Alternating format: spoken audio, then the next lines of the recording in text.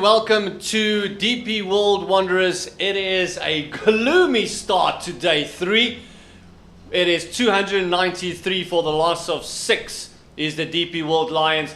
And a result in this match looks very highly unlikely. Esterhuizen is on 50 not out and his partner Bjorn Fortuin is on 33. There's a mere 106 overs left for today. So it's going to be a fascinating, yet hopefully not as frustrating as the last couple of days. Morning, good morning and welcome to the DP World Wanderers. Like my colleague said, it is a bit of a gloomy day here in the Highveld at the Wanderers. Had a very unlikely situation we find ourselves. Not much of cricket played in the last 2 days. Tropical thunder showers coming in the last 2 days. We lost an entire afternoon on the first day. Yesterday almost lost the entire day. Not much was done, but hopefully today we'll be able to get something in. But there's rain expected. Like you said, we may not have the desired result, which is a win. First ball coming through, and ball is 74 overs old and it's day 3, but it's only the first innings yet. It is the Lions who won the toss and elected to bat first, and a great decision at the end of the day. 293. They're on a beautiful 100 by Zubair Hamza. 115 of 145 deliveries. As we see, actually this was Zubair's first game ever since coming back in the start of the season, since it started. This one is short, it is cut away, but he does have protection. The field is pretty spread at the moment because you got to feel that the Lions wouldn't mind having a bowl in conditions like this. It's another couple of overs to go before they can grab the new ball in Boland. As we see the keeper just moving back, the field is they got a square fine leg out, almost a long leg, then they've got deep square on the fence and also a backward point is on the fence, and they're very short catching. Extra cover, and then also a man at first slip, and then also looks like about a fourth slip as well. This one is just dropped and gone. It's another single, and 2 already. Partnership is 70 runs. Yeah, nicely building this partnership. These two will want to be in the crease for the next 30 minutes just to put a bit of pressure. Meanwhile, Boland will be wishing or wanting to break the partnership quite early so that they can make inroads into the tail.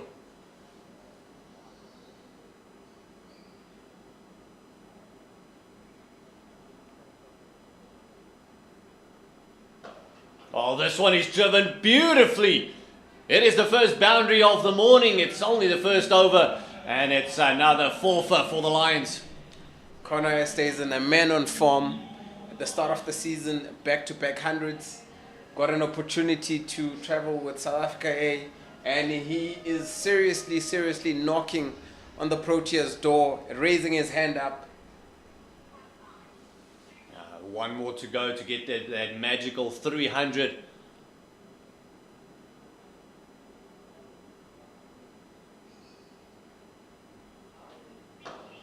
Another one driven firmly, but with no success. And it's all racking up points at the moment. The bonus points are accumulating. They get bonus points for a run scored up until the 100th over in the first innings of each team's batting innings.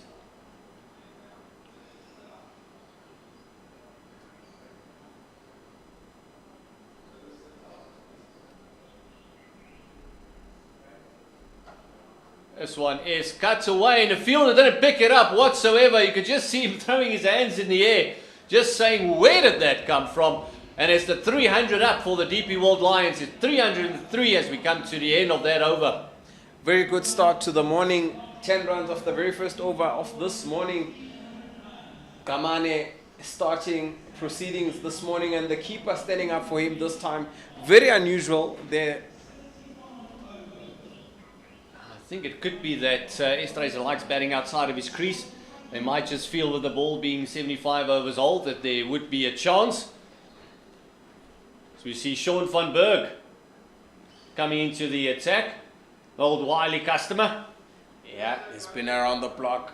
39-year-old Sean van Berg. But you think he's a 16-year-old. Yield everything, so. Oh, this one is played, and into that, man, they've got the short extra cover. And they also got an extra cover. They got a sweeper on the fence. They got a backward square. They've got a deep mid wicket, and then long on and long off on the fence. So very much a spread field. At the moment, they've got for Fortuin, who's on 34. This one is just gently pushed down the ground. One would like to be in that changing room just to ask what would the plan be from the Lions. Would like to get, if they want a result out of this game, they wouldn't mind bowling in these conditions. Very much seam friendly with someone like Plaatjes and Swanepoel in your midst. Most definitely make use of the conditions.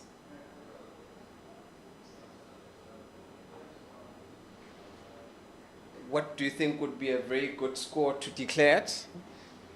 At the moment, I think day 3. It doesn't really matter. I think 300 already is a good score to declare on. If you really want a result, if you're batting for the bonus points, then keep on batting till the 100th over. Very good, solid forward defensive shot there. Something you teach the boys there down. Yeah, we try to. It doesn't take always, because they watch too much T20 cricket.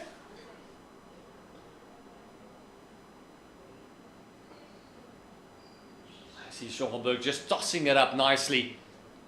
No real pace to work with. Asking the batter to make all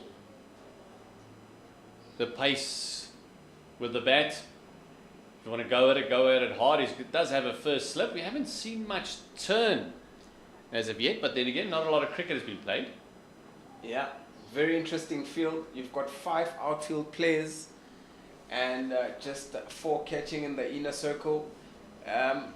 Quite interesting in the morning. You're not going for your attacking field. Is a bit defensive. That is Reeve Fortuin there, the skipper of Boland Rush. Yeah, I think it's one of those scenarios where they want to get some game time under their belt. They realize only the first inning. The only one that can lose this game will probably be themselves if there's a major collapse in their batting. Kamani coming in again. It'll be nice and loose. Hasn't done a lot of bowling thus far. Has kept the same field that he had the previous over.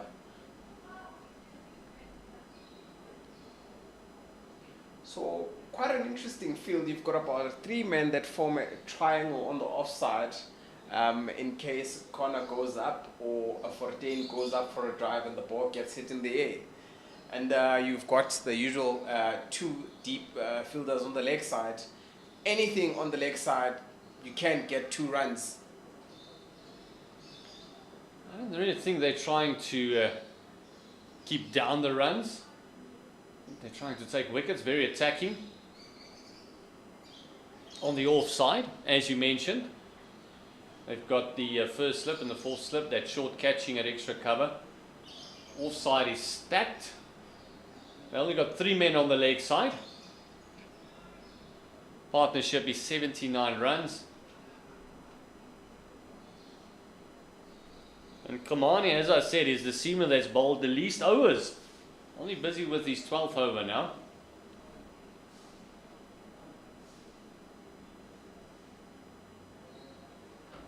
Oh, he's cuts away once again. This one is behind square. Here's the backward square. Going to get there. No, he is not. It is another boundary for the DP World Lions. And this time it's Fortuin that decided, hold on, I want to reach that 50 in quick time. Yeah. Aya Kamani, 36-year-old, has been around the block for a while. Very experienced and a very good bowler.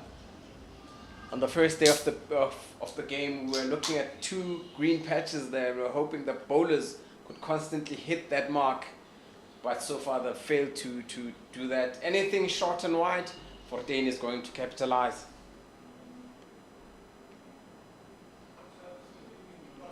a change in field. That man that was at fourth slip, they thought there's going to be more lateral movement, which there wasn't. He's now dropped down to third man just to strengthen that cordon there behind square.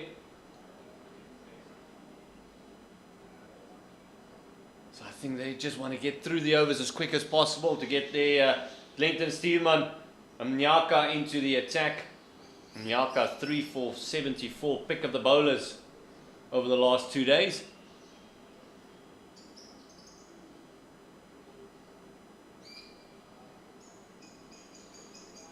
Beautiful delivery there.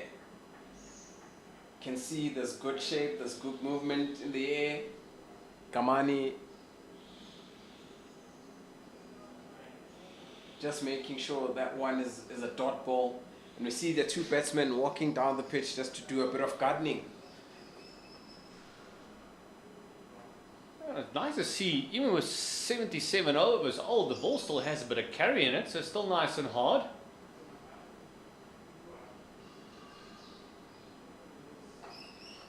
But with the lush outfield, which is the green DP World Lions oval, and the green tinge on the pitch, there's not a lot of damage being done to the ball. 77 overs gone, 310 for the loss of 6. Partnership is 85 with Fortuin on 40 and Esterhuizen is on 60. Talk about the quality of the pitch. A beautiful stadium, one of the 8 that will be used for the 2027 Cricket World Cup. So you can imagine this is one of the world-class, well-kept, upkept stadiums in the world. Yeah, look, it's one of the favourite places to come and play cricket. You can ask any cricketers, it ranks right up there with some of the best. The Bull Ring. Knowing the management here as well, they put a lot of effort in this pitch, in this stadium. Getting everything ready. The pylons at one stage were all down. And preparing for the SA20 starting in a couple of days' time. Yeah, starts on the 26th. Up until mid-Jan. And also the Protea Women's will be playing next week here. See another single. Just Sean van Berg just throwing up his hands. Maybe just feel that did something. Esterhuizen just pushing it down the ground. But yeah, the Protea Women here next week. That's going to be a fascinating game as well. And also it is the home of the Pink Day.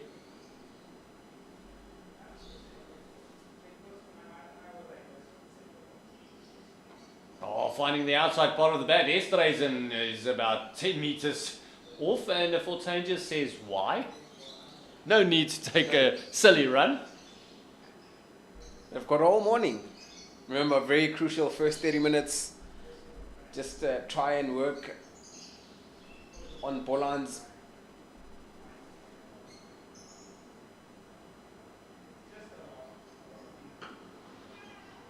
Nice firm push. I reckon Lions will want to bat the entire session this morning, just to put a bit of pressure and keep Boland thinking when are they going to declare, and then declare, try and get these guys out if the weather. There was a bit of turn there. Nice bit of turn by Sean van Berg. Yeah, it could be that they just want to get those bonus points, get the runs on the board. Even if there's no result in this game, see how much they can rack up points-wise. They get bonus points for every run scored up until the 100th over of your first innings.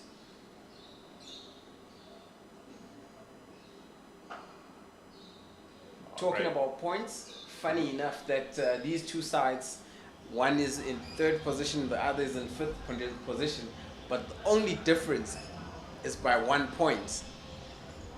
Lions find themselves in unfamiliar territory at number 5, but the difference, like I say, they've played 3 games, 4 games, lost 1, drawn 1, and have won 2.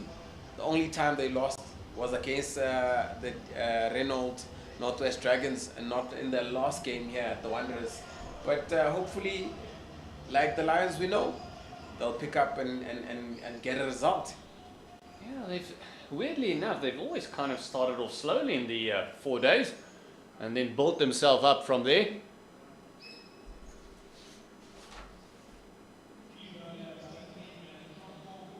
See another change in bowling. It is Kojima coming into the attack, 77 wickets. His best is 5 for 24 versus the Free State. And Kojima, a veteran too, having played 108 matches, that is list A matches, is also somebody who has been around the block for a while. You know, there are names, especially within the cricket community, when you say Khart, they go, the one from the other side of the world. You need a passport to go to. The Vol. Yeah, he's been around. He's been around the block. But Boland's got a couple of experienced players. Sean van Berg, 39. 37-year-old Kojima.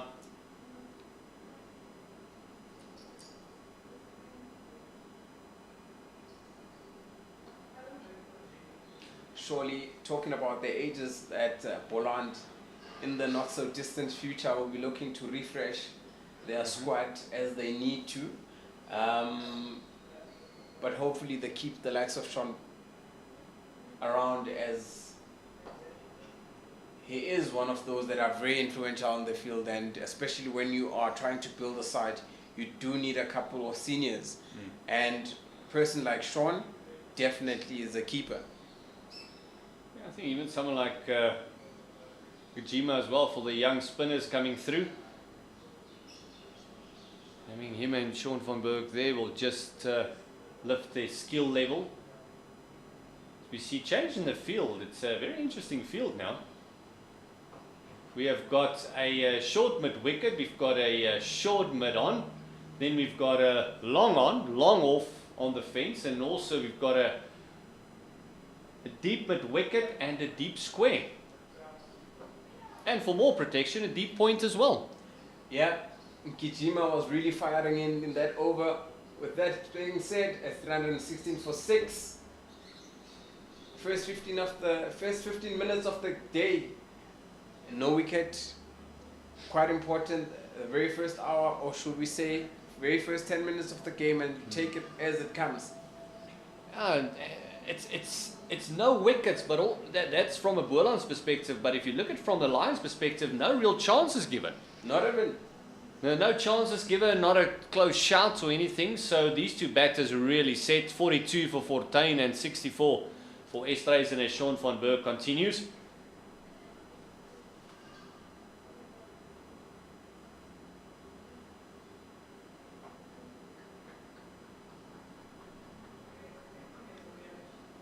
See, having a chat to the umpire, maybe just ask him if he've missed that. How close would that have been? Or he may be alerting the umpire, watch the next ball, watch the next ball. This one is a lot flatter, a lot quicker. Told you about it, said watch the next ball, it's coming, it's coming. 4 deliveries to go before the new ball can be taken. I don't think there'll be any hesitation in taking that new ball. Oh, nice firm push. Yeah, you can see why those fielders, that extra cover is a bit in. That ball, when it was hit, it was on the up. For a moment it was on the up, and it got them interested for a moment.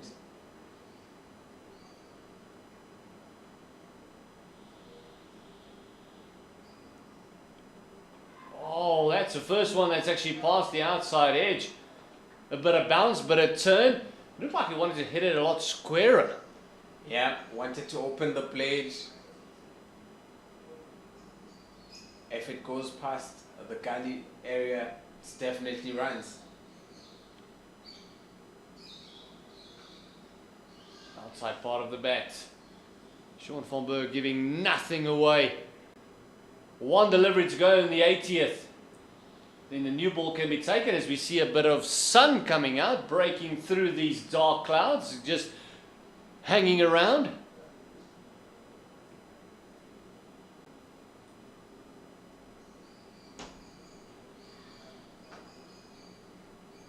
Just a firm push to sweeper. 318 for a loss of 6 at the end of the 80th over. Now it'll be interesting to see if Kojima gets another go, or will they take the new ball? Looks like the umpires have called for the new ball. Yeah. You see the new ball being fetched. And also it will be interesting whether Clinton Stearman will be called into action straight away, or will they give Nyaka or Gamane a shot with the new ball. Quite a critical time to think as a skipper. Nah, I think this is an easy one for the skipper. He'll get Stearman and Nyaka in, no doubt. Nyaka already got 3 wickets, so he'll actually ask him what end you want to bowl from. Looks like big Clinton Stearman. Yeah, coming in. Clinton Stearman uses the very same end that he bowled from on the first day. Bowled most of his overs from the golf course end. Surely when we talk about Stearman, we are going to see Nyaka coming in. They want to utilize the new ball, make use of the hard shine and the swing that it will have. He's picked up 1 wicket. That was the wicket of Vian Mulder for 4. Was very unfortunate there, Vian Mulder. No, was just come back from an Indian tour and straight into the domestic setup.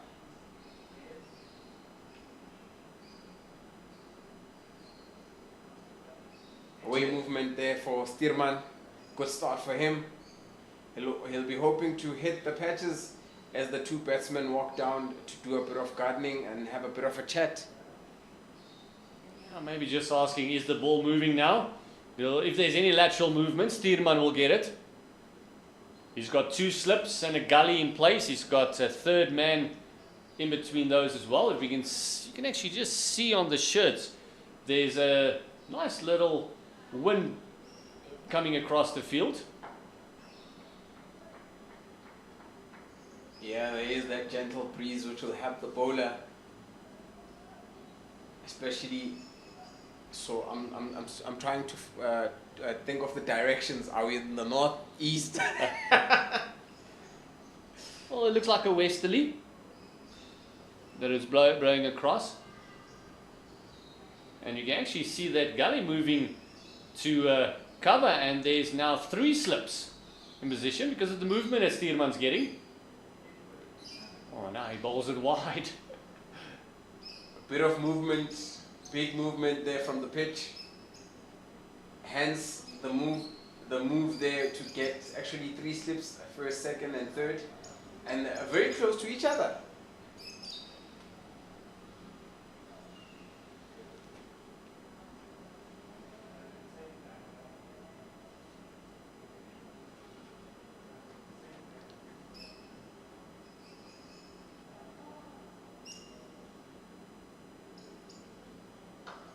Oh, this one is timed nicely to that man at a deep point. Want to keep the ball in the air as much as they possibly can. Keep it nice and hard. Keep the cherry nice and red. It's going to take a pretty decent delivery to get rid of one of these 2 batters at the moment. They are playing almost no effort cricket. Yeah. All looks effortless. That's why it's important to get 4 magic balls out of somewhere, out of the bowlers that Boland have.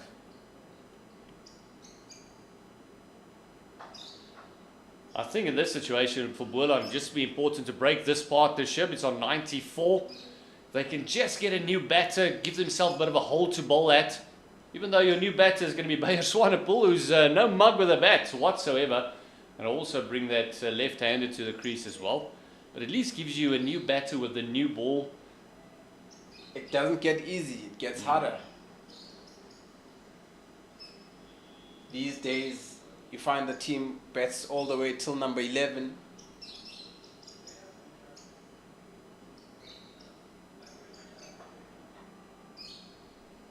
You can ask any number 11. The only reason he's batting 11 is because he drew the shortest straw. That's the end of the 81st over. The first over with a new ball. 320 for the loss of 6. Partnerships on 95. Got Esterhazen on 69, 68 rather, and 44 for Fortuin. It's a long uphill battle, and it looks like they're just going to work on the 100 overs, make sure they get as much of the bonus points as they possibly can, and also stop Boland from getting wickets, because that also is another part of the bonus points, which we'll cover a bit later. As we see Nyaka, the leading wicket taker in this match, 3 for 74. It's been a tad expensive, but he's been taking wickets. Yeah, it did not take a genius to figure out who's going to be bowling from this end, the college drive end. Nyaka struck on the second ball of the morning, on the first morning, that is having Josh Richards caught behind, and is hoping to deliver the same product or get a wicket, get a breakthrough quite early, so that they can run through the tail end of the Lions. Not going to be easy though. Left arm is steaming in. Right at the batter. He's got that fine leg on the fence. Very squarish fine leg. I like to call it a long leg. It's in between square and fine. Then he's also got a deep square just in front of square on the fence. And then his deep point. Those are the only 3. It's got a first slip and a gully. Just still getting the glow plugs nice and warm.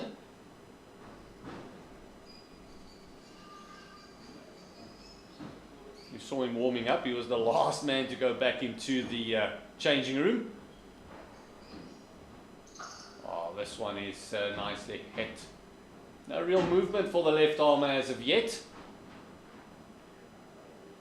And every time we get excited with it, people say, oh, you say it's nicely hit and it goes for 1. It's all about the timing and how quickly it gets to that person at the fence. You can hear the sound of the bat from where we are. You can actually see how quickly it goes there. Before they even completed a run, the balls already get thrown in. So the timing from these two, even if it's just a punch, is sweet. It's sweet, sweet timing, finding the middle of the bat. For me, it's always the technique, how a batsman gets behind the ball and just plays it. Ooh, that's a beautiful delivery. An area of uncertainty as a left-hander bowling across, pitched on leg, and by the time it passed, it was around about 4th or 5th stump there. So that's a very good area to bowl into. It just starts creating doubt in the batsman's mind. Do I play forward? Do I play backwards? Do I let it go?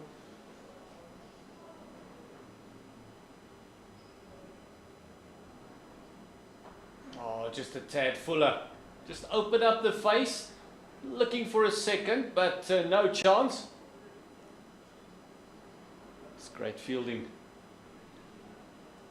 I said it earlier, as of yet, except for the one ball from Sean van Berg that passed the outside edge with a flashing drive, no chances given by these two as they approach that 100-run mark partnership. It's 97 at the moment. Yeah, I think weather's going to play a major factor. Empire's taken out his instrument just to check what's happening. Yeah, the light meter came out there for a second.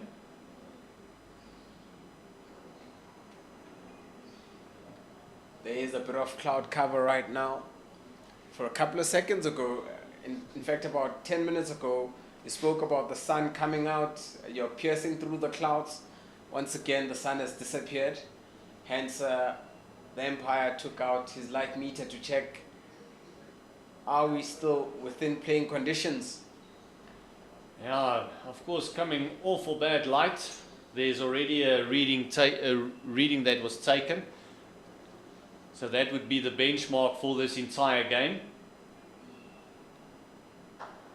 Oh, played nice and late. Great technique as we come to the end of the over, and also with the extra pace of Nyaka and Steerman bowling. That might be the reason why the light beams also came out. While the spinners were operating, no real issue. Once again, the umpire has taken out his light meter, checking is it okay to play or continue, and has a bit of a conversation with captain there, Reeve Fortuin. Seems like all is well for now.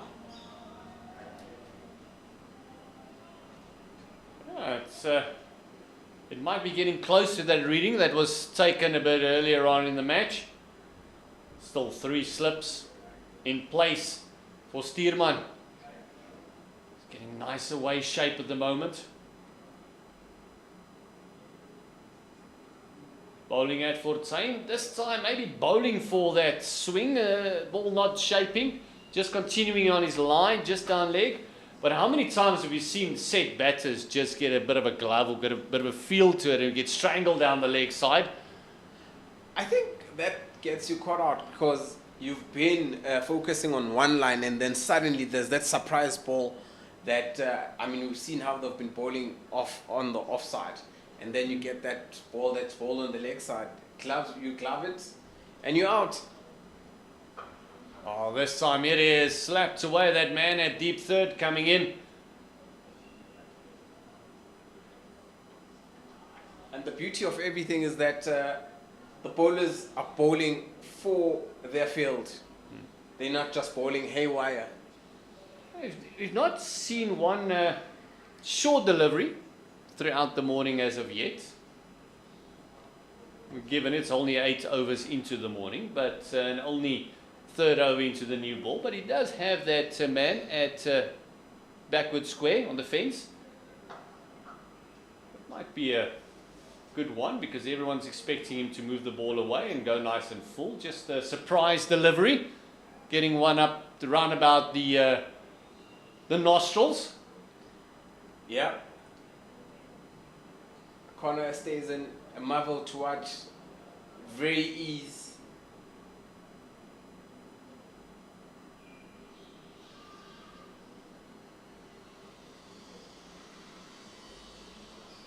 Mentioned earlier, Björn Mulder was the victim for Glenton Stuurman. Edge down to Fortuin. Keeper, this one worked to that man at deep backward square. Partnership is now at 99. And Fortuin has moved to 46.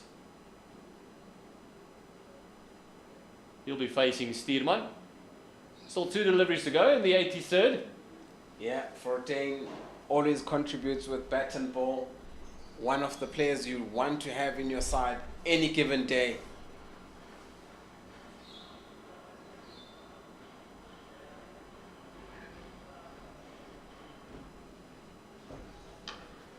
And that is it. That's a 100 partnership between these two. Phenomenal batting.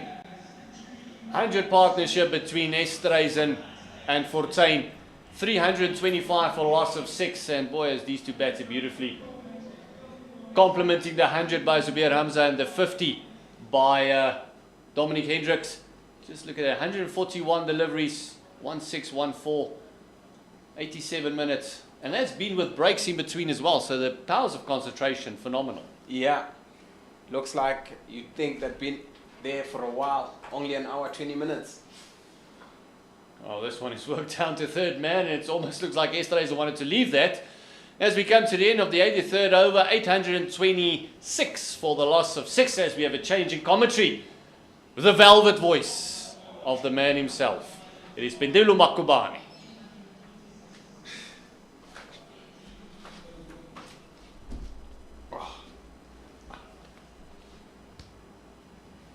Morning, Mpendulo.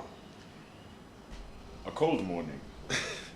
Cold one, but a good one nonetheless. At least we got some cricket going, which is the most important thing here for both these teams. It must be so frustrating. You come in the morning, you only have one session of play, and then the rest of the day you're just sitting in your bag, watching the rain pour down, watching the light not come back on. Must be so frustrating. And also with the umpires already taking the reading this morning, not to show. Got it down to the third man or to the fine leg boundary. That's going to be 4 to start off. The 84th over, a little bit loose there from Akona Nyara. 330 for 6. Good start for you with the boundary. So you're the man with the runs. It's good for Connor Esterhazen here. I guess we love being good omens.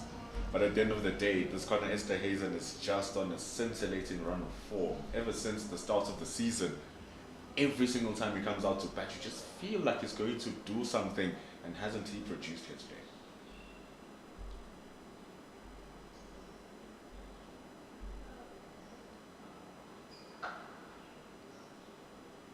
The way he just waits on all of his shots, the way he's so decisive, it's really good.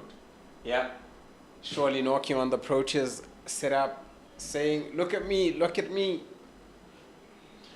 It's only a matter of time before we see him.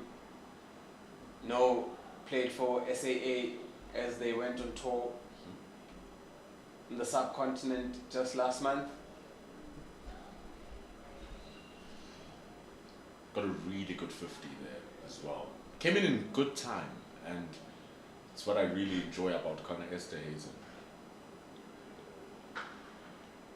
It's the fact that here he's showing a lot of patience. Even throughout the 3 centuries that he scored, he shows extreme amounts of patience, and he picks his shots.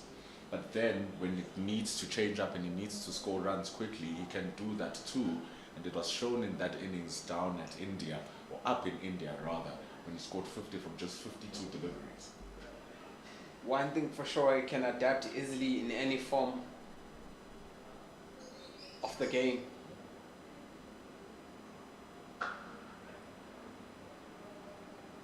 Moves on to 75. I'm sure the worst thing now for Boland is that they know the threat that Connor Esterhazen poses. They know the threat of Delano Boergieter in the lower part of the order. So getting his wicket yesterday must have been really exciting, that okay, maybe we're going to roll them over. And all of a sudden, Bjorn Fortuin, when he clicks really well. And now he's on 48 runs. His partnership on 108.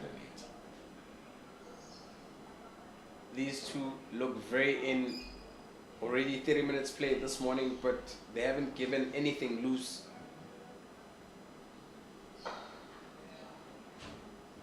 Hasn't been the worst bowling either from Boland. They got the new ball. New ball can do one of two things. Can get you the wickets, or because it's hard and it's still fresh and it flies through, can fly right off the bat, and it can go for even more runs than the ones you're currently going for. Akona Nyara has been a little bit expensive, but then yesterday he pulled it back very well and he bowled really good. And even now it's not too bad.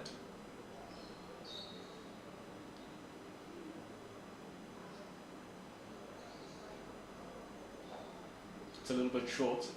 That's why they have the man down at the deep square leg, deep point rather. Does very well just alongside of the boundary. And it's Bjorn Fortuin who does excellently. What a gorgeous innings it has been. Down at number 8, he brings up his 10th first class 50. Yeah, beautiful contribution from Fortuin. Definitely not one that you can miss in his 50 runs. He's faced 70 balls, hit 6 boundaries for his 92 minutes that he's been in the field.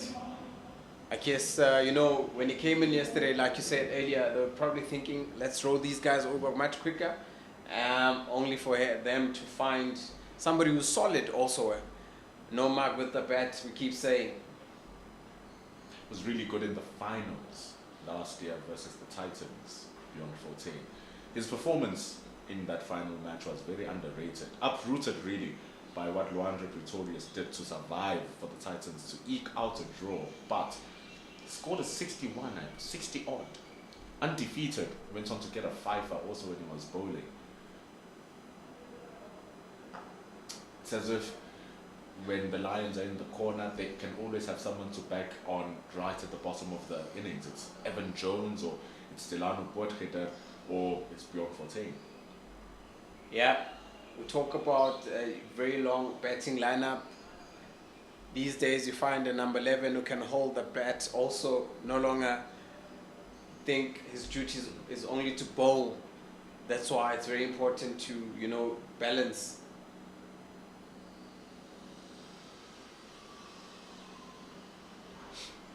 Even seen the trend with the wicket keepers as well, who are no longer just specialized wicket keepers. They have to know how to bat. Yeah, very important. Very important for the keeper to be able to bat. No longer can just keep the glove or be the glove man. It's very important to have an evenly balanced side, and these days we see teams also look for that left-right combination when it comes to batsmen.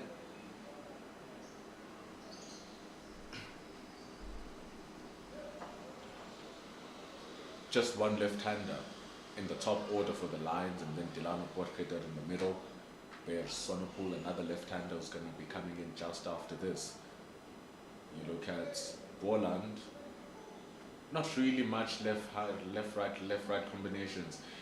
The Dolphins are the team which I've seen pack the most left-handers in their lineup. Both openers are left-handers. You've got Bryce Parsons, you've got Marcus Ackerman. The list continues for left-handers. Maybe it's in their recruitment policy. Look for a lefty. Well, they are in the back foot up in Centurion versus the Titans. Titans bowled out recently for 295, leading by 170. Dan Khalim was on his way to his second century this season. Got left stranded on 91, unfortunately. He's having a good season with the bat, Dan Khalim. 161, now a 91. But yeah, it's two right-handers, but they're doing the job. Yeah. So far so good for the Lions. Captain Reeves Fortain is probably wondering, when are these guys planning to declare? And that's the thing, probably coming in this morning, you would have thought that the Lions would have been okay with just coming in and bowling. They had 293 runs on the board. I think with conditions like this, 293 is a good enough score. But also in the flip side, they need the points. They need to ensure, finishing almost last in the T20 competition, they want to defend this trophy of theirs. They've done well so far in this match, 85 overs completed, going at almost 4 runs to the over, 335 for 6. And also that 100 overs gives you an extra point, so they'll be hoping to bat for the next plus minus 15 overs coming, or bat until lunch, and you know, pile as many runs as they can. Hopefully they can get these guys out. The light meter comes out once again from the Empire. This has been very consistent in the last few overs. The Empire keeps checking how the light is doing, especially from this end. But we do know that we are close to a golf course. If anything comes, we'll hear from the siren. You really don't want those lights to be a hindrance, especially so early in the morning. We're just at 10 o'clock. We've just hit 10 o'clock. It's 12 minutes past 10 to be exactly. So early in the morning. At least all the other days we've been getting the first session through and through. Hopefully we can get that here today. Here's Mnyara. 14 is on 50. Swings hard. Beautiful delivery there.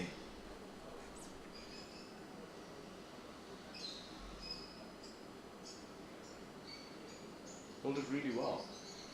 I think it's also just the loose shots from Bjorn Fortin. Didn't move much of his feet. Just swung at it. Maybe you've just reached your milestone. Okay, now we can start just smashing the runs around.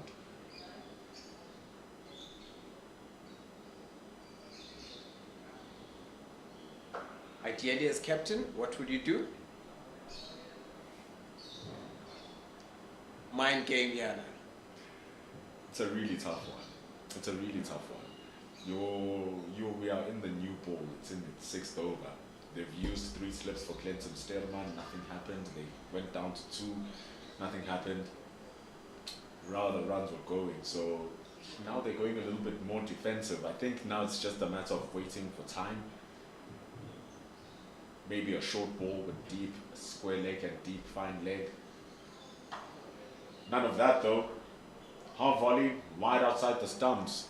Bjorn Fortuin climbs on that wonderfully. Another 4 runs. Definitely a beautiful cricket shot there from Fortuin, who has just gone past his 50.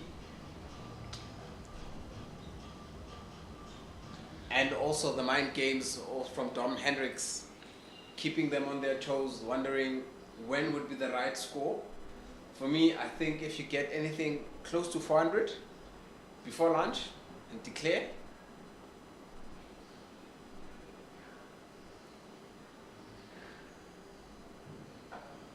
wouldn't be a bad ploy. It's been 3 games now where the Lions have scored over 400 runs. 2 of them have been wins, and 1 of them a draw versus the Dolphins. That was a very flat track where runs were just flowing. But the one time they weren't able to get to even 300 was against the Northwest right here in their game, and that's the match that they lost. So they are a bat once, bowl twice team. Even last season, I think they won 3 games in that fashion. They just bowled once, they batted once, and they bowled out the team twice. So a very strong batting unit, and they trust in their batting. having had a conversation with Coach Garnet Kruger, he said, I would have bowled.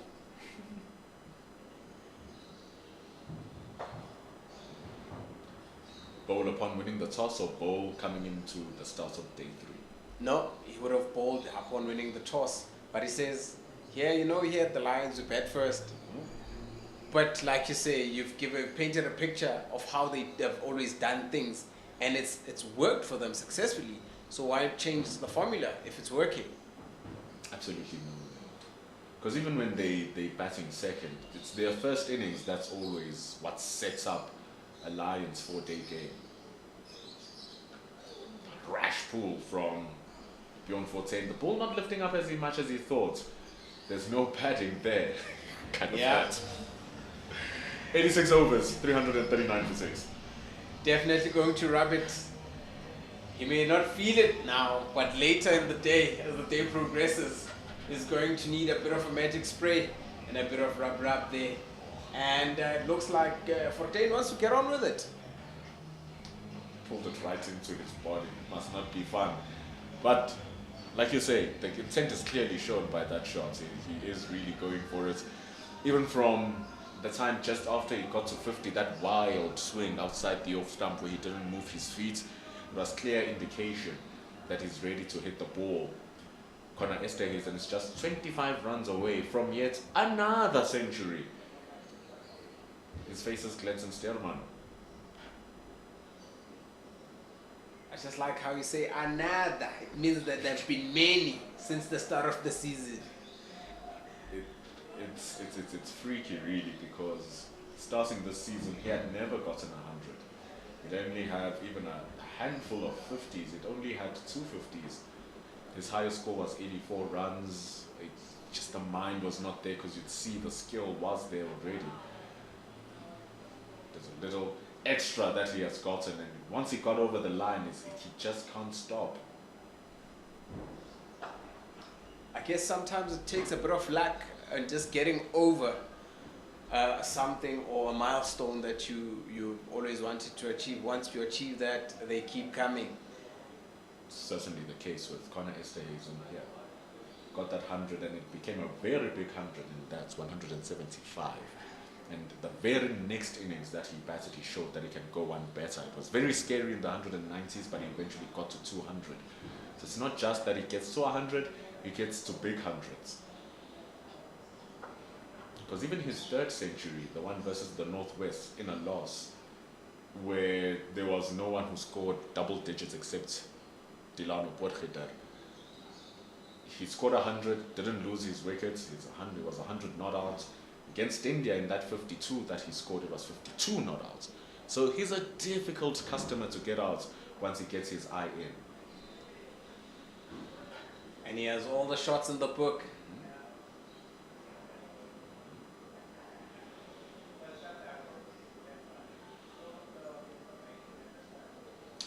Would have thought that he was going to slash at that one. especially given the fact that on the offside right now, it's the shorter boundaries, very short really. Through that inner ring, it's most likely going to be a 4. Yeah, I've got 6, 7 players on the offside and only 2 on the leg side. Anything that he takes from the offside and puts on the leg side is definitely going to be plenty of runs.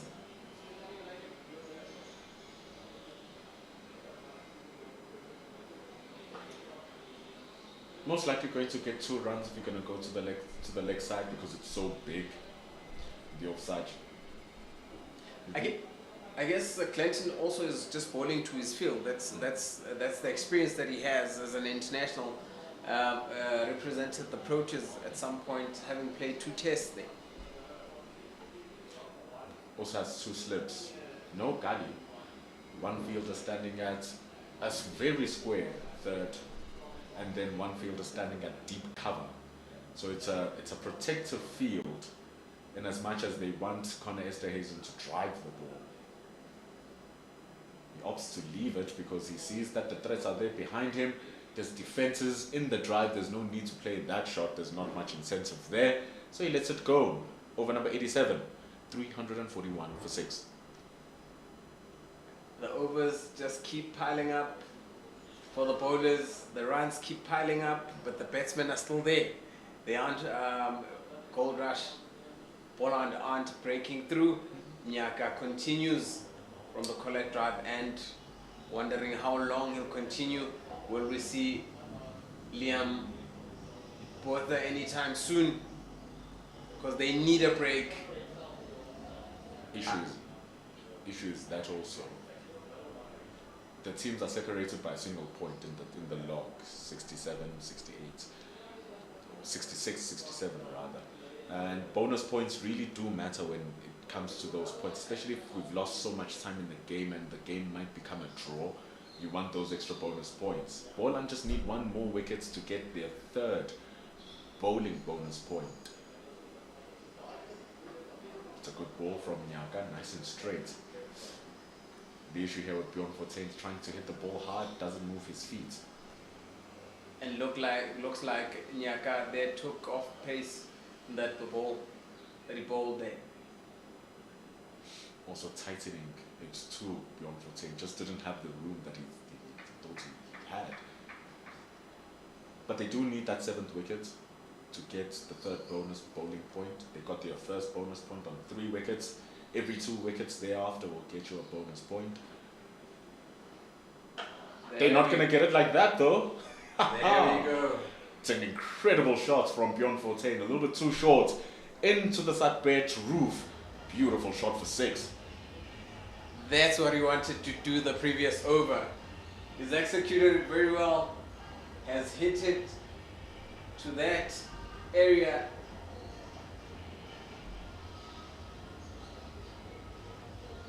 Cow corner? It's very well played from Bjorn Fortuin. The conviction to just play at it. Didn't waste too much time thinking. He picked up the length early, picked up the line early. It was right in that arc on his chest. Only had to just swivel around and the ball was perfectly in the middle of his bat. Really good stroke.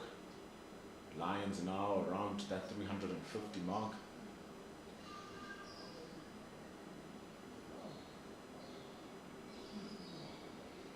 Konamnyar overcompensates, goes too wide. He's also nearing a century of runs conceded.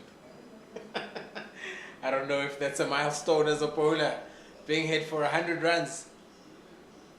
But well, over a couple of days, you can't blame the man. The one saving grace are the wickets that he's gotten. 3 wickets. Means that basically every wicket of his costs him 32 runs right now. It's not a healthish average. But it is the fact that he has gotten the 3 wickets that matters the most. So you can say that the runs were worth it. But I don't know. I don't know if so many runs can be gotten in this surface the more we go into this match. Yeah. Nyaka walking back and thinking about that. that ball that went to the boundary, as soon as it left the bat, we all knew that it's definitely going to go over the boundary. But Fortuin had been, sizing him up.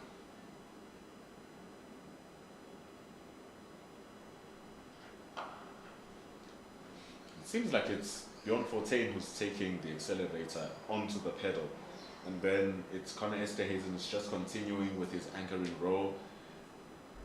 Really doesn't seem rushed by anything, doesn't even seem troubled by anything. Striking at less than half a run per ball, striking at 49. But you'd never think that he's struggling. That's why he's batting so slow. He's just in full control of the innings, which is very good. A bit of a longer session this morning, 2 hours, 30 minutes.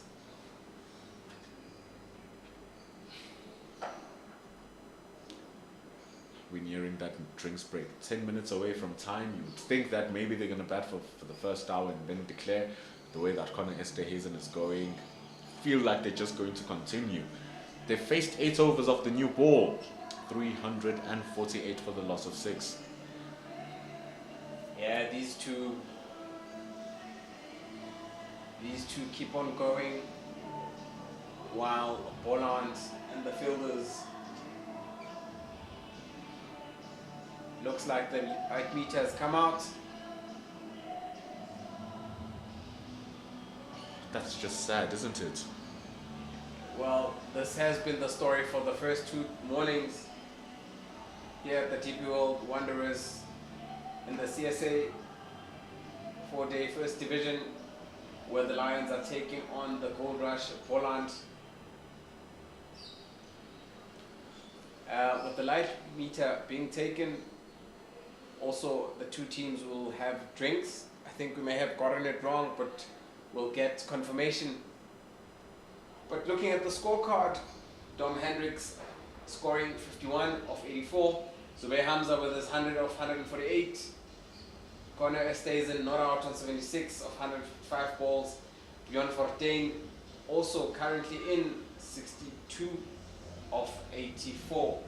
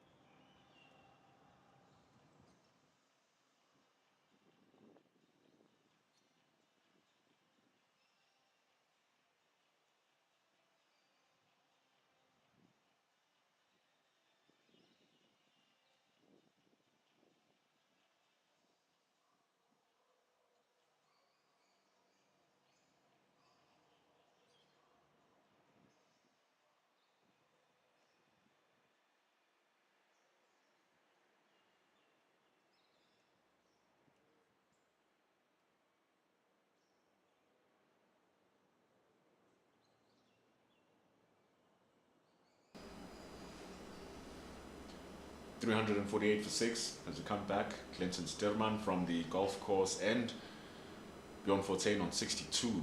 This partnership has been very good for them. Gers Maloney now joins us in commentary. Scores 348 for 6. It's going to be guided down to the third. It's been just the hallmark of their partnership.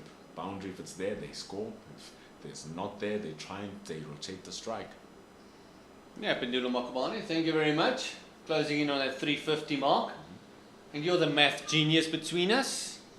The bonus points up until the 100th over, how many points would they have accumulated about now? One more run, they get number 5.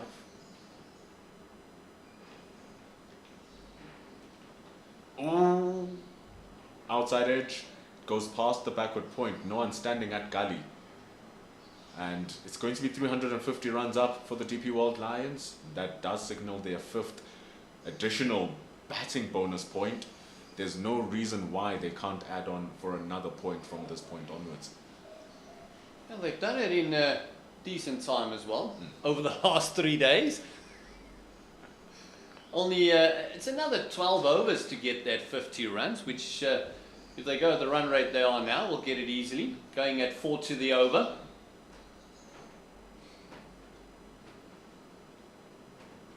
It's what I was alluding to, Bali. It's that I feel it's gone beyond just trying to win the match now, because getting those 16 points is highly unlikely because Boland themselves can bat pretty decently.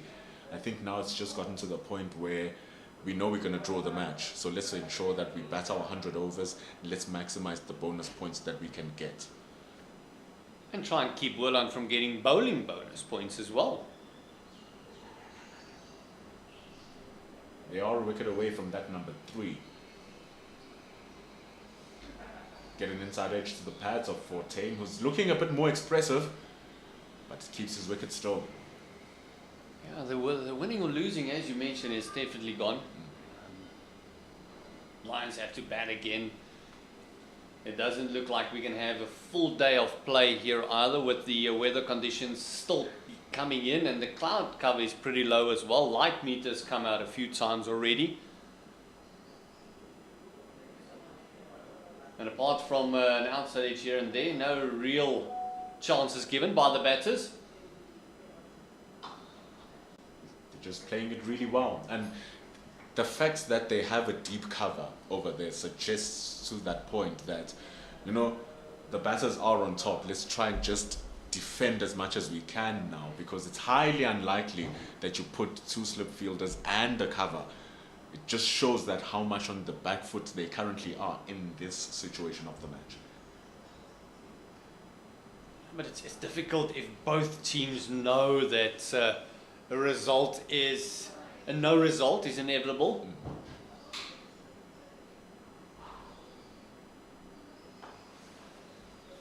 And you're literally bowling and batting for bonus points. So Boland desperate for that 1 more wicket. They would love 3 more from here. Then they'll get that full quota of bowling points. And then Lions, if they come into bowl, would also like to pick up 1 or 2 bowling points as well. So both teams actually playing for that extra, because it's only a point on the log separating these two.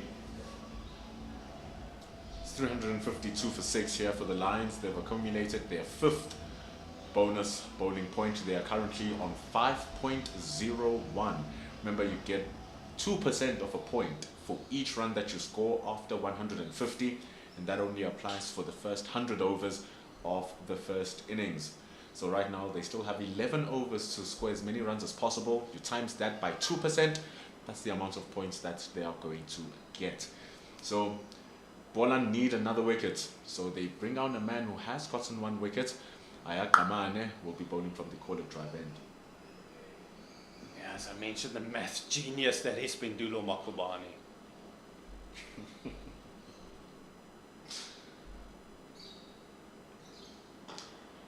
It was one of my favorite subjects alongside English. Hey, I loved it as well. There's great sleeping time in math class.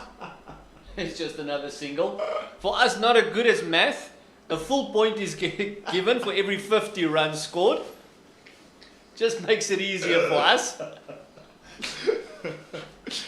And those points are so important, especially because the team that's at the top of the log here, Gert, the Dragons of Northwest, they're quite behind in their game in Potchefstroom. They currently are behind by 160 runs versus the Warriors. It's beautiful. That's wonderfully played by Bjorn Fortuin. It's a long chase for Jedli van Brieses from backward point. Gonna come back for 2 runs. Yeah, you can just see Fortuin just showing that ball's just moving away. Kamani just getting something out of this new ball. The ball's still only 9 overs old. And as you mentioned, yeah, the Warriors have it's a bit of late bloomers. They're doing pretty decently. I think I phrased it wrong when I said that the Dragons are 160 behind. Let's say the Warriors are 160 runs ahead. And they still have 4 wickets in hand. Patrick Kruger is on 68, following up that century from Jordan Herman. So Boland and the Lions are watching here. And they're playing extraordinary shots, which might draw a fantastic catch. Goodness me, that is an absolute blinder from Akona Mnyara. Wonderful from the fast bowler. He's taking the wicket, and now he has grabbed a monumental catch. Leading wicket taker, and also athleticism. Days are gone where your fast bowlers is on fine leg. Look at that. Look at his reaction. He can't believe that stuck.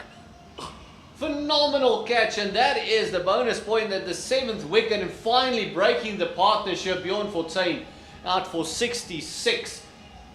And some success for Boland. They really needed something out of the top draw, and the only thing that was going to help them was fielding or bowling out of the top draw.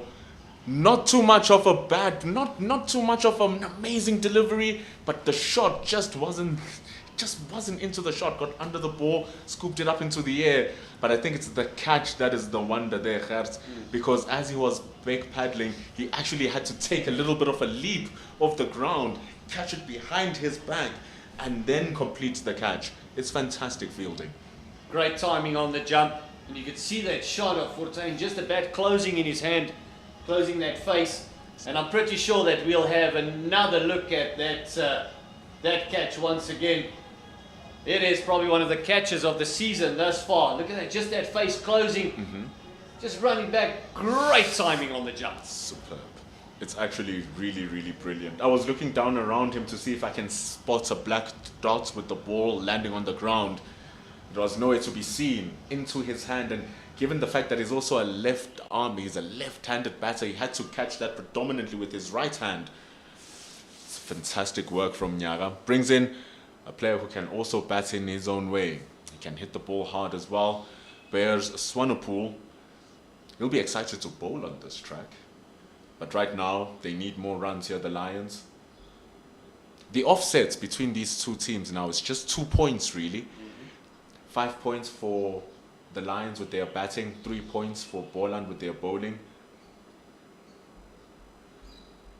And so Ayakamane can inflict more hurt. Starts off really good, coming instantly around the wicket. But now they've got, the ball is still pretty new, and they've got a new batter at the crease, and now they've got something to bowl at. It's not 2 set batters, but they do have to work the right-left combination. So if these two can do exactly what Fortuin and Esterhuizen did by keeping the rotation going, rotating strike on a regular basis, that's going to make things a bit harder for the bowlers as well. And I think the incentive for Bear Swanepoel to actually do that is to guide Connor Esterhuizen to his 100. He's 21 runs away right now. It's a good ball from Mane, trying to test out the short skills of Bear Swanepoel. But I guess also in the back of your head, because in as much as it's an individual game, this batting, you also bat for your teammates too. He'll also wouldn't want to expose Ngaba Peter and Siaplaki for Connor Esterhuizen to maintain that innings now, because that's extra work for him. So he surely will want to keep on Connor Esterhuizen batting as much as possible and keep his wicket out there so that Connor doesn't have to stress. Good short ball and very well played. And look, let's face it, Swanepoel no mug with a bat. He can definitely bat. It's just his lines bat so low down that he comes in at number 9. He's a very, very talented batter as well. 355 for a loss of 7. Oh, what a successful over that was. Phenomenal catch. We're going to see it again. The wicket of 14. Look at this. Oh, didn't even see his reaction. He loved it. It's a very good jump. It's underrated how difficult that was. Even on day 1 on Tuesday, I guess it's fast bowlers just taking catches. Junior Dala up in Centurion taking an absolute blinder to dismiss Bryce Parsons. So you have to add more than just being a fast bowler. You need to be able to stop those runs, get those wickets. What a very good one to get, because Bjorn Fortuin was looking quite menacing out there. Well, they needed to break that partnership. And the most important thing is, now they've got someone new at the crease. I don't think they'll mind giving Esterhuizen the one. Just to have a bit of a bowl at Swanepoel, although he's a very, very good batsman. He's still new, the ball is still new. It's swinging around, especially from Steerman. He's getting a lot of lateral movement. But if they can get the big wicket of Esterhuizen now and have 2 new batters in, oh, that would just lift their spirits for that final bonus point.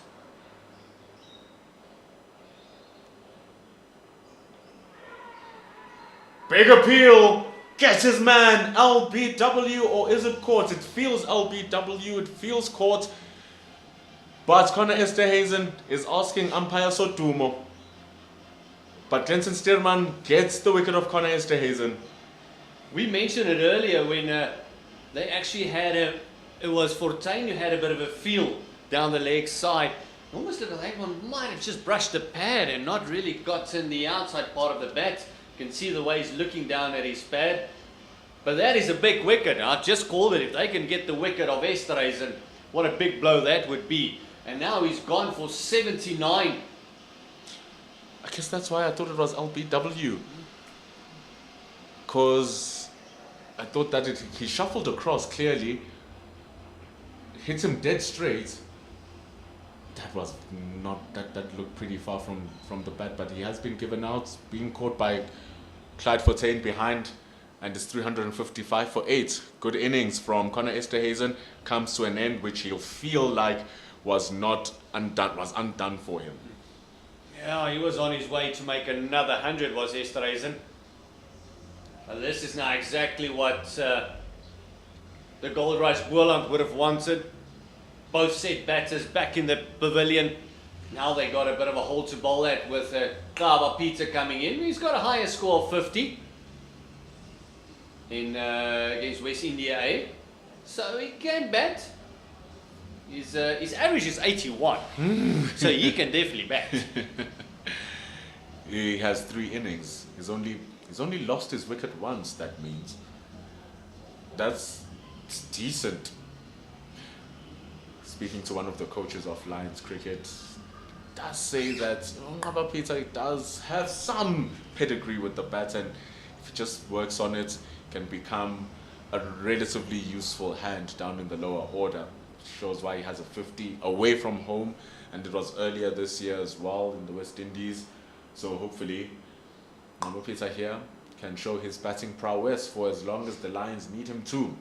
Glenson Steerman just got a wicket. He can get a new one with 2 fresh players in. Yeah, he's going to go right at Kaba Peter.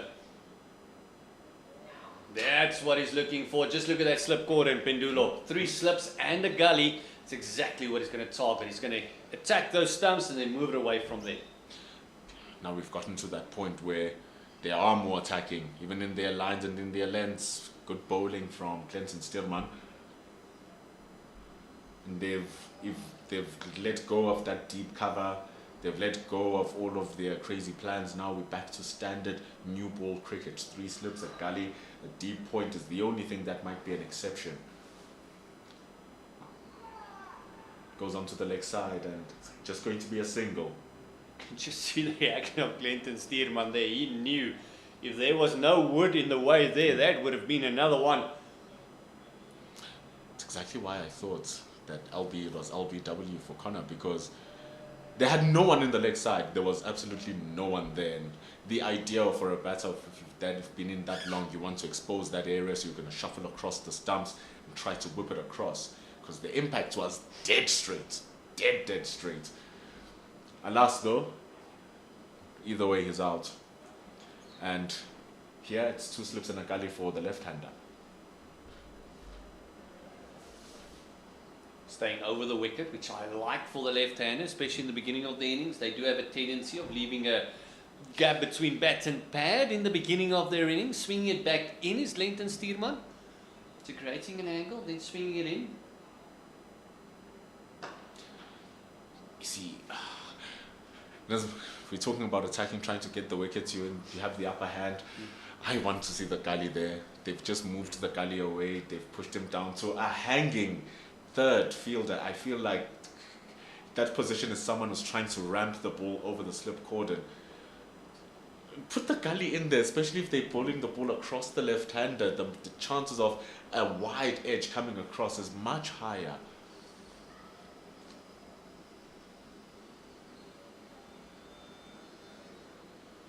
I think it's because they know Swanepoel has a tendency of ramping a little bit in the beginning of his innings, just flashing at it. So they might feel that will play on his mind than rather play a conventional shot, because they've got the deep points out on the fence as well. So maybe just more psychological warfare than anything else. It's 356 for 8. It's 91 overs gone, and we actually saw with that ball from Steerman that came back sharply to Swanepoel, and it was really short. A very rampable ball, if you may say. Decides to let it go. This is a very good score for the Lions here. They'll just be very sad that Connor Esterhuizen lost the wicket. Could have taken it up to a much higher total. But given that they're coming from a loss from the Northwest, and they lost quite a few games in the T20 competition, they'll be happy with they'll have to gain some confidence with the performance that they're putting in here, given that the conditions also have not been the greatest. Yeah, the 24-year-old Kaba Peter is going to be facing the wicket taker in the previous over, Kamani. I had Kamani coming in.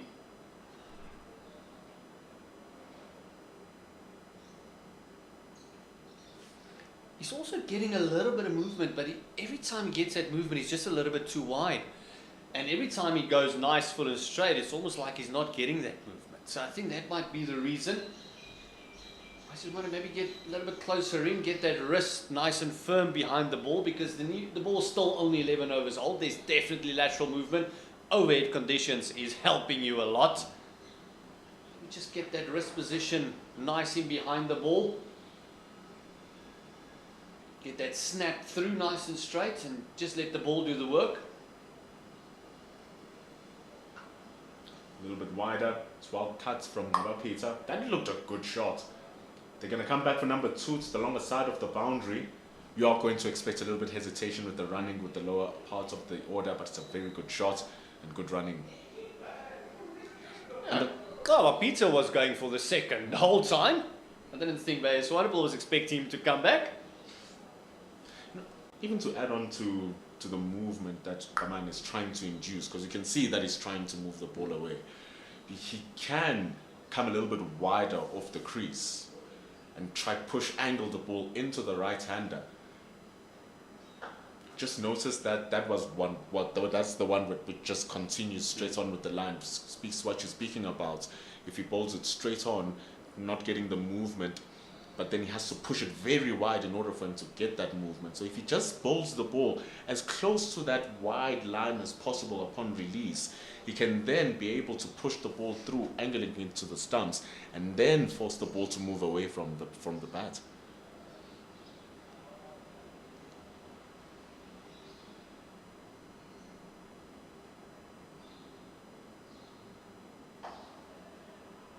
well played from Peter. It's a lot of work from Yedley van Precies. Another easy 2, and I'm sure now they're getting into the rhythm of how to use the big boundary on the offside. Just coming back to, if you're going to go wide on the crease, that's creating the angle, then moving it away, basically straightening it up. I would actually like to see him with his action coming a bit closer to the stumps, because then he can bowl it nice and straight at the stumps and then move it away from there. So he would actually get a little bit more with the action that he has, because he's nice up and straight, he's not really falling away.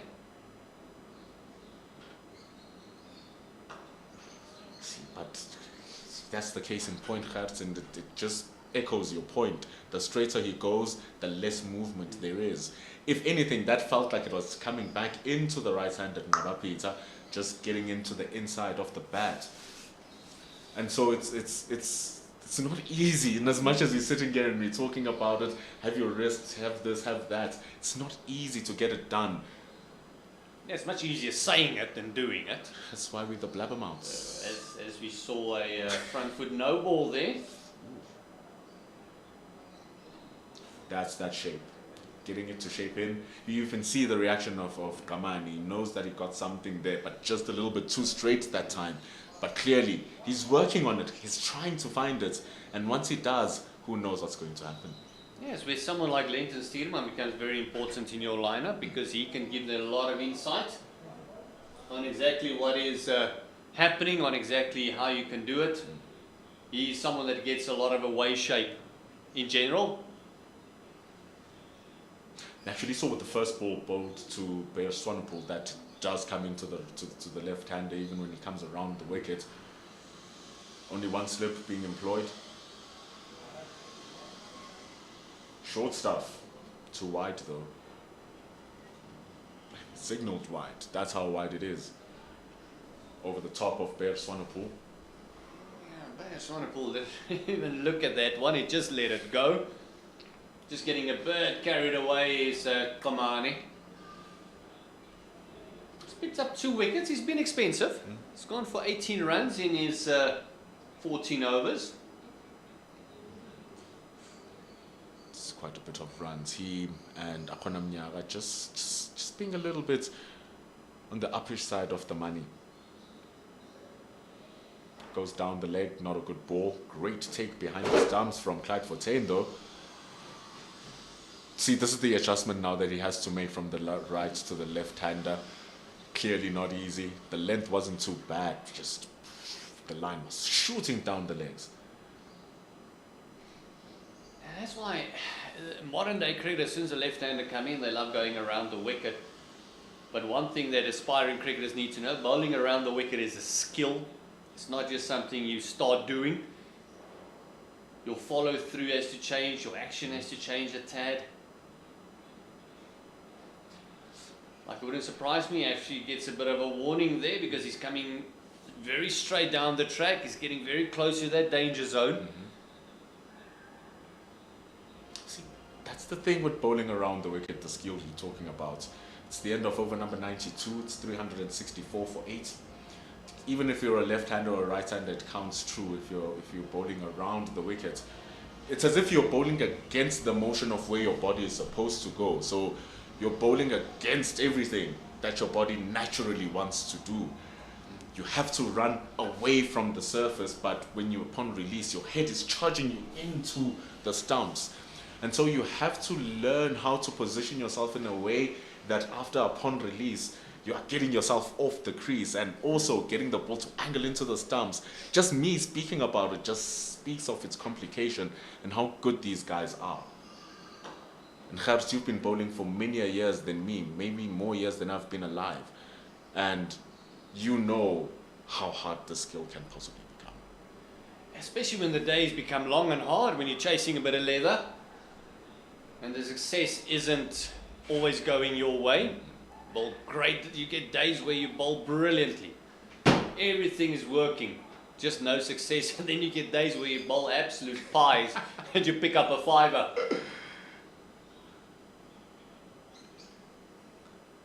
That's the one thing about being a fast bowler is, and that's one thing that I feel has been lacking over the last, maybe let's say 5 to 7 years, is the patience of fast bowlers.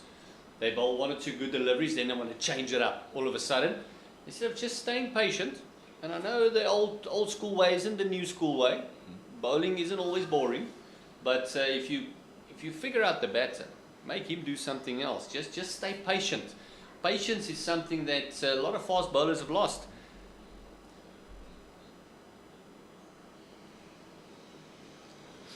I feel like this is what Clinton Stearman is exhibiting here. Squaring up Ngabapita there, they're able to get the one as the ball runs down to the backward point. He hasn't been trying to do anything exquisite. Even his short balls are few and far between. That's why you look at his figures, he's going just over 2 runs to the over. He went for a very long time without getting that first wicket.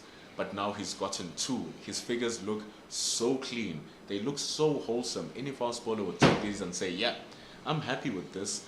Wickets and a great economy.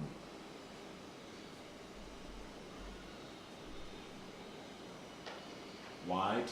Yet we find Breezy's at deep backward point. Keep it to 1. And what wickets has he picked up? He's picked up the big wickets of Vian Mulder and also Esterhuizen. 2 big guns in this lineup.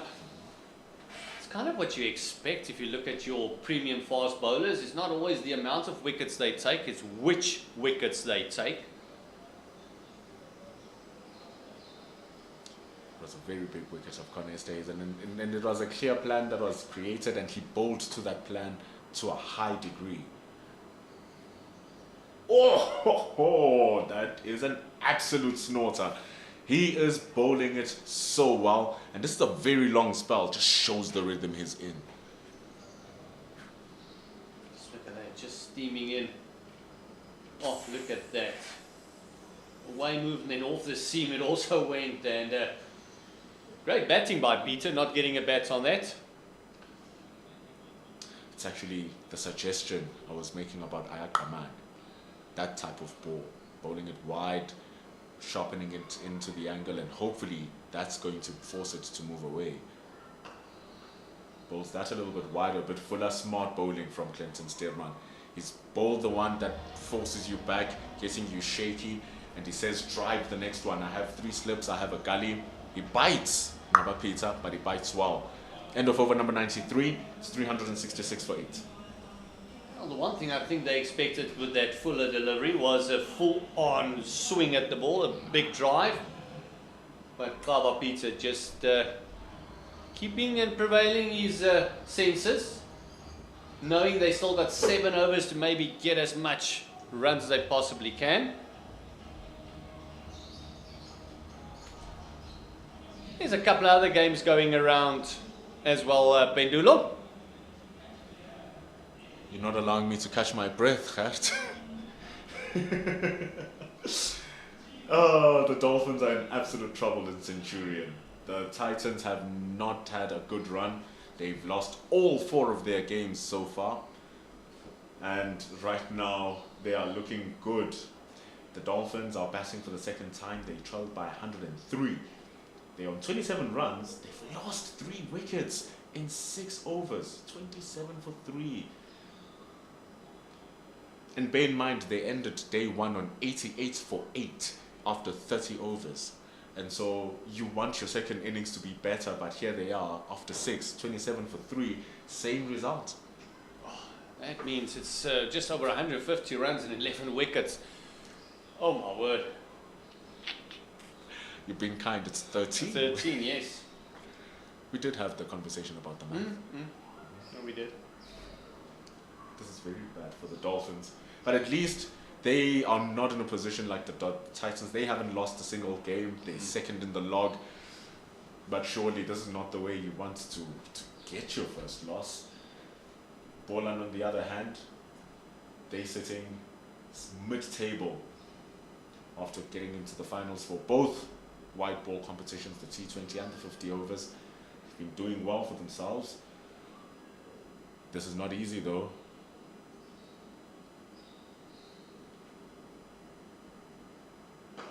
It looks much better. That's a little bit, bowls that one a little bit wider from the stump, from the crease. Forces the stroke, good stop. Yeah, great stuff. That's a bit of a stinger. That's on the bowling hand as well. You can just see him showing no pain, just having a bit of a rub, like all fast bowlers do. It's almost like they don't care, but trust me, you feel it. As difficult as that was, it won't count as a drop catch. It came very sharply back. Here's Kamani again. Gets the shape moving away. I guess that's what he really risks, coming close into the stumps to try and get that away swing. It just gives off a little bit too much width. Peter able to deal with it pretty well, and it's dangerous because slowly and slowly you offer that width. Peter will get his eye in, and so will Bear Swanepoel. Yeah, well, that's where the skill comes in. You don't really want to give the width. You want to attack that off stump. If it moves in or out, you're attacking off stump. It will finish up on leg. If it moves in, if it moves out, you bring your slips and gully into play. So if he's going to go closer, just go at off stump. The entire, if it doesn't swing, it just keeps it line. It'll hit top of off. Doesn't happen when he comes close to the stumps, which means that then must find an area where it doesn't give that width, like you say, but the margins become even much smaller when you are moving the ball away, and it does get that movement. It's the bigger part of the boundary.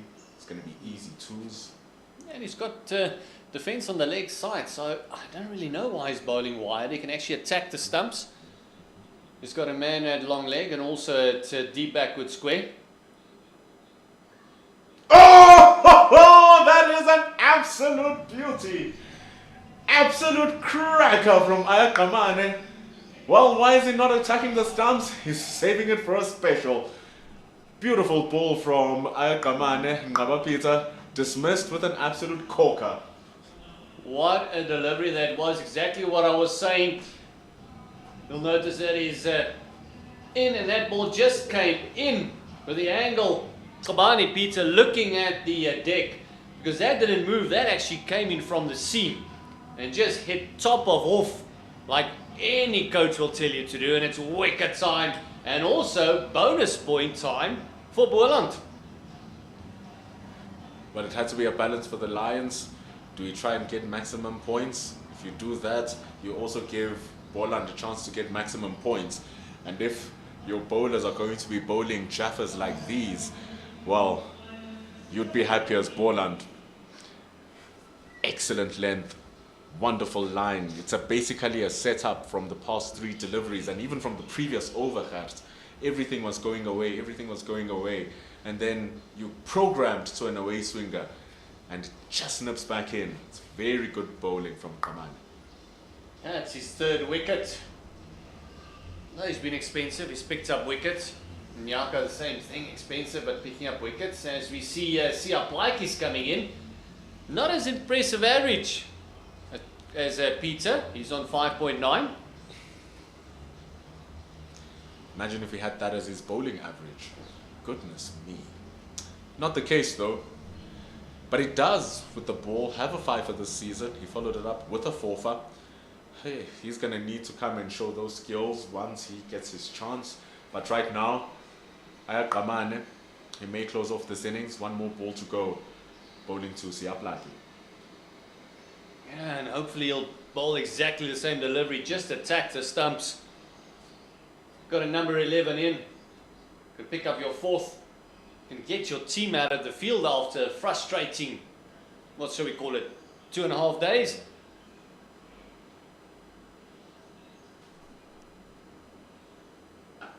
It's very nice. It's very nice from Kamane.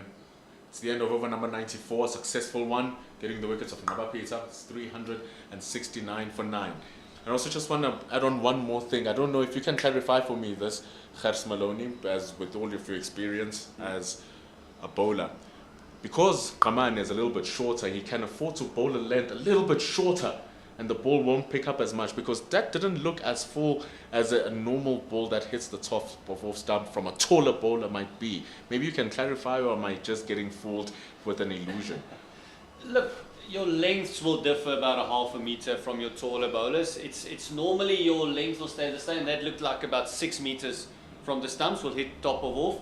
Then you've got your taller bowlers. If you talk about tall bowlers like a Marco Jansen and that sort of stuff, you'll have to bowl at around about 5 meters to hit that same stump. But also, they do get a bit more bounce. But also the type of bowler. Some bowlers hit the deck and some bowlers are a bit more skiddy. Like a Glenton Stearman hits the deck a little bit harder, so you'll get a little bit more purchase. Where Kamani is more of a skiddy bowler. It's the comparison between a Dale Steyn and a Morne Morkel back in the day. So yeah, you're 100% correct. The length of a taller and shorter bowler does differ, but you're talking about a meter. Morning, Gert. Ah, For the welcome second back. time. Welcome See, a back. lot has changed. Yeah, you've been the good luck for the Lions, and since you've departed, things have gone pear-shaped. You might have a bit to answer for. And well, you've been the good luck for Goldrush Boland. You came back with the wickets. Oh, a lovely shot there by Swanepoel, just declining the run from the last ball of the previous over, knowing that Sia Plaatje isn't a set batter in this lineup. Yeah, and even spread field. You've got 3 fielders on the boundary on the offside, 3 fielders on the boundary on the onside from the Goldrush Boland team.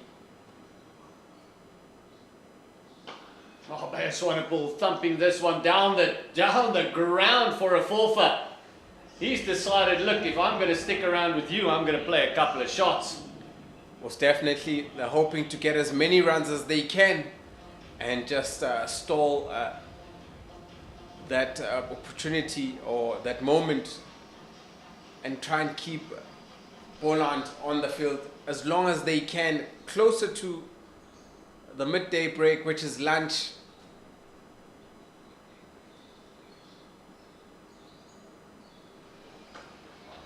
Square cuts again, declining the run.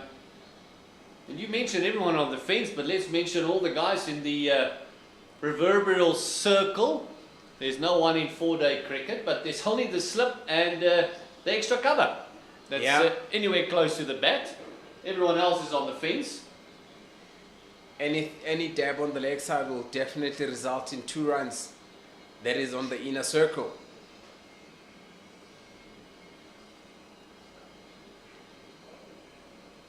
That is the end of the innings.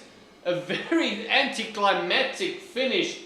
There's Swanepoel having a bit of a reach for that one and just finding the outside part of the bat, and the umpire says, you're gone, and we are done with the innings. It is the last wicket for the Lions down. Bayer Swanepoel gone for 6. Glenton Stearman picks up his 3rd. Yeah, very good bowling from Glenton Stearman. He's been running in, worked tirelessly this morning, and he's been the pick of the bowlers. You know, has bowled very well, taking his 2 wickets, going for 58 runs. And finally, now the Goldrush Lions can look into batting, and Lions will hopefully, in fact, look at, putting pressure, having put up all the runs on the board, having, scored 374 runs. Now let's look at the scorecard. Zubair Hamza, top batsman, 115 of 148. Dominic Hendricks, 51 of 84. Connor stays in 79 of 160. And Bjorn Fortuin, 66 of 88. Those were the batsmen that stood out for the DP World Lions as they went on to score 374. Yeah, and also that partnership between Esterhuizen and Fortuin was over 130 runs, so great partnership by those two. Look at the bowling. Glenton Stearman picked up 3 wickets, 2 this morning. He went for 58 runs, economy of only 2.26, phenomenal bowling. And then also Nyaka, a tad expensive, picked up his 3 wickets for 96, and also 3 wickets to Kamani, who bowled one of the balls of the innings when he got rid of Kaba Peter. He's also picked up 3 for 84, and Sean van Berg was the other wicket taker.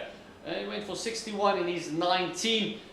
And that is it for the innings for the DP World Lions after winning the toss, electing to bat first. It is 374 all out at innings change.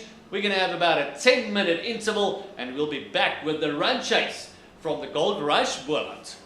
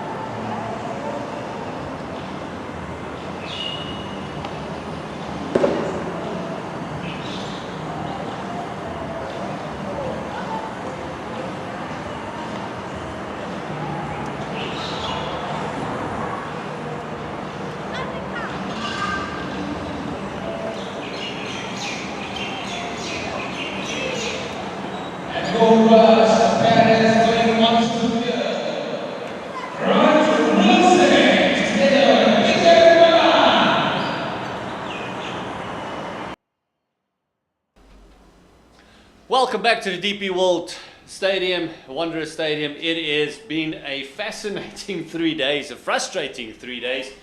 It is 374 after they've won the toss. DP World Lions batting first, 374 all out finally in the 95th over. Zubair Hamza scoring a century, 115, and also 51 by Dominic Hendricks. And then a lovely partnership between Fortuin and Esterhuizen of about 130. Esterhuizen scoring 79 and Fortuin 66. Mbali, you were here the first couple of days where the frustration grew when it comes to the weather. I like how you described it. Fascinating, frustrating. We've had all those things, descriptions all at once. I mean, this morning was very fascinating. The 4 wickets in the first hour of play, hour and a half of play. Boland managing to bowl the Lions finally out for 374. But in the last 2 days, the frustrating part, we had an entire morning session of cricket on day 1. After lunch we had nothing at all, and then yesterday for most of the day we did not have any cricket because of the rain. And here we are this morning. Lions will be bowling, hoping that they've put enough on the board, and just to put Goldrush, Boland under pressure and make sure that they get the wickets prior to lunch or before lunch, so they can have their backs against the wall.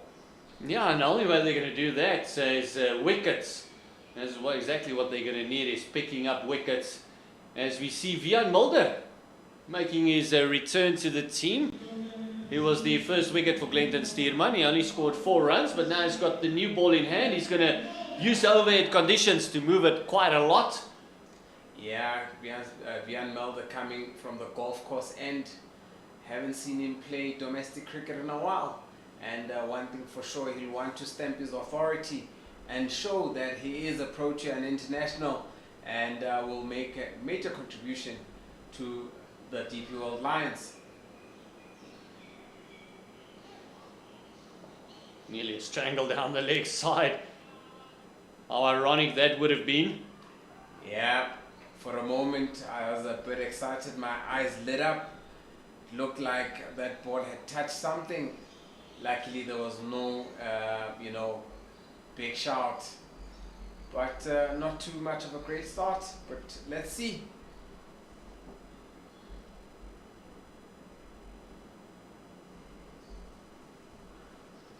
He's got 3 slips and a gully, and between almost a gully and a backward point. Gully cleaning that one up. Yeah, looked like the gully wanted to let that one go, but before he could move his bat, the ball had already reached the bat and ending up at gully tidying up. Now there's a vacant mid-off area, the whole entire cover area. Anything past or which leaves the bat and goes towards that area is definitely runs. And Milan will be looking to capitalize and get runs off that. Wiaan Mulder getting the ball just to shape a tad. He does that naturally. He does have that natural wave movement from a right-hander. Pieter Milan, the brother of Janeman Milan. Yeah, very tricky 40 to 45 minutes coming up for Goldrush. Boland, that is, they need to make sure that they don't lose many wickets, and the Lions want to capitalize. Looking at the overhead conditions that you spoke about, looking at the pitch and the ball seaming.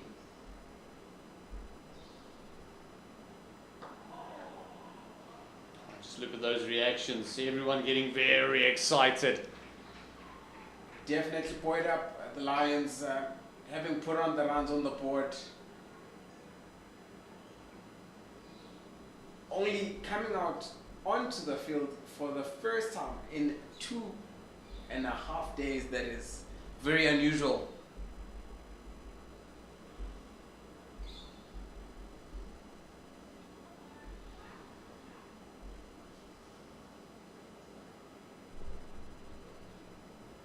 There's that shape just starting off way too wide. As the 36-year-old Peter Malan just let that one go.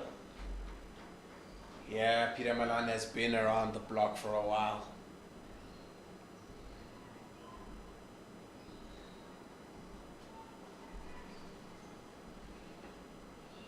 He's always been around the domestic scene. Was in a school just up the road here in Waterkloof. Waterkloof, definitely a factor of talent here in the Highveld, one of the schools that we spoke about that has been producing for the likes of the Lions and the Titans. That's the end of the first over, nothing to report, no runs and also no wickets, and everyone just taking it nice and easy. It's all about getting those bonus points as we see Bayer Swanepoel. This is a man that does get a lot of movement through the air and he'll love the overhead conditions. Yeah, the last man to get out in the innings, Bayer Swanepoel, will be the first man to open the bowling for the Lions here on the golf course end, not the golf course end, on the Colette Drive end. He wants to start proceedings, you know, just get an early wicket. An early wicket is quite crucial. Very attacking field. 3 slips and a close gully for the Lions. Just one fine leg fielder that is for that shot that goes off the hip. Yeah, Grant Rudolphson. Beg your pardon, Rudolphson. Facing the 29-year-old. Was born here in Joburg. Plenty of players start their cricket career here, and when the opportunity comes somewhere, they pick up their bags and head towards those provinces or those areas. Great shape on the very first ball that Bayer is bowling, or that he has bowled already. It was nice shape. He spoke about the shape that he gets prior to him, you know, bowling the very first delivery.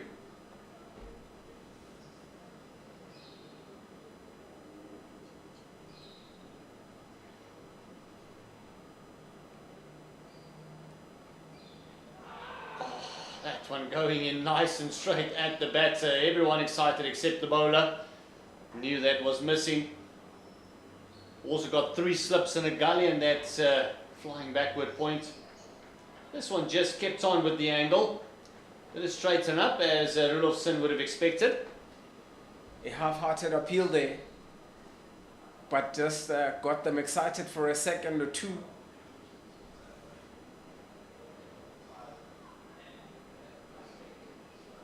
Oh, inside edge, and they all count. 4 runs on the board. It is 4 without loss and a very fortuitous inside edge. Very fortunate for Rolfson to still be there. That came off the inside edge, and it looks like it went fairly close to the off stump.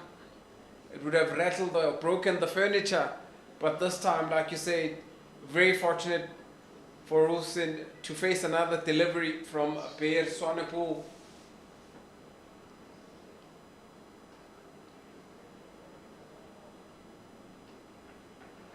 Rudolphson has been in the runs. The last 4-day game he played was against KwaZulu-Natal, and he scored a 42 and an 82 there.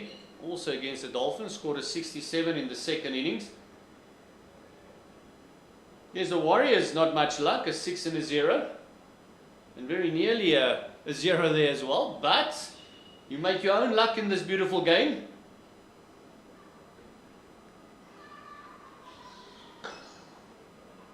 Oh, lovely shot down the ground. Just a gentle push. It'll only be the 2.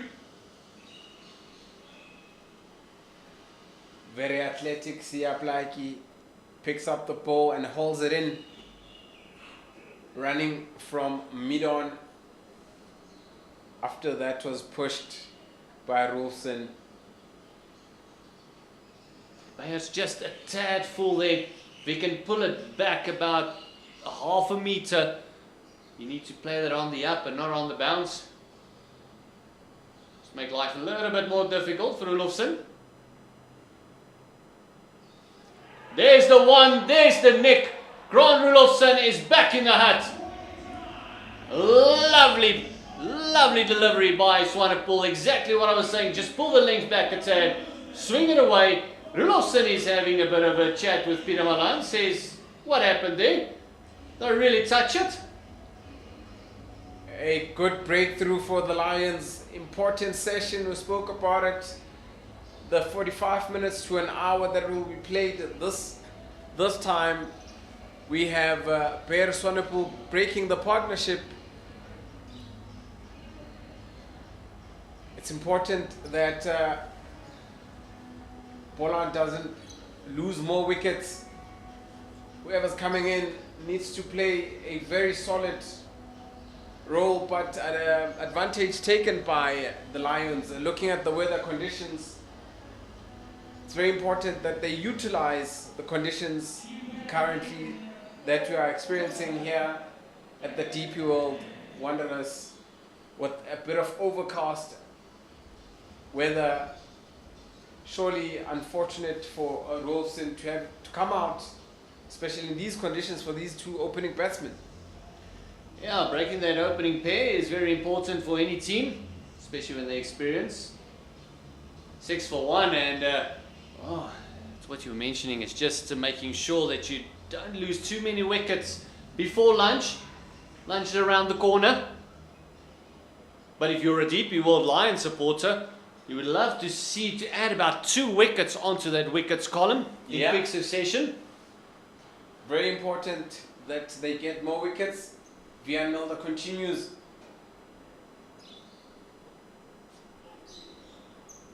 Oh, another play and a miss. Nearly had the players up there for a moment. Because of the attacking field, there's no one out on the fence apart from the Plaiki, who looks like he's on fine leg. Definitely your eyes are gonna light up if you see the ball is there to be hit.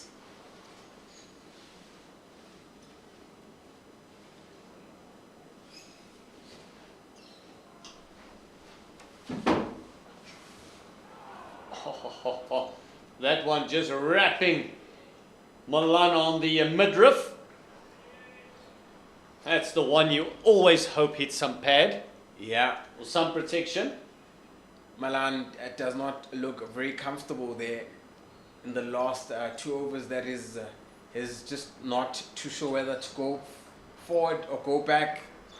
But as long as he's keeping his wicket, that's the most important thing. Yeah, Peter Malan has not been in the runs the last couple of innings. He does have a 150 against the Dolphins. Oh, big appeal. Oh, come on. Asking it. What? And that looked extremely close. For the moment, the umpire really thought about it. Looked like he wanted to let his finger go, but decided against it. It's like, nah, not out. But a very good shout. Very good shout. Yeah, the umpire might have felt that it bounced a tad. But yeah, you get some you win and some you lose. Björn Mulder losing that one. And then immediately after that he gets spanked on the offside. Not timed at all. And it's just the 2 runs. Very lucky to be there, Peter Malan. Yeah, Peter Malan just getting those 2 runs after that appeal. Just gives him a breather because he had been on naught for the longest time.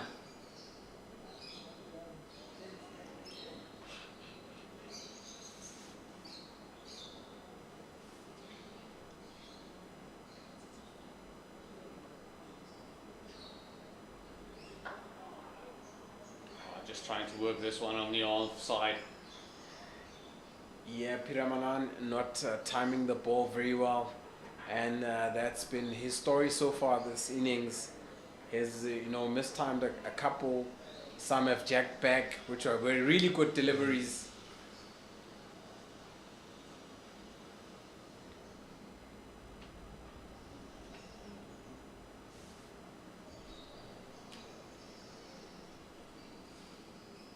last ball of the third over. Oh, beating the outside part, and again, umpire unmoved with a massive appeal. Bjorn Mulder just asked you, Peter Milan, you sure you didn't hit that? A very friendly one. And that's the end of the third over. Exciting stuff at the moment. The contest between bats and ball, amazing. Look at this. Oh, it looks like it just brushed a pad on the way through. So very lucky over there for Goldrush Boland, as we got a commentary change just to keep you up and ready for the man with the silky voice, Mr. Marvin Gaye from Joburg himself, Pendulo Makubani.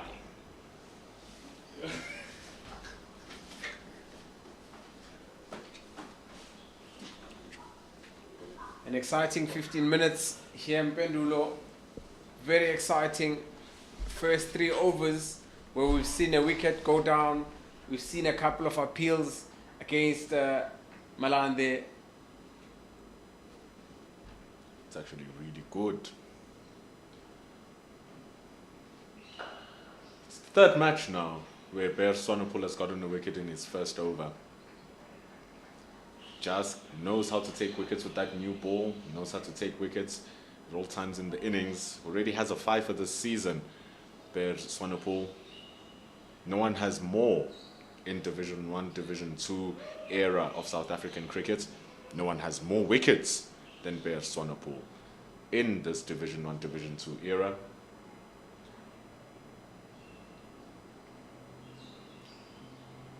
Oof, very sharp. In actual fact, he's the only bowler who has 100 wickets in Division 1, Division 2 era of first-class cricket.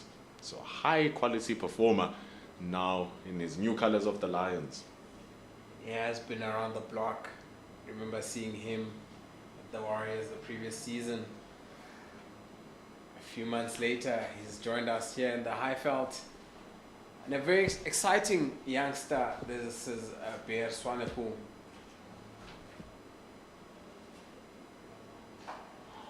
Getting to the prime of his career, 27 years old, and his skill is just getting better and better every year.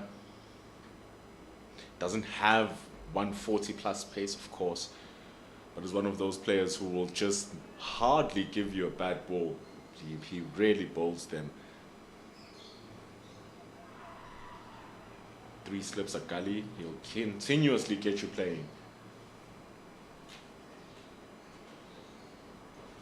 It's a good lead from Gavin Kaplan. Making use of the away movement that is Bear Swanepoel. And a bit of gardening has started for the batsman. Having looked at the pitch, the other end, which was the golf course end, looked like there was nothing for the bowler. But if you put the ball in the right place, you are surely going to be rewarded.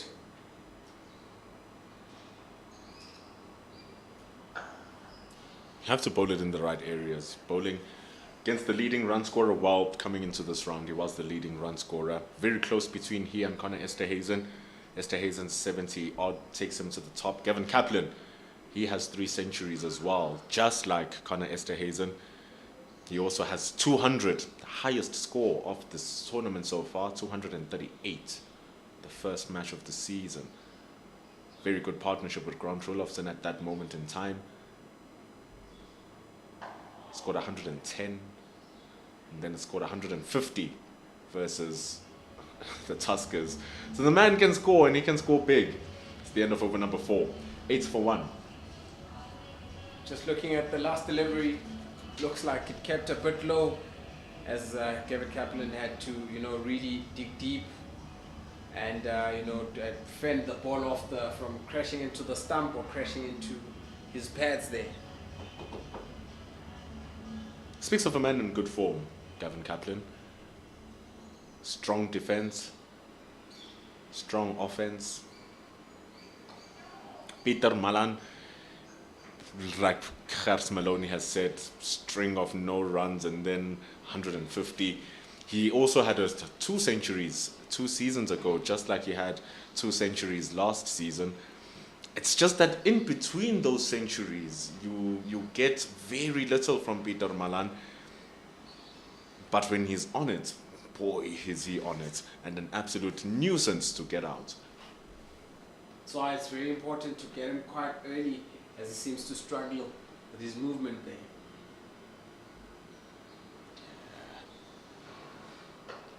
It's a great punch. Standing tall. It's a good chase. Brought back by Dominic Hendricks. It's going to be 2. Dom Hendricks just showing his athletic abilities. Probably auditioning for the Olympics in LA 28 in a 100-meter sprint. You normally find him in that slip cordon.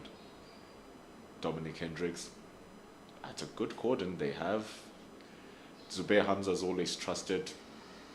Delano Potgieter. Bayer Swanepoel. Joshua Richards, one of their finest fielders, standing at the gully. Oh, beautiful ball! He appeals Wiaan Mulder. It's the 3rd time he thinks he's got Peter Malan. This time, everyone, even behind the slim cordon, were convinced that there was a sound of the blade. Looked very interesting from where we were sitting. Gotten the slips, all excited, and only for Empire Bongi Lesotho to say not out. That one jagging back in from Wiaan Mulder. Giving a lot of trouble from Peter Malan. Just jagged back in. No touch off the bat. Good bowling though from Wiaan Mulder. He's bowling with good gas as well. Very good delivery to follow up that shot. Just keeping Peter Malan thinking to go forward, go back, which delivery is he going to bowl. Talk about the patches, we spoke about them. If you constantly hit those patches, you are going to be rewarded.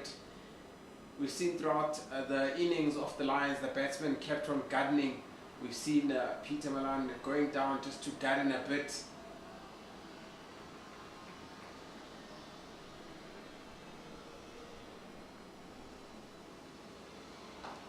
Also, with such good bowling, you want to have a moment of just owning the crease, having a moment to breathe, soak it all in, make sure that you are good. That's why sometimes you'll garden every now and then, just to shake off those nerves too, especially when Wiaan Mulder's bowling this well. Yeah, he's given nothing, absolutely nothing. Wiaan Mulder.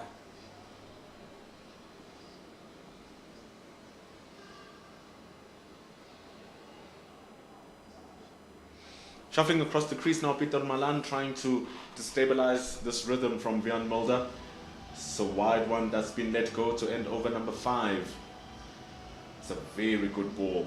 Worthy of a shout from Wiaan Mulder. Coming back in sharply. Not enough for an LBW because it was a little bit too high.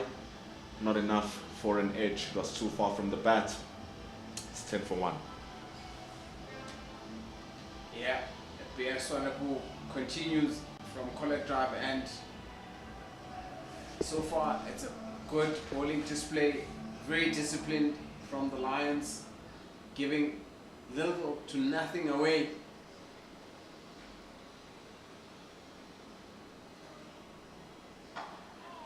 Little tentative push from Gavin Kaplan. It's just the style that he plays. Kaplan is a nudger of the ball, plays with quick hands. You won't find expansive strokes. He's a puncher, nudger, nurdler, and all of a sudden he's gotten you 100 runs. Anything past the 2 inner fielders in the inner circle, you are definitely gonna get 2 or 3 more runs, just like we saw of the first delivery there from the Swanepoel.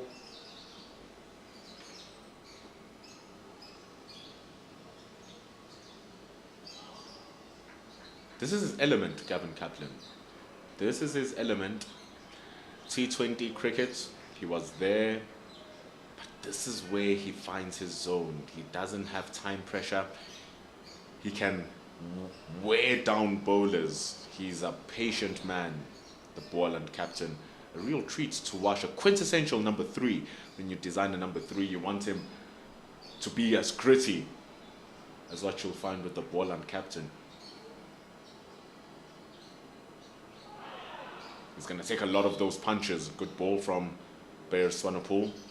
He's going to shake it off. Yeah, definitely Jack back in. Unexpected rise there as Peter Malan walks up to go check on his colleague and ask, "Are you fine, mate?" Sharpening back in very nicely indeed. Coming in wide off the angle too. Just exaggerates that angle that he's bowling it in. Little bit fuller would have been at the stumps. Goes a bit shorter this time. Kaplan will be able to deal with those any day. Yeah, now I like how the field is set up. Very, very attacking field. They're expecting things to happen with the bowlers, and the way they've been bowling, they've kept the very same 3 slips and a gully type field for both the bowlers operating in each end. Conditions working into your favor, you want your bowlers to bowl to set conditions. Goes full Bears. Siaplaki at mid-on is going to keep it to 1.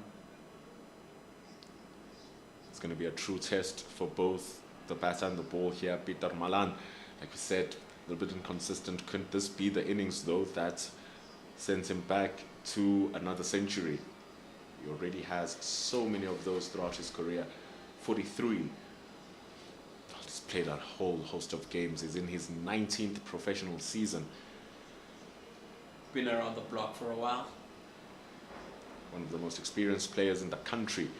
One of the very few with over 200 first-class games, Peter Malan. Oh, Jack swung back in. That is dangerous. That is a super ball from Bear Swanepoel. Absolutely had Peter Malan having no clue what has happened. So full, so good, so straight. 2 straight, says the umpire. It's not out. Yeah, Peter Malan surviving once again. Looked like it was going down leg stump. For a moment, looked very interesting. Remember, the umpire just has a split second to make that decision, and it looks like a very good one, that is.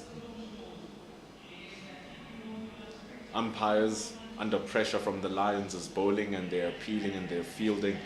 Wiaan Mulder has been asking a lot from umpires. Now Bear Swanepoel is doing the same. Asking a lot of the batters as well. So Wiaan Mulder will have a crack at Gavin Kaplan. He's been having the longest crack at Peter Malan. Ooh! And a crack he has indeed. Very good delivery there. Just making the batsman uncomfortable. Hitting the gloves, hitting him on the glove. And you can see immediately as he takes off the glove, just to say, hey, it's a bit tough here. Gotta work. Not easy for an opening batsman. Gotta work real hard, especially with the new ball and with bowlers who know what they are doing. International caliber, Wiaan Mulder. International caliber. He's really upped his game over the past couple of years, and he is bowling like absolute money. Beautiful delivery there. Continuing from where he left off in the first delivery and just making the batsman very uncomfortable. It's going to be an interesting 20 minutes ahead of lunch. It will be interesting to see if we're going to see a bit of spin prior to lunch also. Bjorn 14, very good option. An attacking spinner. No senses left on spin. Ooh, gingerly played from Gavin Kaplan. It's going to count for 4. The key is just playing it softly. He guides it down past gully. It's 17 for 1. Doesn't matter how they come, as long as they're there. It's well controlled from Kaplan. It's actually very well controlled. Yeah, went along the the floor, or the carpet, should we say, of the beautiful Wanderers. It's those wrists. It's those wrists that just came out very nicely from the Boland captain. There's hardly a room between third slip and gully.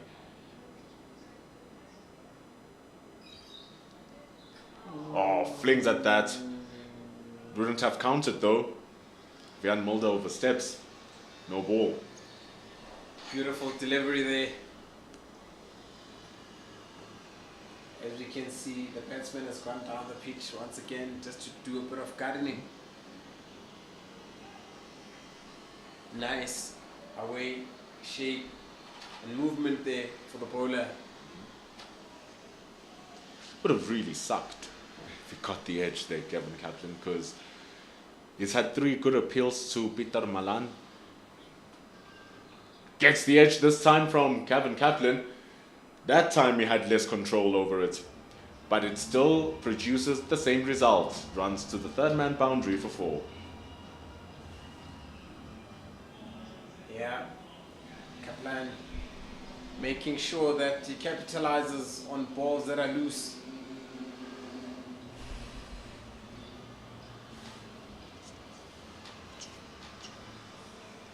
Making sure that it capitalizes on loose balls, that is Gavin the skipper.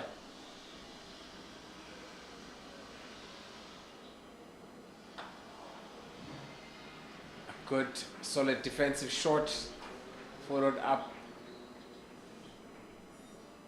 And also Vian Melder just making the batsman think, not bowling the very same line. Have to keep on changing it up. Gavin Kaplan just got his debut not so long ago, funny enough. You might think that he's been around the block, so being in his late 20s. He's only in his 4th professional season. Started off at the Western Province. Didn't have enough game time at the Western Province. It was tightly packed. 7 overs gone. It's 22 for 1. And so when he moved to Boland, alongside Raviu and Gijima, you had Keegan Peterson leaving the Dolphins alongside Grant Rulofsson to join the Boland outfit. It's just strengthened that batting team once they got Division 1 status. And he's fitting like a glove here, Gavin Kaplan. He's really making it his home. These two continuing. Pierre Swanepoel running in. Oh, what is that from Swanepoel? What an absolute snorter. Peter Malan, nor do we here have a clue what happened. Peter Malan, a man with many lives. Don't know whether to call him a cat with 9 lives. He was very, very unfortunate. He was very, very fortunate. Beautiful ball just jagging in and well taken by the keeper, that is Corner Esterhuizen. It's a fantastic take. As the ball was continuously moving after post the stumps. Peter Malan is dancing around here. He is not looking settled at all. Just following it up from the first delivery with another beauty. I'll tell you, the fact that he's defending the ball so wide off his stumps, there's no reason to defend that. He's lunging in for the defense. The ball is on the 5th stump. You are asking for trouble. You'd rather let that go when it's that wide. Goes for a punch. It was let goable, but it was also very drivable. Peter Malan shows off. Very good shot for 4. Great shot there. Malan capitalizing on one of those offish deliveries.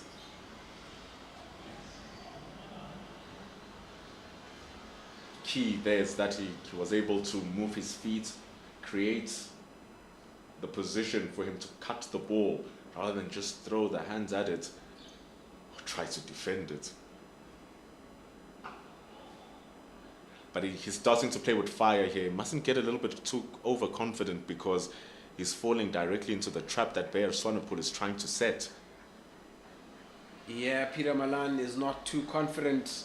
Doesn't look like a confident batsman, especially when he moves off the front foot, playing off the front foot. Looks like somebody that can just fall over or can just miss the ball and it crashes into his pads or stumps.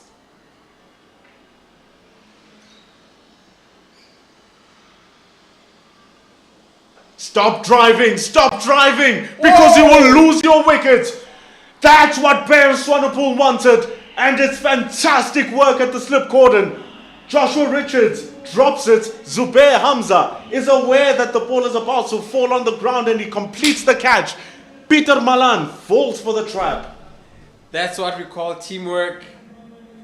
If your other fielder can't catch it, somebody will finish it up. Great awareness from Zubair Hamza. They're making sure that he tidies up. That is exactly what Bear Swanepoel was wanting. Why did he drive the ball? He's already gotten the 4 from the over. He's tried to play balls outside the off stump, which he clearly was not getting into. He gets the exact same ball that he thought he could drive. It was shorter, it was straighter, and then he falls for the trap. I wasn't expecting him to play it. He should have known that this was the ball that was going to come. Joshua Richards got saved by a superb reflex by Zubair Hamza, but the shot selection from a man who's played 205 matches, it's unfortunate that he's lost his wicket. So far the Lions are in the driving seat, have the upper hand. Abu Mkijima walks into the crease, having played 108 matches, 166 innings with an average of 27. He has scored more than 4,000 runs, his highest being 132 against the Dolphins in Paarl in the previous season, or as 2 seasons ago. In comes Mkijima. His numbers don't do him justice.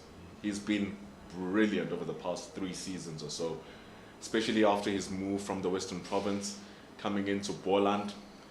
He's out there because of a fantastic catch from Zubair Hamza. Good bowling from Bear Swanepoel. Great catch.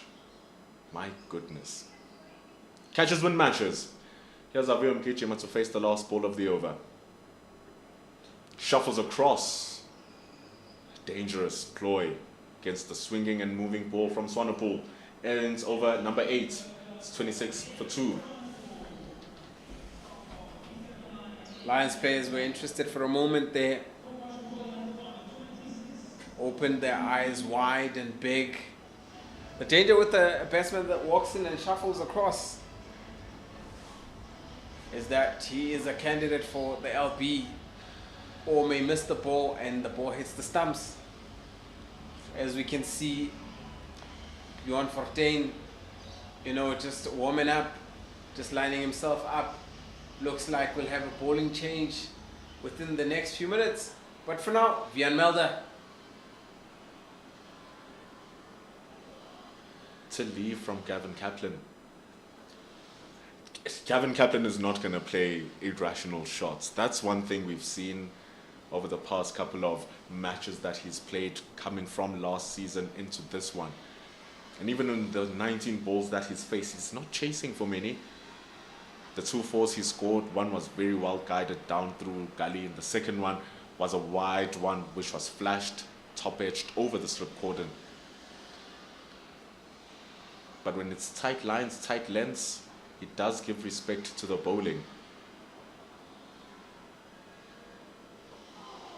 It forces the bowling to come a little bit straighter, where he's more comfortable playing the ball. Oohs and ahs, but it's easy twos for Kaplan. Just need to focus for the next 20 to 15 minutes. These 2 batsmen and the Lions will be hoping to put on more pressure, get a wicket or 2, and have him on the back seat or on the back foot.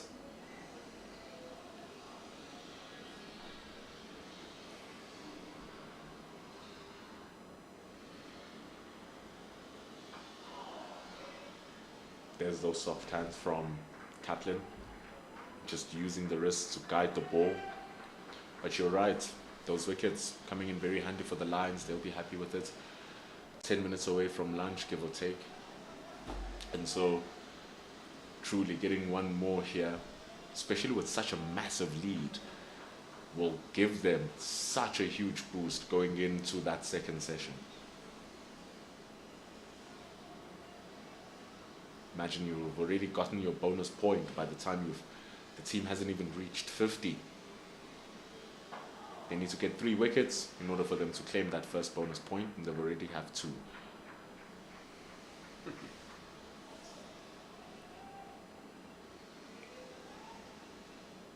Love also the body language from the Lions. It's very alive, they're chatting. We're in a soundproofed room here, but you can definitely hear some of the claps, the chatter. Very lively. Slip cordon is not getting quiet, which is good.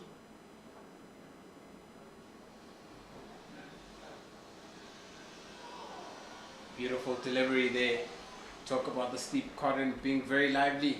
It's what you need.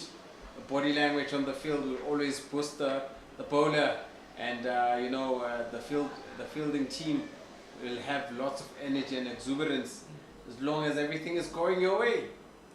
Especially when you get 2 early wickets as well. It's always going to give you a little bit of a boost. Grant Rudolphson has been dangerous, and he's a Lions boy. Most players who come visit their home unions wants to show that you shouldn't have let us go.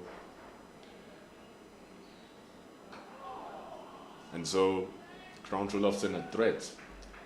He's lost his wicket for 6. Vian Mulder's bowling really well, threatening the inside and outside edge of Gavin Kaplan. 9 overs completed, 28 for the loss of 2.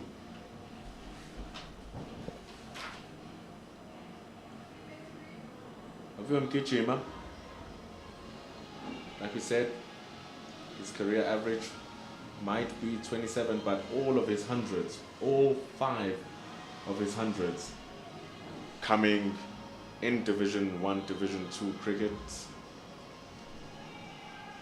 Going to be very interesting on how Aviwe fares with the Bear Swanepoel, who is just pumping, having broken or taken the 2 wickets that the Lions can account for this morning, or especially in this session. Serial wicket taker. Oh, the man standing at short leg, purposely there, Dominic Hendricks, is not fine enough. He's standing just behind square. It's a good ball from Sam Swanepoel. Aviwe Mkhitima continues with this ploy, where he seems to be shuffling across or walking down the wicket, trying to, destabilize the bowler.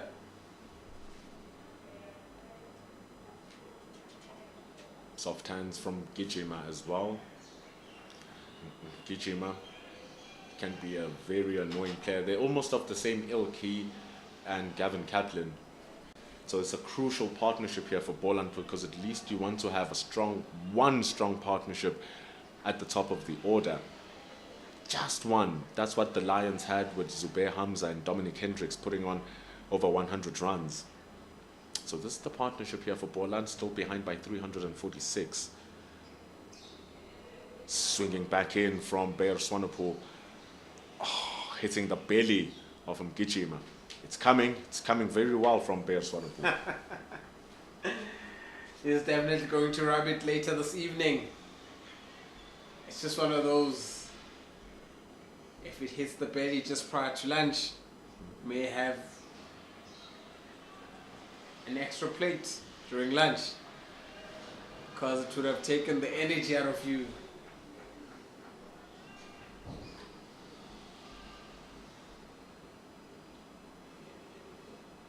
Oi, nasty ball. Nasty ball. He has an incredible wrist, Bear Swanepoel, so he does get a lot of action out of the ball and out of the surface. Even though he might not be the quickest bowler, bowls 130s, he gets a lot of action out of that new ball. And he's not even the tallest of fellas, but still gets the bounce, gets the movement.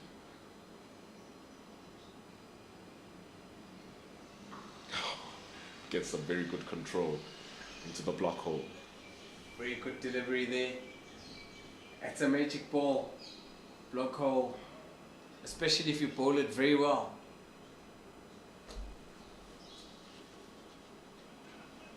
Hardly used in first class cricket, but it does have its benefits. If you are able to set it up and you are able to put it well, you're gonna get rewards. Swanepoel causing big problems here for Mgijima. Whether it's full, whether it's short, he's not making Mgijima feel comfortable. 10 overs gone. A maiden over from Swanepoel, 28 for 2. First maiden over for the morning from Swanepoel.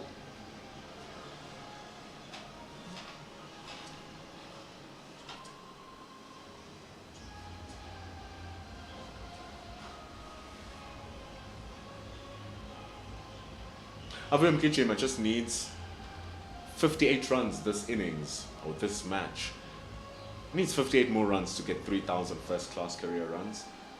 Currently sitting on 2,942. Good achievement for him if he's able to knock it on. Especially in these innings.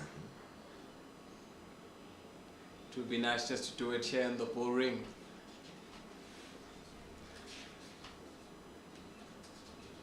Plays very well, Avu Mgijima, if he's able to cross that line. Gavin Kaplan, on the other hand, he had his first 200 this season.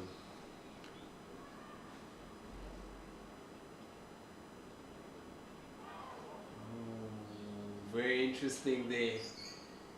Very, very interesting. Wonder how much did that miss the edge on the hip. Look very close indeed.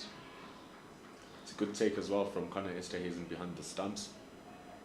Just airing in his line a little bit here with Jan Mulder. First ball, which was down, purely down the leg side. He already has one no ball.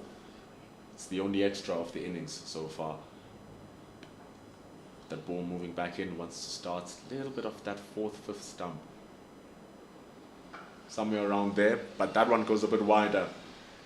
Moves away off the surface, creates more width for Kaplan. He's going to eat those every day. It's going to be 4 runs. Definitely Kaplan making use of the opportunity of the loose delivery. Very rare so far in these innings by Jan Mulder. Had to put it away in the boundary or to the boundary.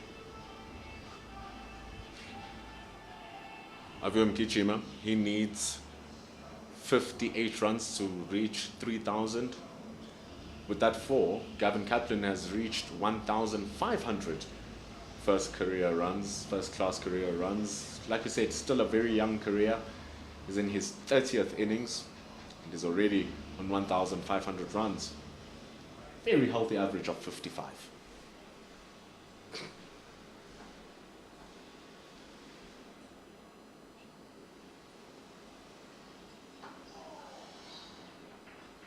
Beautifully bowled there. Like how he's playing. He spoke about the soft hands earlier, and he continues using his soft hands, just perfect timing. Jan Mulder coming in very hard, and him just dropping the ball and making sure that his body gets behind the ball and he plays it in front of his eyes. Hallmark of a patient player. He never chases the ball, Gavin Kaplan. Always allows it to come to him. Just look at that. Look at the balance he plays it with, the control he plays it with, the placement. Mgijima needs to run very quickly, but it does make it home. Very fortunate from Mgijima. It was a pick up and throw from Tom Hendricks. on the go, on the pickup, was able to release the ball with ease and very quickly while in the air. One of the better fielders, Dominic Hendricks. Very quick across the ground. You said earlier on as if he's auditioning for Olympics.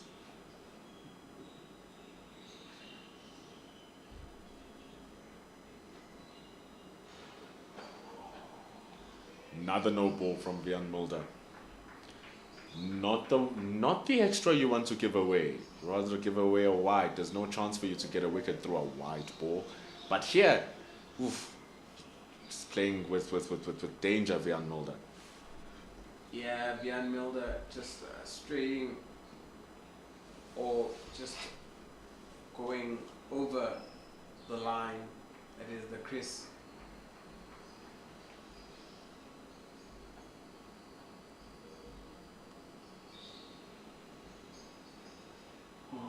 Bowling from Vian Mulder.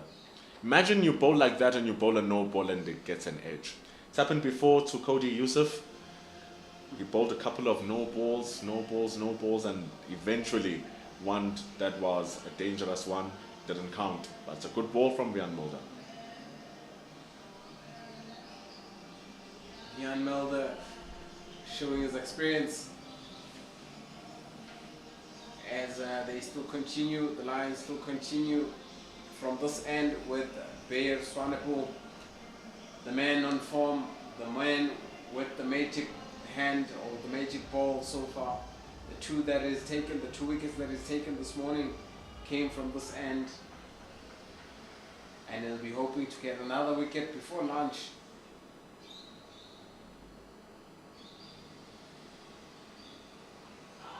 Shuffling across his stumps now, Aviram Gijima. It's been out there, it's his 8th ball. If he shuffles across the stumps, he will turn that annoying 4th, 5th stump line from Bears Swanepoel into a straight ball, which he can play a little bit easier. But he must be careful for the one that just nips back and swings into him. Yeah, it's gotten him out a couple of times. And also when the ball nips in, it gets you tucked in. You can't really move much. And because he's also moving around, that's why they've put in the leg slip. You can see him just below the 4-day badge on your screen.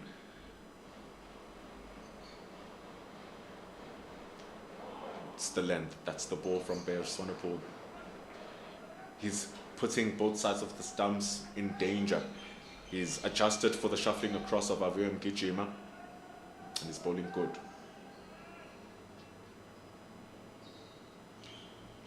So now this means that if he has to bowl it a little bit straight and it starts off on the off stump and it ends up on the leg stump, with Mgijima shuffling across, he can mistakenly pedal it down to the man standing at leg slip.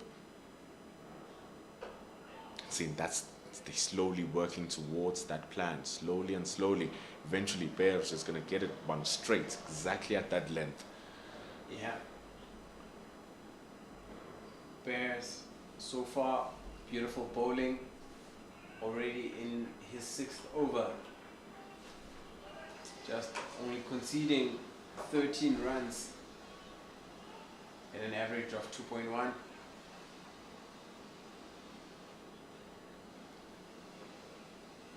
Good adjustment. It's keeping Mgijima on his toes here.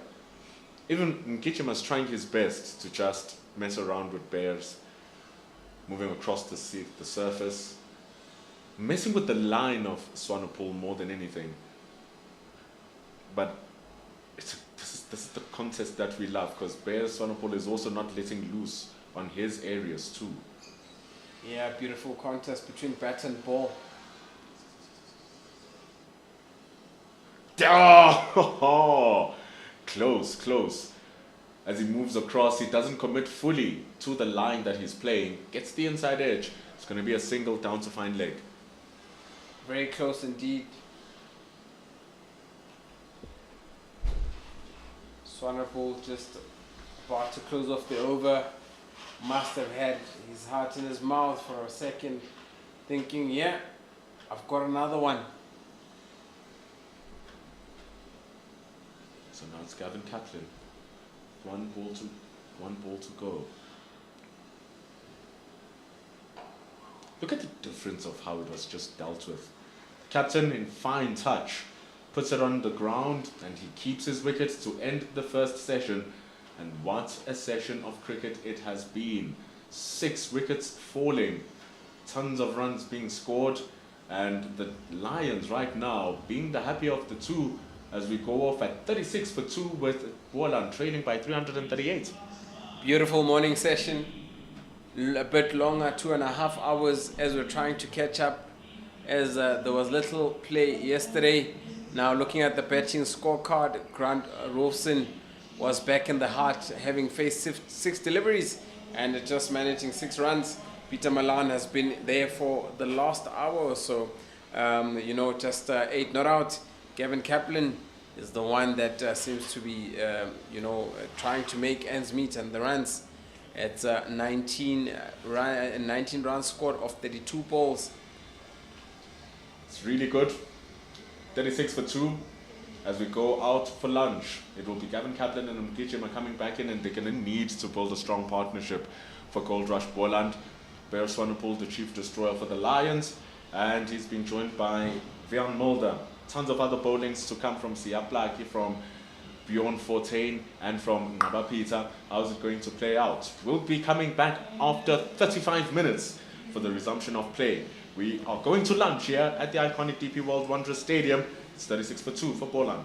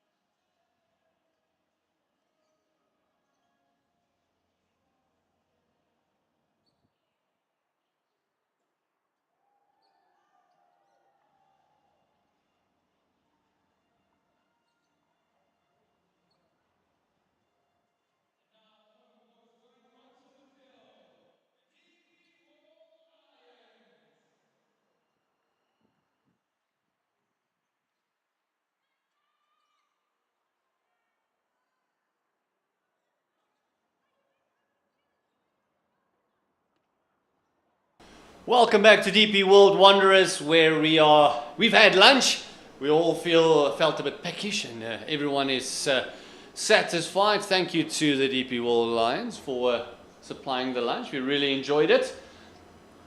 Cricket-wise, it's been fantastic stuff from the Lions, especially Bayer Swanepoel, who's done a great job. At the moment, it is the Goldrush Boland, who's 36 for the loss of 2, and only Gavin Kaplan that is making life a bit difficult for the bowlers.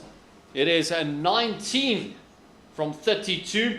Wiaan Mulder is bowled his 6 overs for 22, as we're going to have an immediate change in bowling. It was Bayer Swanepoel and Wiaan Mulder, as we see Bjorn Fortuin picking up the ball. He might feel there's a bit of purchase in there for himself, as we say welcome to Pendulo Makubani. Nice lunch. Lions would have enjoyed it as well, having taken those 2 quick wickets. Gavin Kaplan, captain of Boland, he would have been stressing. He's looking really good for his 19 from 32, but his team are in a bit of a position here. Results is running away from us, so it's all about getting those bonus points. Lions getting a fair share of them, nearly getting 6. And so they're a wicket away from 1 bowling bonus point. Boland need a lot of runs from here onwards. Completely finish the day, come back tomorrow, continue batting. Bjorn Fortuin will want to change that though. Yeah, it's all about getting their bonus points up and running as well, and stopping the Lions from getting more. This one is pushed very hard hands by Gajima. Need 150 runs to get that first bonus point, and then every run they score afterwards is worth 2% of a point. It's not a usual ploy for Bjorn Fortuin to come around and across the umpire. He normally just runs through his actions. This is the first, I must say, I've seen him do it with this much intention. Just shows you're never too experienced to work on something new, to work on your action. The through and around, like I mentioned, not something he normally does.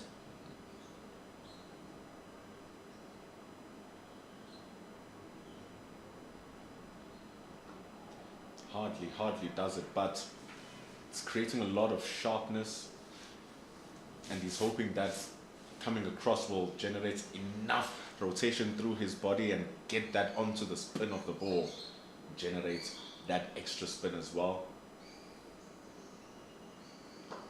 Not just that, it's the angle that he comes in with. He's angling it into the pads and then straightening it up from there, and also makes that slider a lot more difficult to actually pick up, because the ball is automatically coming through you. Gives a bit of a Akshar Patel feel to it.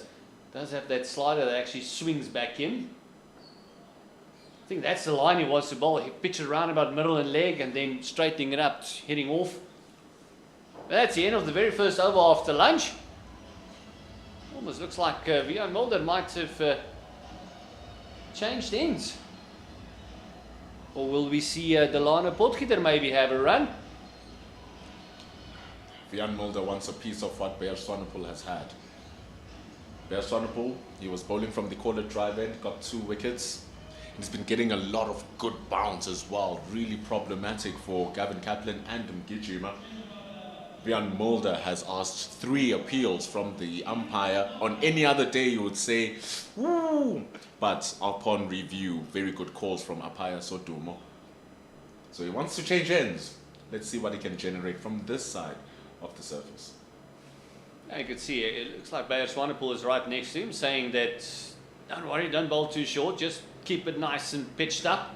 The ball does a lot of work from this end. Immediately attacking Kaplan. That's one thing that they've been good at. They've been attacking the batters. 1 or 2 loose shots has to be said as well. Maybe getting the best of them. That drive from Peter Malan. A clear ploy from Bayer Swanepoel to get him driving. After scoring a 4, he couldn't resist. 2 more times he drove unsuccessfully. and fatally losing his wicket.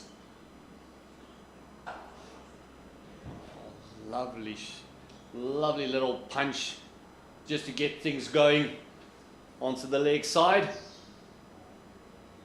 Getting him into the 20s. Gavin Kaplan there, 21 of 34. Dominic Hendricks, captain of the Lions, is not afraid to attack. He's not afraid to take it on to the bowling side, to the batting side rather. 3 slips, a gully. They have quite a few runs to play with here as well, especially after taking quick 2 wickets. They still have a lead of 336. And so the onus is all on Boland to try and make something out of this innings. Try, if you're going to survive, try survive. If you're going to score, try and score. But the Lions are going to do what they need to do to get the wickets.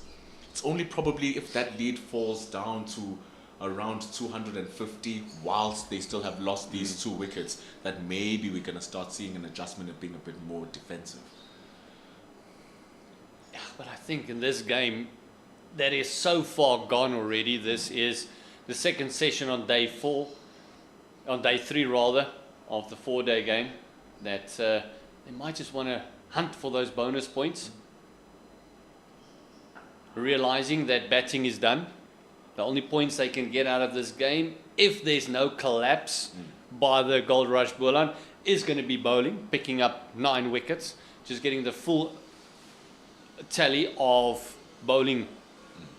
Then if they can pick up 5 there, and I think they made 5 batting bonus points as well. That's 10 for a no result game, which is a good effort at the moment. Boland's picked up 5 as well.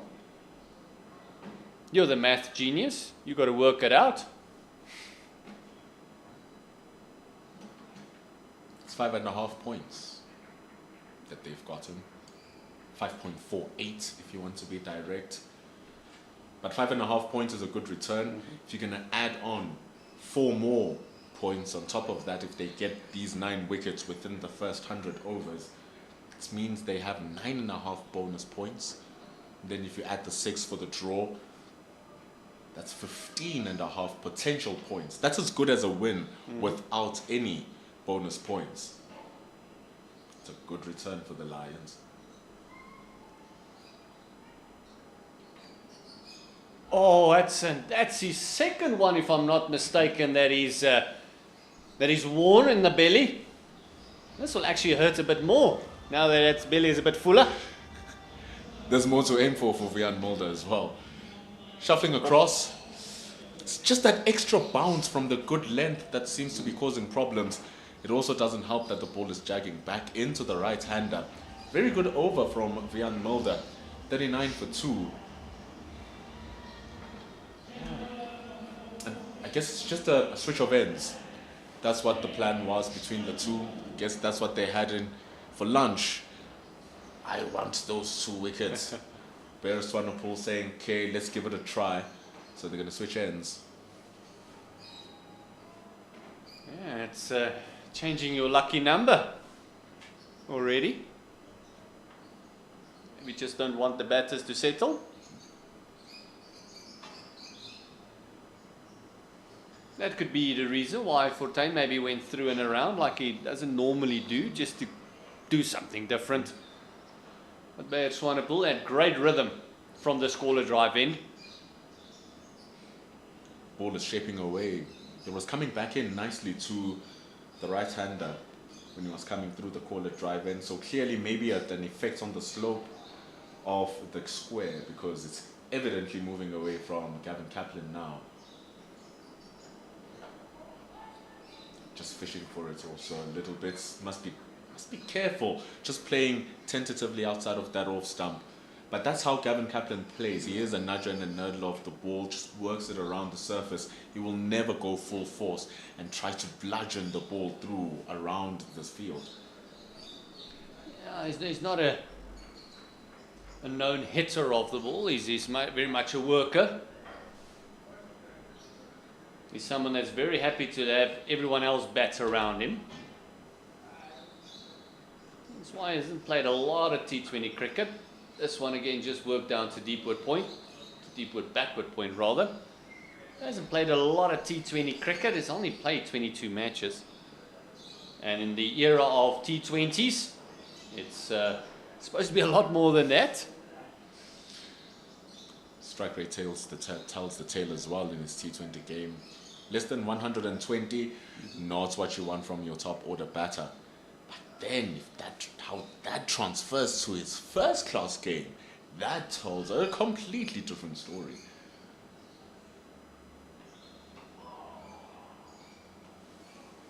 One of the reasons why Kojima might get hit so many times is he plays it very late.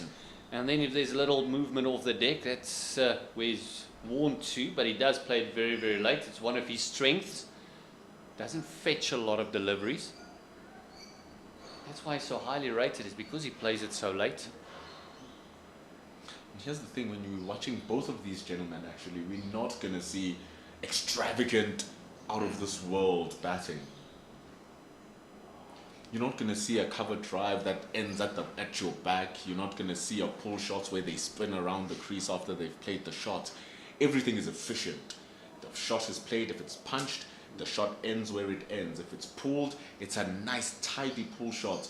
But those come so few and far between because there are patient batters who wait for the ball. They don't even create the ball. They wait for it until it comes. That's why Ngijima is still on 1 after 23. Oh, inside edge found. And the umpire again says no. This time it's Bayer Swanepoel getting the shake of the head. 15 overs, 40 for 2. I guess that's what Wiaan Mulder was running away from. The misfortune of this end, because he was convinced that he got something just flicking through the pants. But the thing is, he did cut him inside out. Wiaan Mulder was doing that for fun against Peter Malan. And now all of a sudden against that slope, it's Bayer Swanepoel taking it away, and then cutting it back in. Very hard to do against the slope, but a prime example of what sort of bowler he is. Wiaan Mulder running from the corner drive end. Very happy just to get off strike. I know that Nabapita is a bowler, not highly rated as a batter, but just the way Bayer Swanepoel set that up reminds me of the wickets that he fell to from Ayat Kamane. Continuously wide outside the off-stump, ball moving away over and over again, and then all of a sudden gets it at that perfect length, and it jags back in, cartwheels the off-stump.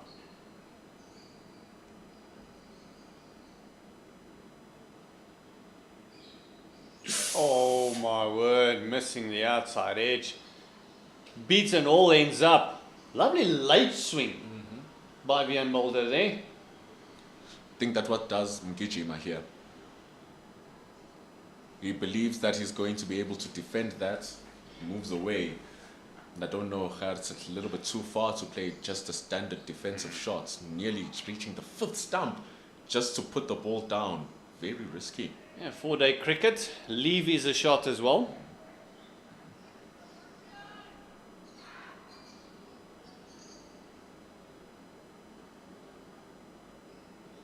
He's moving across quite a long way. He's finishing up around about 5th stump as he moves across. So it's one of those LBW candidates. He's very good off the legs, but if he misses it, it's a big threat to play an expansive drive, and to play it so wide, especially when you have those 3 slips, a gully and a backward point. Let alone you've seen such a great catch taken by the slip cordon as well. So maybe moving across, it eliminates the amount of expansion he needs to throw onto the bat, and he can play a little bit closer to his body. oh, outside edge and ball not carrying. Soft hands, angled bats, making sure it's about 3 meters short of that second slip. Oh, there's that away movement. Again, just squaring him up. With 3 slips and a gully there, Pendulo, those are the balls you want to bowl at irregular intervals. He's trying his best there, Wiaan Ngijima, to nullify that threat. It's very difficult. Mulder's bowling fantastically well here. I'm actually wondering when the short ball's going to come. You know it's coming because they've got a man on the fence there that is between backward square and fine leg. He's almost on between a long leg and a backward square leg. And then they also got a 40 as close in catching, almost like a slip leg gully. That's just waiting there for that one to be worked off the hips. It's nice. You can see Dominic Hendricks in the screen there in his helmet. That's why he wants to get that short ball right onto the armpit of Ngijima.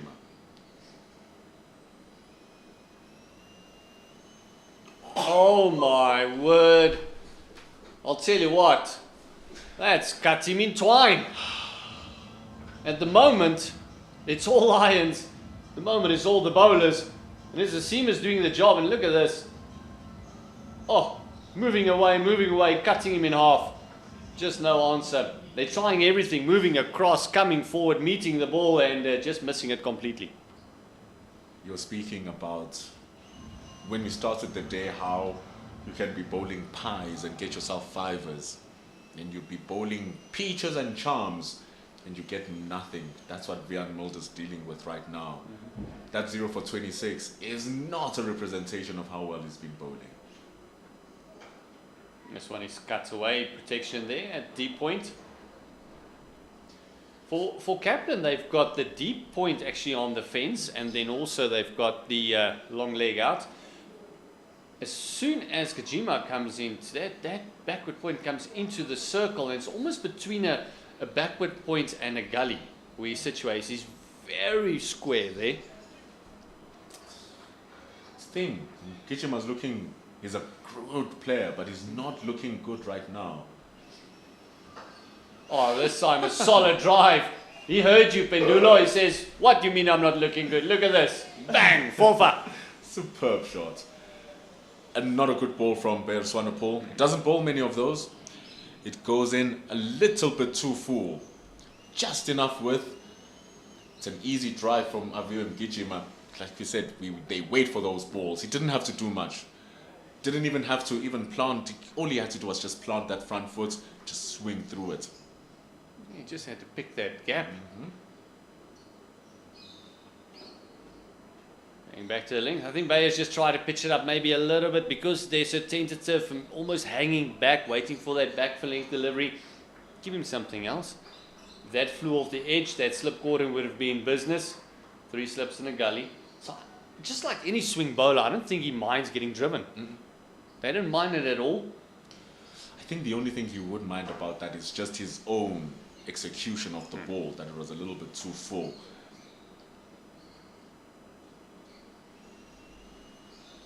Oh, outside part of the bat.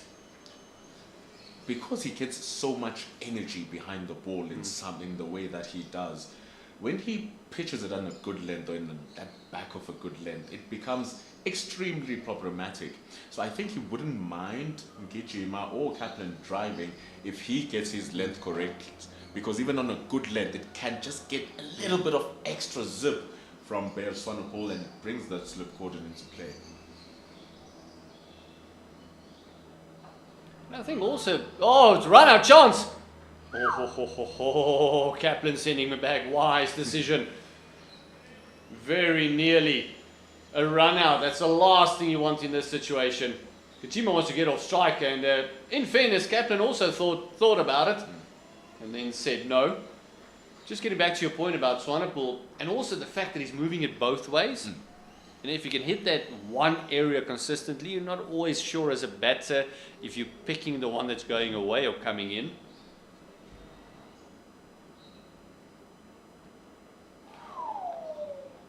That's why sometimes the leave is your best friend. Does it well then, Ngijima to end over number 17. 46 for 2 here for Boland. Handy little partnership here between Ngijima and Kaplan, currently with 20 runs. So easily that foundation can propel itself to an 80, 100-run partnership, especially if you're facing two quality batters like these two. All the more important for the Lions to be relentless right now, straight after lunch. I actually wouldn't mind seeing Delano Potgieter actually coming in from the scorer drive in, especially with the extra bounce. He does hit the deck very, very hard.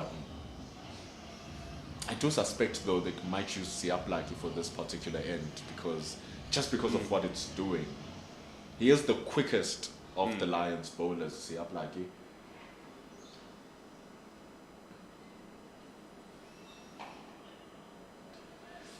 Sometimes when his control is not controlling, like he does have a tendency of falling over, pushing the ball down the leg side, overcompensates.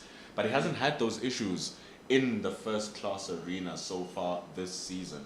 We saw a little bit of it in the T20s, but that's a different ball game. It's a whole complete beast. His first class game this season has been on point. A fifer and a fourfer.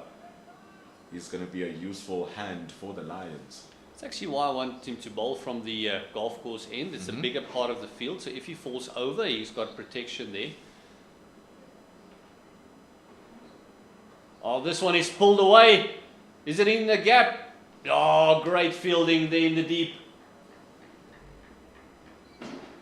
Fantastic fielding.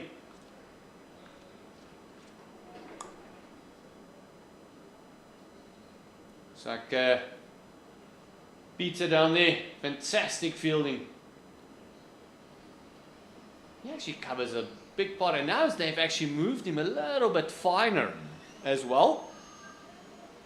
Very good fielder by Peter. He can cover big distances. He is going to need to cover a lot of overs just for him to get his groove on with his leg spin. Seamers are doing a decent job so far. Kasuran Gijima. Good work from Richards. Yeah, Josh Richards is someone that you must never underestimate. He's very, very quick across the park. He can make life very difficult for you, and he's got a decent arm as well, as the Goldrush Boland is just approaching that 50 mark. Useful, handy little targets here for Boland. This is where you want to lock in. It's the first time we're having a second session of this length in this match. So we can't really dial back on what has happened over the past 2 days during its respective second sessions. But from the matches that I've seen over the past couple of seasons, especially these last 2 seasons, the second session becomes a much more friendlier time to bat. So they must use it to their advantage here. Connor Esterhazen and Delano Potgieter used it fantastically versus the Northwest. The second session, they batted without losing a wicket.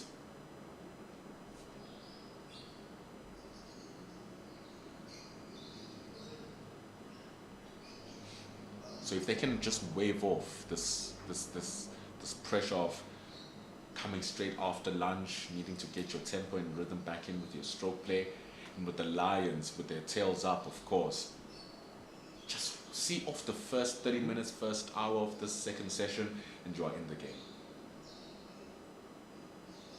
Yeah, well, at the moment, very much just trying to get bonus points on the board. Yep. The Lions wouldn't mind a little bit of a collapse at the moment. And Goldrush Boland just want to spend as much time on the crease as possibly can. There's still a few overs left in the day. Still, after this one, 65 overs left. Be hoping that the light keeps on.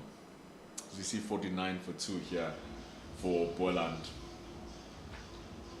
Omissions for Lions. Just thinking about some of their good fielders. No Mitchell van Buren. Can play very well, scored 50 already this season. Couple of ducks, but then a couple of 50s as well for Mitchell van Buren. No Evan Jones. That's the return, of course, of your Proteas and the guys who went for Proteas for the A series. The return of Potgieter, return of Hamza, most importantly, who will always get a place back. But Boland's still keeping with the team that has been their core ever since the start of the series.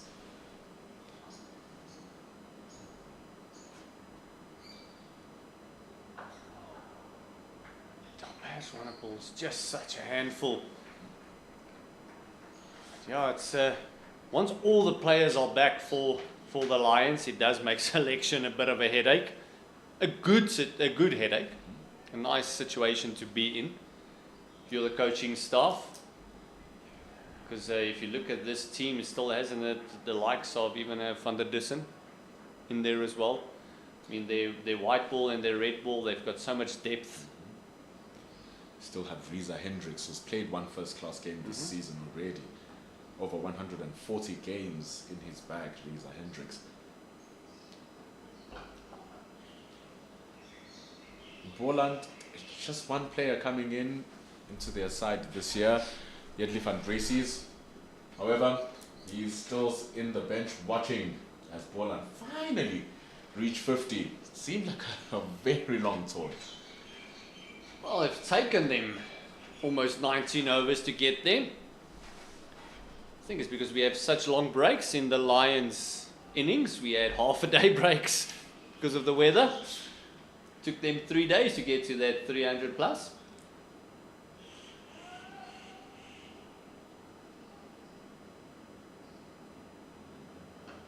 Still a deficit of 324 runs. Speaking of Mitchell van Buren, is taking the place of Joshua Richards at Gully, wearing the number 57. And the importance of just keeping a core unit throughout the couple of seasons for as long as you can. It's been what the success of the Lions has been, really. They haven't changed much.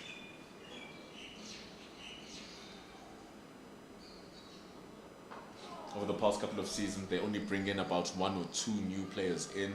Last season, bringing in nobody, keeping the same team as it was this previous season, and they've won themselves the 20-over competition. They won themselves a shared 4-day competition.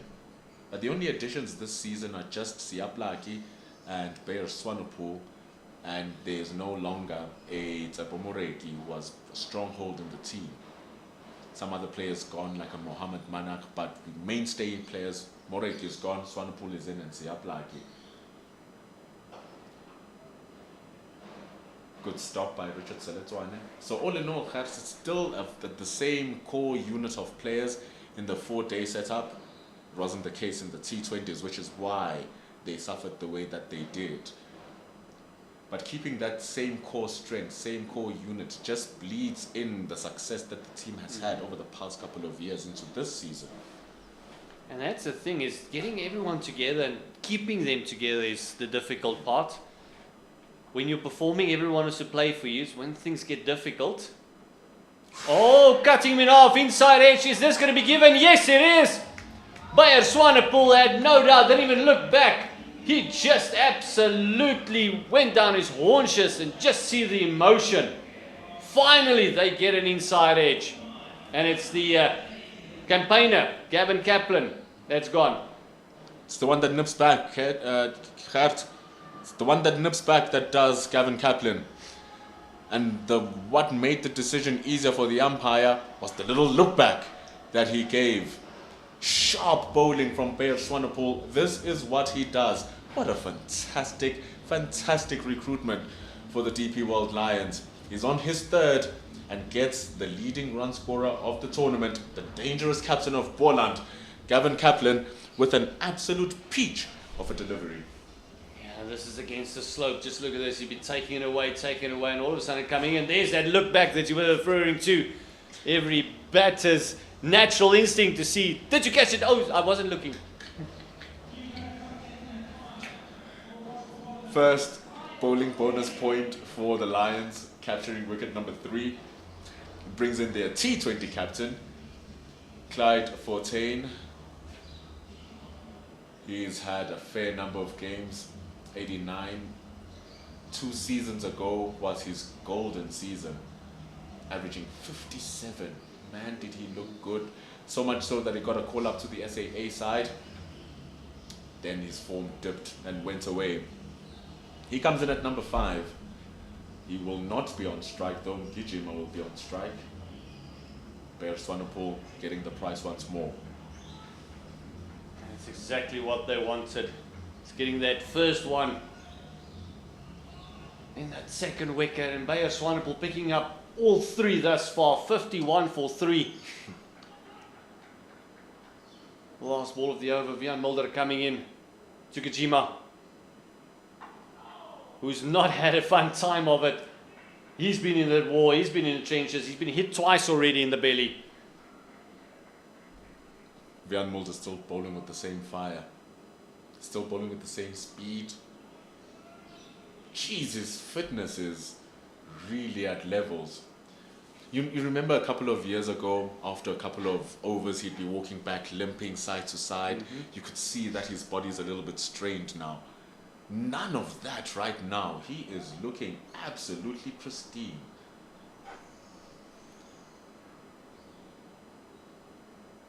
Oh, getting that one a little bit fuller. Realize there's no real foot movement. They're not really lunging towards the ball. Getting it a tad fuller. Tsukijima also just making sure he's playing with soft hands, practicing the shot a few times. You see, this is where you see that wrist action from Bear Swanepoel being the differentiator between he and Wiaan Mulder right now. Both bowling at relatively the same speed, at the same energy levels. But it's as if Bears is able to just get a little bit more out of the surface and a little bit more out of the ball, which makes him look a bit more threatening. Oh, lovely shot. Just missing that man at mid-wicket. They should look for a third. Kojima will come back. It'll be 3 runs. Fortuin had a long chase there. And just because Bear Swanepoel has looked more threatening doesn't take away from how well Wiaan Mulder has been bowling. Wiaan Mulder needed to manufacture that shot. He needed to walk across the stumps, get to the 5th line and pebble it across to the mid-wicket area. Because the previous over, he was getting Gijima to dance around every single way. Balls coming in, and he finally sliced him with that last ball. He's been bowling really well. It's just unfortunate that he hasn't gotten that wicket. Always there's talk about batting partnerships, but bowling partnerships is so important. If you've got 2 bowlers bowling in tandem, almost all the wickets that fall in that partnership is both of theirs. Unfortunately, the name only gets to the one bowler. But this partnership of Mulder and Bear Swanepoel is a brilliant example of that. You can have 2 guys complementing one another. I mean, no one is let up. The pressure has been held. Almost the same strategy has been followed, and the result is gone for Swanepoel. But it's because of the pressure being built from the other end as well. This is what he did in the World Test Championship as well, Wiaan Mulder.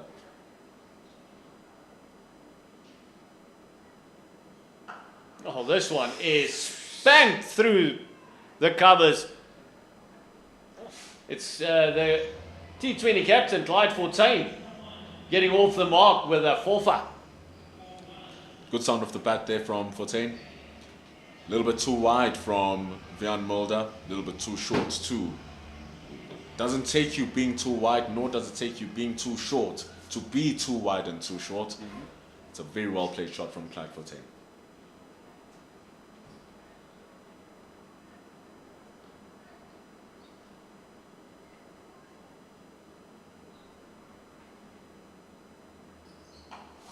Oh, there we go. That's the length. That's the length you want to be targeting. Wiaan Mulder finishing up his 10th. It's gone for 36. That over, costing him 7 runs. Not by bad bowling, but by good batting. As Pendulo Makubane makes way. Mbali, welcome back. Enjoyed the lunch? Enjoyed the break? Definitely enjoyed the lunch, definitely enjoyed the food and the break. Come back 1 wicket down after lunch. Good start for the Lions. A great start for the Lions. Bear Swanepoel is gonna struggle to take the ball out of his hand now. Yeah, is that a He's very got good another. morning. I've got another 10 overs in my skip.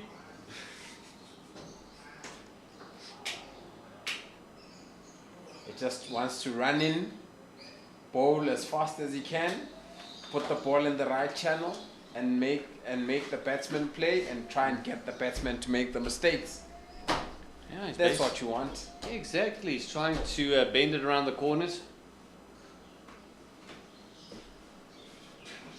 He's like a South African taxi. No signals required. No need to put on the flickers.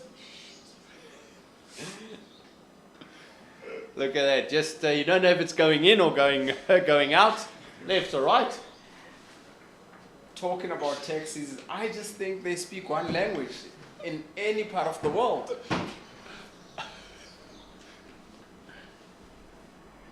It's just one thing. As long they can stop at any moment. Yeah.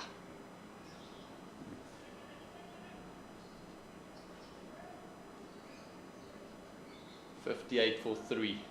Desperately in need of a partnership here is Boland. Yeah, Boland will want to try and bet out the entire afternoon, but so far Lions have the upper hand, having taken the very first 3 scalps of Boland and 7 more to go. If they can try and just bowl them out as quickly as they can, and you know, anything can happen tomorrow. I reckon if they are able to bowl them out by this afternoon, we may have a result, a positive one. That's way too short. That'll be a wide. Swanepoel didn't even look around. He knew as soon as he let it go. That was way too short. Looked like one of those tracks that pitched up halfway down the track. Obviously, if you pitch it there, it's probably going to go over the batsman. Mm-hmm. So I almost think that was in his half of the pitch. That was very, very short.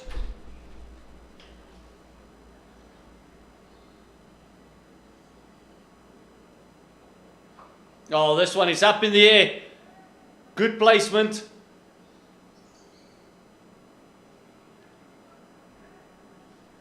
Aviwem Kijima just rolling his hands to a short ball, but could not get it to the boundary. Playing with ease there. Aviwem Kijima spoke about him being around the block for the longest time. You know, having scored over 4,000 first-class runs. So he's a very good character, coming in at number 3. Earlier in the innings, he sort of was moving across. I guess he was trying to, you know, unsettle the bowler. But now he's more steady, more focused. Also, the ball was zipping around. It was nipping everywhere. I think those movement across is maybe just to unsettle the bowler's line of length, which didn't help him a lot. They hit him a couple of times, but he looks much more settled now. He does have that back and across trigger. And also, we've had, I think, the longest time of play since day 1. Remember, day 1, the game had to come to a halt, or stumps was called only in the afternoon, having played 1 session. Yesterday, no cricket at all. The rain came out this morning. It did not look too great, but we've managed to get in a couple of overs. 7 wickets falling so far today. That's the most we've had. Yeah, and also it's been a productive morning. It's been one of those that when we got to the ground, as you mentioned, it looked very gloomy. We all were checking the apps, see where the front is going to come from. We see a change in bowling. The line of Potgieter coming in from the caller drive end. I think it's the right move. It does have a bit of an extra bounce to it.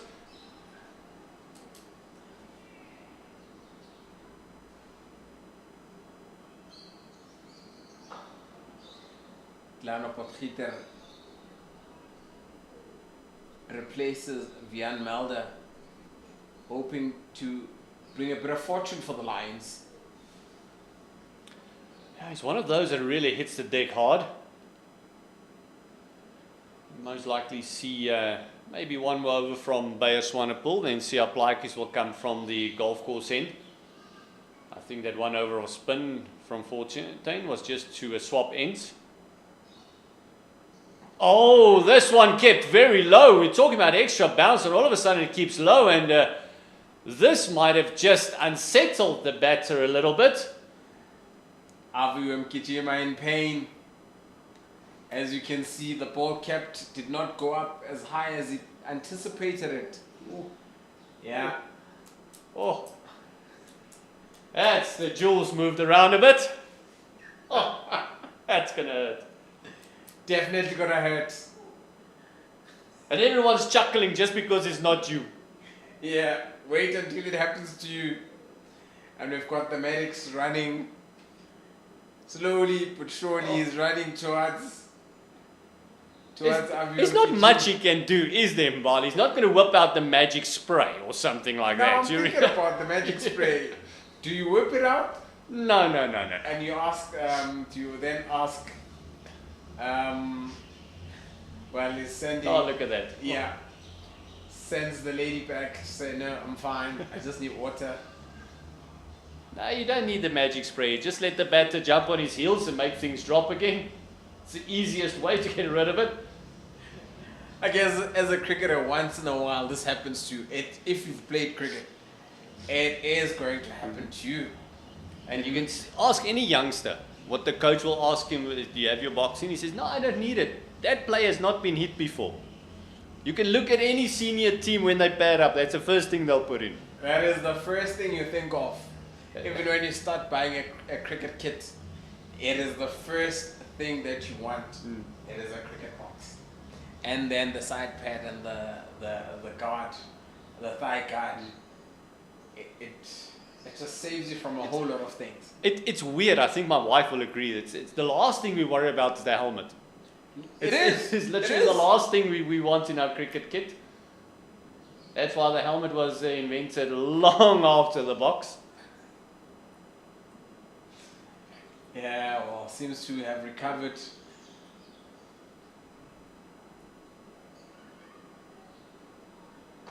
Oh, Delano Potgieter going for it again. Yeah, and that movement again, we see him shuffling across to the off stump, and I just think it just needs to keep his head steady and keep himself steady. He is a candidate of an LB, he is a candidate of being bowled if he bowls it fuller.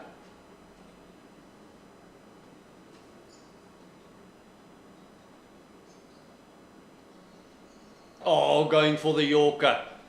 Very well bowled and very well played. Yeah, very well kept out. That was going to crash into off and middle stump. Very beautiful delivery. If you have one of those, especially in the shorter format, that is your magic ball. Yeah, very well played by a man whose voice was changed about 2 balls ago. Oh, going for a flashy drive there. And also, he's not moving comfortably on the crease. He's not playing the ball according to merit. And that's what happens if you've just been hit. Your feet movement becomes a bit questionable. You don't want to get closer to that ball then basically if you just got hit. And he's been hit a couple of times, twice in the belly and one in the special area. That's much better movement. Moved across again. That's the end of the first over from Delano Potgieter. It starts off with a maiden. Yeah, if it does happen that he goes back to the pavilion, they'll probably want to sit in the dressing room and sleep a bit. Well, we'll sing a couple of Bee Gees songs then. Yeah.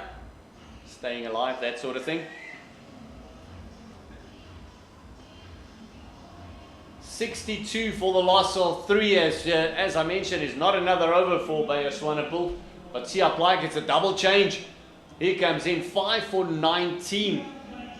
Here's Western Province. He's picked up 39 wickets. An average of 29, which is pretty decent. He's the quicker of the quickest of the seamers on show today. Yes, yep, like he making a name for himself, and also not long ago being chief destroyer against the Titans. Yeah, started off his campaign well. He's picked up a 5er and a 4er. 9 wickets in 2 games. He's going on nicely. Another great addition to this Lion setup. You think they still have Sapamla. Kwena Mpaka. Oh, what a seam unit they have. And Yeah. then you've got the likes of Alan Donald guiding you in your seam journey. Beautiful. A very star-studded Protea side, being coached by a former Protea coach. That is, you have Proteas that have played in the past, the likes of Hashim Amla, Garnet Kruger, Alan Donald. So, what more would you want? Perfect way to get guided and especially if you want to grow your game.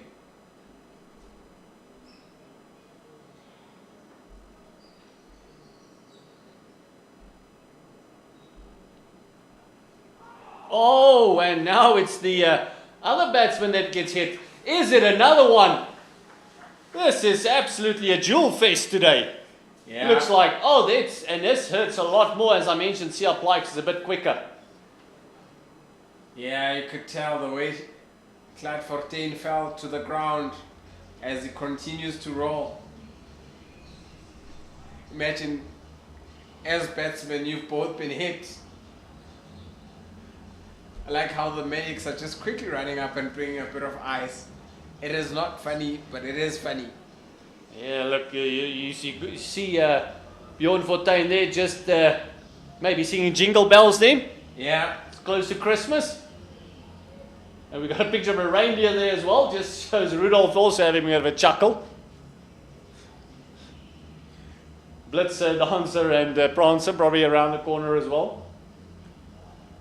Oh, Clyde 14 definitely in pain. you can just see Kajima showing that his was solid. This one came from the bottom up. Oh. And I've often been asked, especially by the female cricket lovers, why do you lift the legs up when a person has been hit like that? Well, I think it's because of the rush of blood. You are trying to get the blood to continue to flow. Well, you've been hit, I've been hit. There's not much you can do when it comes to blood. That is just the simplest thing to do. Maybe see if you can't get them into place again. Yeah. But this is an anomaly. Twice in 2 overs, both batters have been shaken about Yeah. And one by thing for 2 sure, proper balls. you get hit, your mindset changes. You think twice about the ball. Is it going to hit me again? Yeah, but if you get hit there, you think about your future and everything else as well. It's not just the cricket that comes into play. 62 for the loss of 3. Let's give you a bit of a breakdown what has happened here. It's day 3, second session. The first time we've actually had a second session in this game because of all the lightning and rain that's about in the Highveld.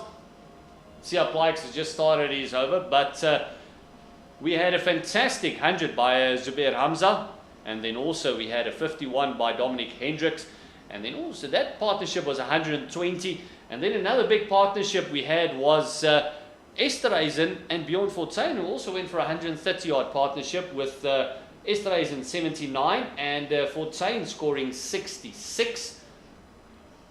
Yeah, just those partnerships are very crucial. It just goes to show in a game of cricket, partnerships are very crucial. If you can get good, 4 or 5 good partnerships, you will get the desired number of runs, as a first innings score. And we saw a bit of extra great fielding as well with the catch of Bjorn Fortuin, who was Kamani bowling, and Nyaka, the other fast bowler, did a fantastic job catching it right over his head. Yeah, that was the start of things going sour or south for the Lions, but it was a very good catch. Looks like a stretch has been brought on. And this was the reply of the Goldrush Boland. A couple of quick wickets there in the beginning. It was Grant Rulofsson that went to Bayer Swanepoel, caught in the slips for 6. And then also we got Pieter Malan driving one that he didn't need to go as hard as he did for 8. Also Swanepoel, then Swanepoel picking up his 3rd just after lunch. Gavin Kaplan went for 28. He looked pretty steady before he got an inside edge to the keeper. And this is very, very sad news. It looks like we had a bit of fun up here, but it looks like this injury is a lot more serious than we thought. Yeah. The stretcher has been brought out. Just one of those very unfortunate incidents, and these things happen. Clyde Fortuin, spirit of the game. You know, you don't want to see somebody hurt, but these things do happen in any sport. Yeah, it's one of those injuries where it's not necessarily always that serious. It's just one of those where you get dizzy and you feel lightheaded and that sort of thing, and you'll just be applauded off.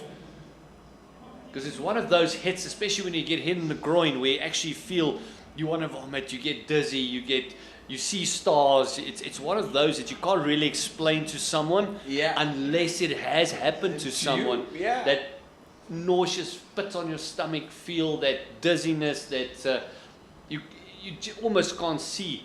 It's like hitting a blank.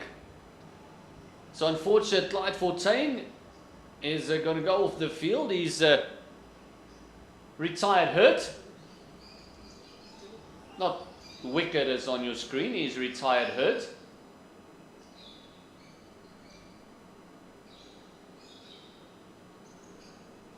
So if he feels that he can come back a bit later on, he will be able to come back. His replacement for Goldrush Boland, joining Gajima.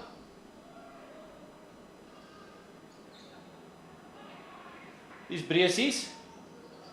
Yeah, Breesies has to deal with 3 more deliveries. We spoke about how quick Blackie is. He is very quick. Hence, you saw that reaction by Clyde Fortuin.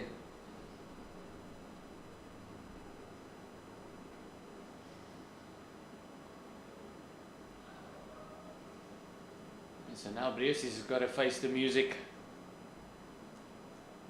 2 slips a gully, backward point. Short catching in the cover.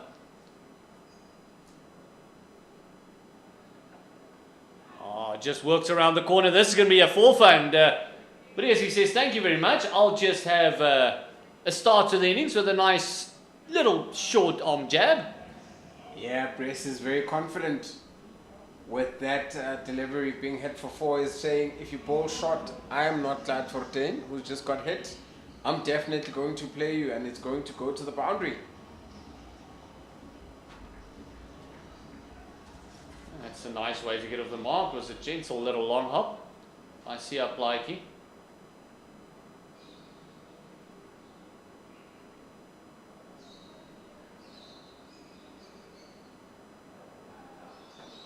Oh, that's where they want to be. Overhead conditions, the pitch zipping around a little bit. You want to keep it right up to the batter. Yeah, Van Breesies just manages to keep the ball out from hitting or crashing into the stumps. Siap Like is a very lively bowler.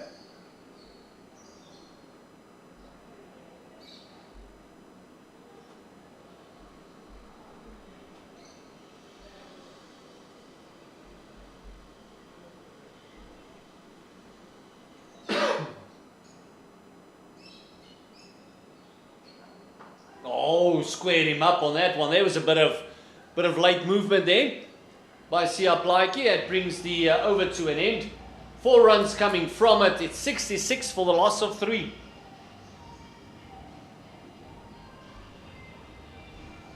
So far, the rain gods just keeping away from the beautiful DP World Wanderers Stadium.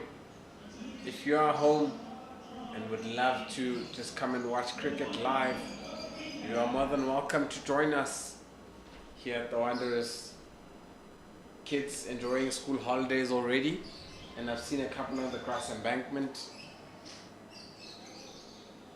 Yeah, it's one of those that's they've just enjoyed the grass embankment. Saw a couple of parents throwing a couple of balls at them as well, and now just enjoying the cricket. Yeah, what an easy way to spend your afternoon. You can watch the kids run around. And the beauty of the stadium is that it's not only a cricket stadium, there is so much going on here at the Wanderers.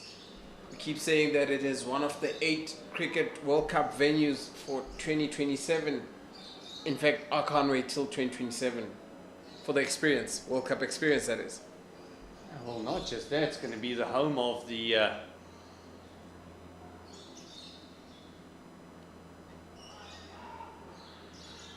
SA20 as well. The Super Giants. Oh, sorry, not the Super Giants. It's the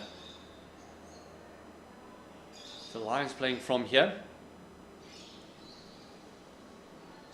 The Kings, the Super Kings. Yes. JSK. Going to have all sorts of fun. The vibe is going to be awesome. Oh, cut him in half. How did that miss the off stump? Beautiful delivery. Oh. Misses everything. Bat, stumps. Sure, the keeper was surprised the ball got to him. A beautiful delivery from Potgieter.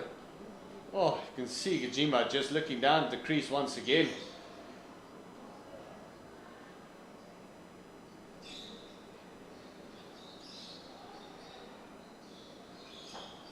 Getting right across. It's what he did when he started his innings. He's getting right across to that fifth stump. Almost forcing them to bowl at you. Yeah, and Gijima also trying to work the ball around. So far, the Lions have a 4-6 field. 4 on the leg side.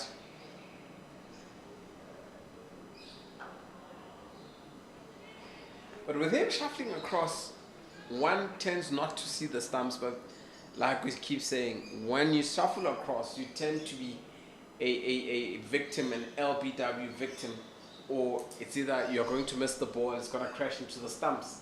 Because there's too much foot movement.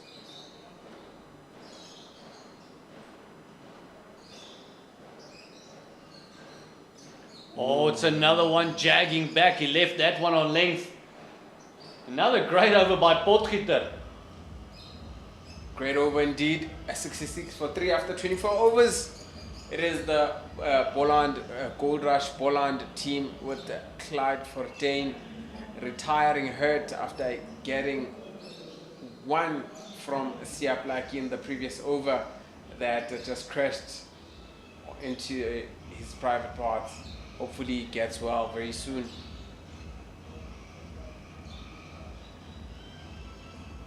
Netman Siaplaki has got the ball in hand. It's the second maiden in a row for Potgieter.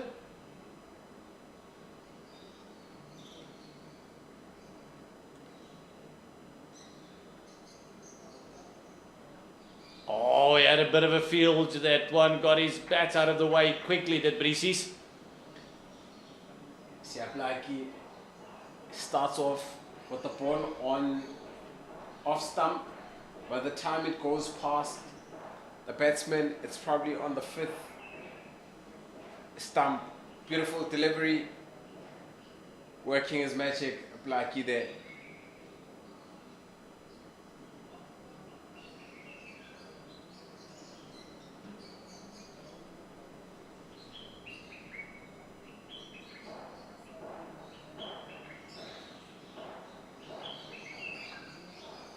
Again, just trying to... A very interesting shot. Almost looks like a lead that he's just trying to dab it then down through that vacant third man. Yeah, I reckon the ball just got to him quicker than he expected it to. Well, the ball tends to fly here in the high felt. That's why many people will tell you I enjoy bowling here at the Wanderers or Supersport Park compared to other provinces. In KZN, people always talk about Jew and the air being a bit much thicker because of the sea.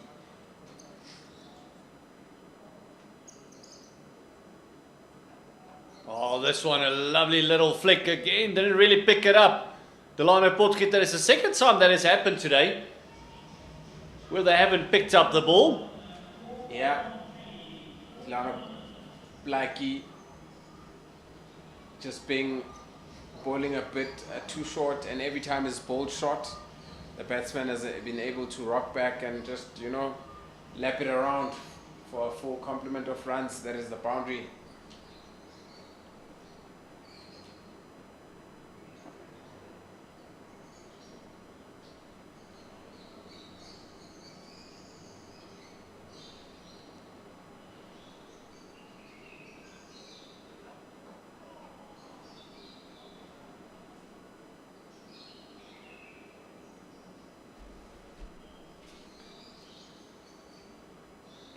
over so far. Siaplaki has just bowled that one boundary delivery. Other than that, he's pretty much been on the mark. Yeah, just needs to focus a bit and just tie up that loose delivery, which happens to be the only delivery that we've seen him bowl from those that he's bowled.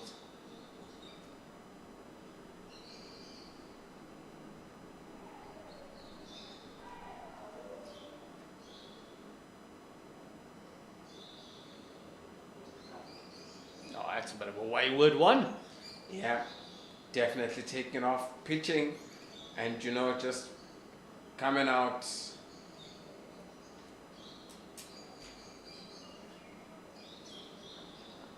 Siaplaki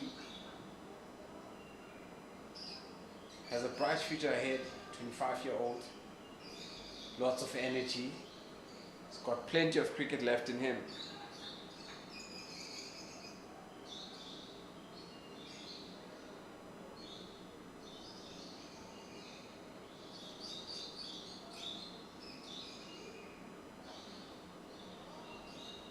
Decent pace, decent carry. Again, just in that over, there's that 1-4 ball that he bowls. And 18 is 2 overs, it's 70 for loss of 3. And I like where we're sitting. We are actually in full view and we can see how much the ball swings, whether it comes in or goes out. You can actually see the ball pitch between off and fourth stump and it taken off.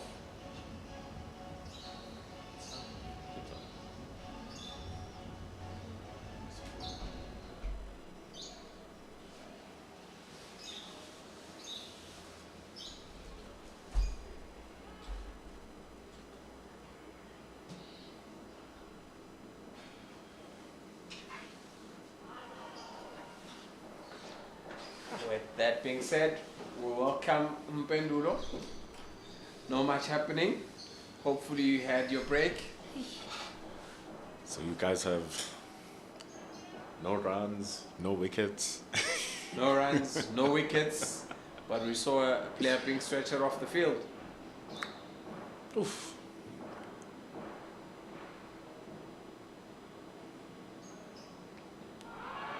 Coming back, it's been a lot of appeals from the Lions. It's been a lot of entertainment. The umpires are not entertained even by that one from Delano Potgieter. Yeah, Mkijima just running down the track, just trying to block that LBW. But I must say, he is one of those candidates that we speak about as an LBW because he shuffles across a lot while trying to destabilize the rhythm of the bowler. See, even they did the same thing. Ball just got into his hip, just guides it down to the fine leg fielder. But the most important thing here, Mbali, is that he's getting the runs and he's surviving and he's not losing his wicket. Yeah, Mkijima has been in for a bit of a while. Also got hit on the belly 2 times. Talk about maintaining his wicket. He just needs to keep a cool head and let everybody build around him. Easier said than done, saying, hey, must build around you, especially when the bowlers are doing so well. More often than not, your first 2 opening bowlers will put on a lot of pressure. And then as time goes by, you have to put in your change bowlers, and the intensity sometimes is there, but it's just a little bit lesser than what your 2 opening bowlers put in. What's very nice here about the Lions is that both Siaplaki and Delano Potgieter are actually continuing the work of Bear Swanepoel and Vian Mulder. Well, it just shows the quality of the Lions from number 1 all the way till number 11. Van Breses, who has walked into the crease not long ago after Clyde Fortuin had to be stretched off. So far, 2 beautiful pull shots resulting in boundaries.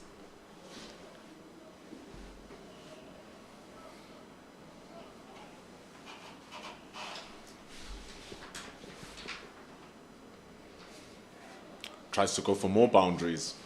Down the leg this time from Delano Potgieter. Nothing contact made. It's 71 for 3 after 26. The players are going to have a little bit of a drink. And what a start to this has been an unfortunate one for Clyde Fontaine. Yeah, very unfortunate for Clyde Fontaine, having been stretched off.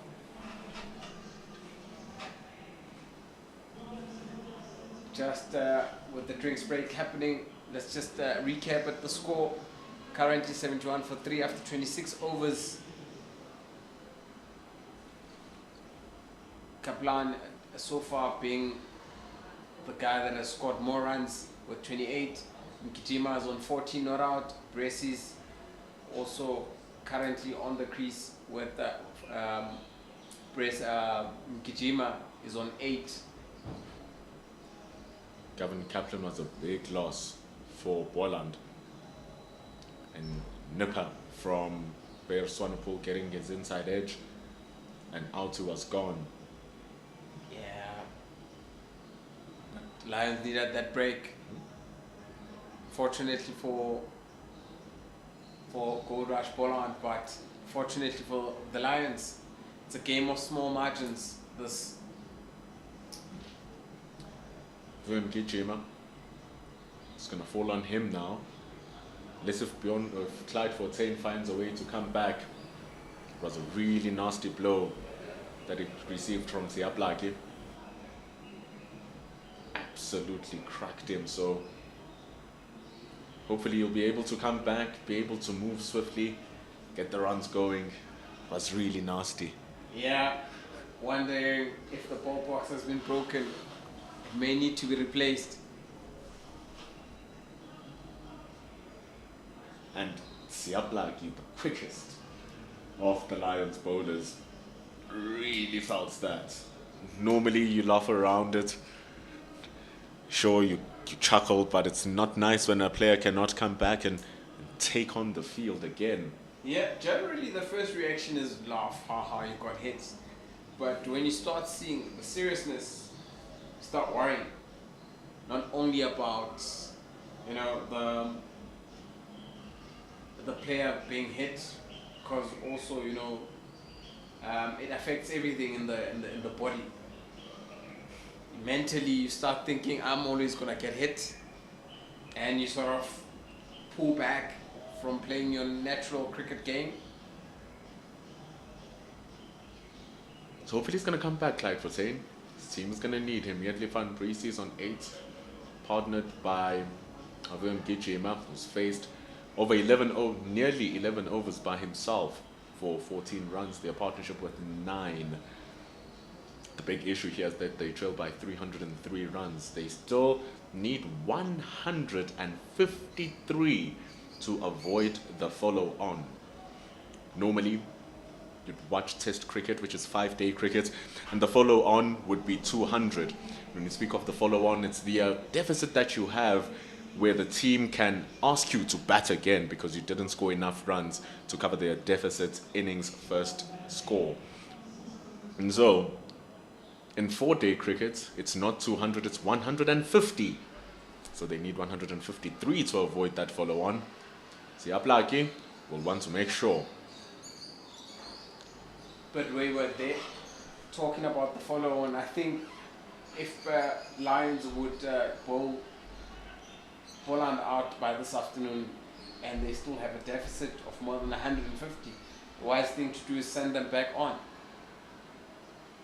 And rather have to deal with, having to chase the runs or look for the runs tomorrow. And that if the sun comes out, would be worth an exploration of that idea.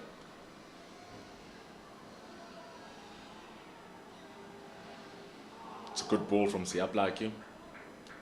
There's been a lot of deliveries today where on any other given day where the Lions appeal, it could be an edge, and it could get that edge where a player walks across and it could keep low and it could hit the stumps.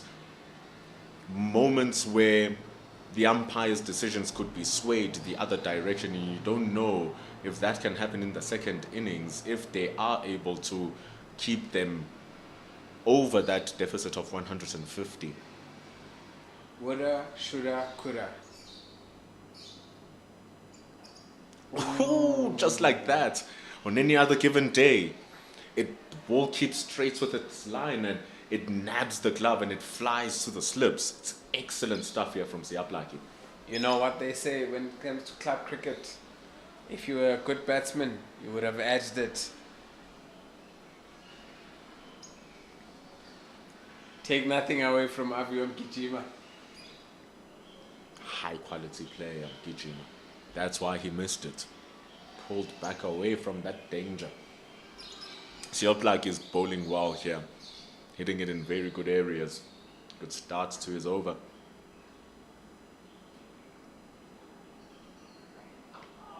Excellent work. Gijima though, wary of the threat. Careful, Blackie. Yeah. Now, interesting field set. You've got a deep square and a fine leg. Surely for that hook shot or pull shot, because Siaplaki is very quick. And so far we haven't seen him Kijima pull, but well, his colleague there, Van Braces, seems to be one that is prepared to take on the short ball. And Siaplaki can deliver them. And they come rapidly.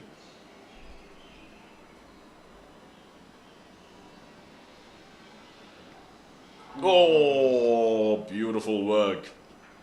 The ball is doing very little, but that little is just enough to nip it away from the edge of the bat. Lions also keeping their, their attack mindedness with two sleeps, a gully, extra gully. Now you've got a cover. Dom Hendricks just walking down and just having a chat with CSA. You're almost there. You're almost there.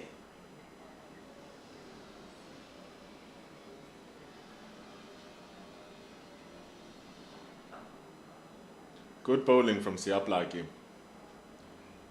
It's very good stuff. 27 overs gone. 71 for 3. He was employing really good bowling. This is the ball in his first over. That rocked Clyde Fortain. Just could see in his face as he was going down, he was in so much pain. Yeah, excruciating pain would be the correct word to use. Well, Peter continues from the College Drive and bowled very well, has had a couple of appeals. Was just unfortunate to not have picked up a wicket.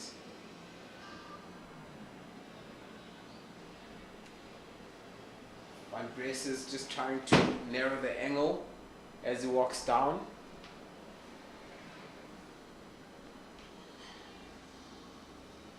Ball, as the ball just slides down as well from Delano Potgieter at that moment. 2 slips and a gully that he has in place.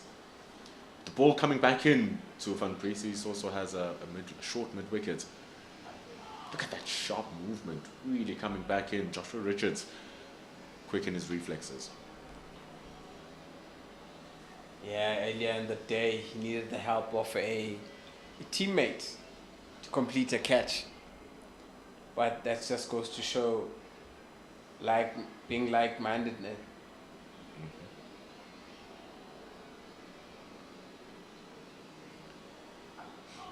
In English there's a saying, birds of a feather. Flock together. Thank you very much. Great minds also think alike. That was the case here, and that's why they are wearing the same jersey, the same area of the pitch as well. All makes sense. Yeah. And I think the reflexes, the quick reaction and being away.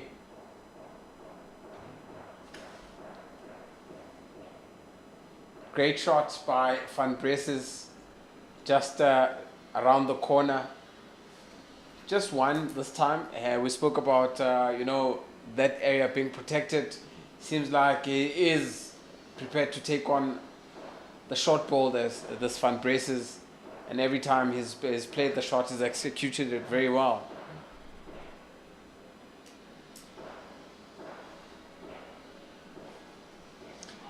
Ball moves away from Gijima, he lets it go. Test of patience here from the number 4 batter. I think also for Van Braces, because you did mention it before, that he doesn't mind taking on that short ball. Can throw in the idea of actually putting a leg gully or a leg slip in there, just in case he mishooks the ball, to have an attacking fielder inside the ring, just around where that air ball is going. Just have a fielder there for Yedley Van Braces. It's going to make that short ball a little bit more dangerous. But Delano Borgeter, he's keeping it extremely tidy here, Mbali. Only two runs in his 4 overs. 73 for 3 after 28. Yeah, also the Lions giving little away in terms of extras compared to Boland earlier in the innings, in the bowling innings. When they were bowling on the other day, they had given away plenty, as much as 10 within the very first 30 overs. So, yeah, looks like there'll be a change of bowling. No, in fact, they've decided, no, Blackie must come back and pluck them away. He's been doing it already. So why stop? Why stop now? Siaplaki, 5 wickets, 4 wickets in his last 2 matches, respectively. He's here now. Can he continue?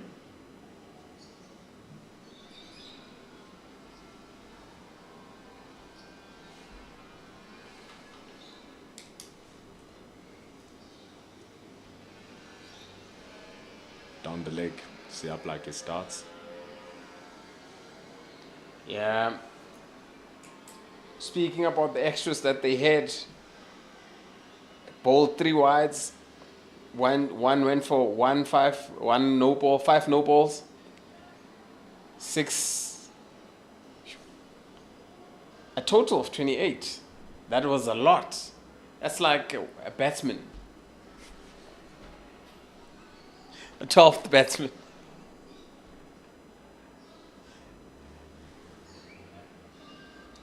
Big contribution. Yeah, big contribution. So take away the 28 runs from the 374. 12th man.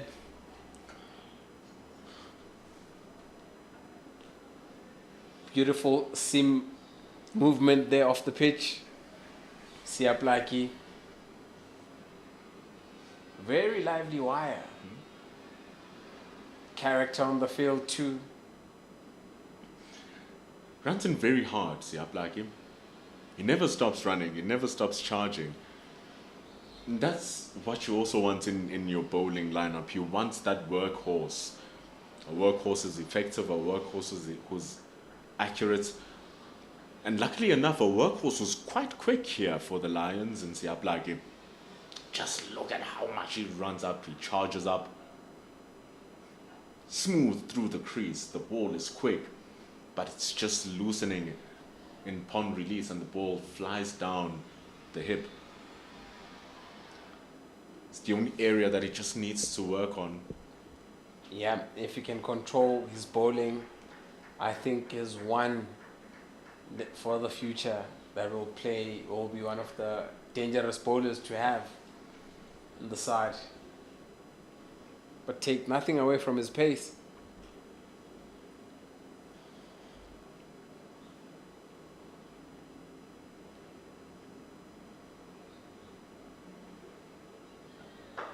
Pulled away from Nkijima in front of square. That's a man who's in control of his shot. Took a while for him to get one that he can push his score with. And it's a short one that he pulls away for 4. Yeah, Nkijima there just making sure that he capitalizes on that short ball. Not the quickest we've seen Blackie bowl and was able to, just wrap his hands around it and put it at the boundary. Deficit now less than 300 because of that boundary.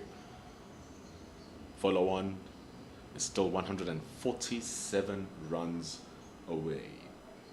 So you do the maths. Or is it accounting?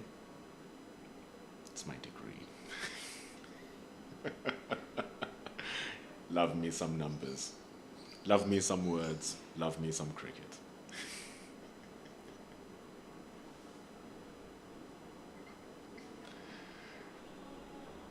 Balls it shot there, and Aviu Mkhitima just is able to get under it.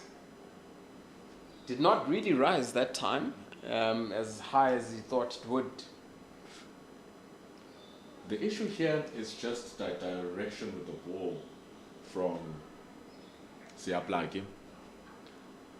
Ball just going down the leg side. It's easy to evade because the further down the leg it goes,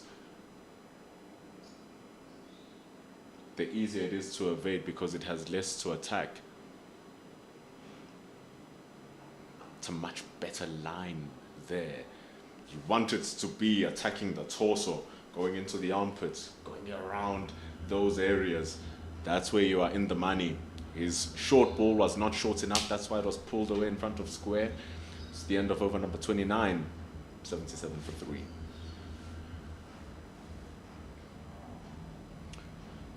It's very nice here. You would have thought that by now it would have darkened enough that the umpires would have called for the light meter again, but the good thing is that we are actually starting to have people in the stands.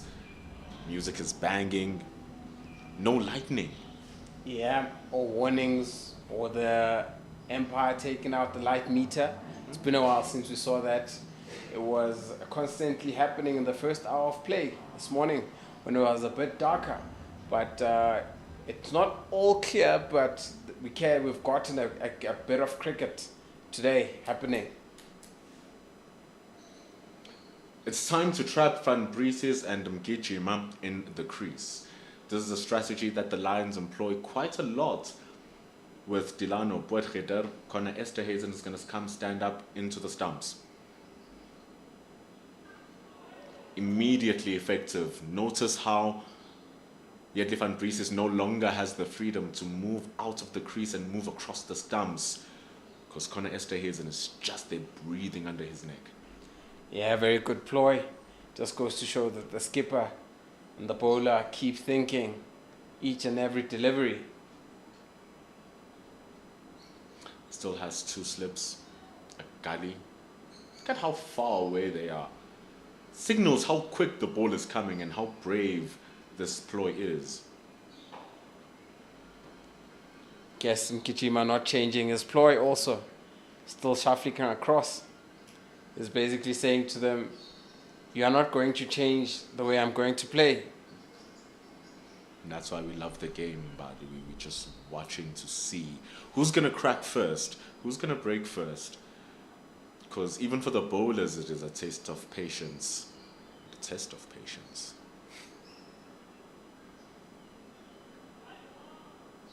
Shows you how quick the ball is coming.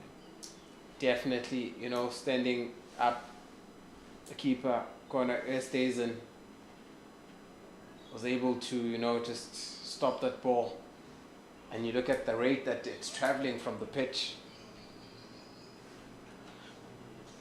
It was also signaling that the ball is just moving away from the right-hander. That's moving away from his gloves too.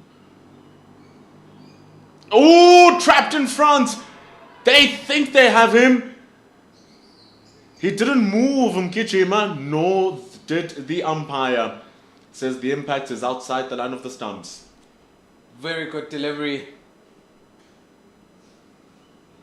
It's now gotten Mkhitima thinking, if I move across, if I move out, we keep speaking about if he shuffles, he becomes an LBW candidate.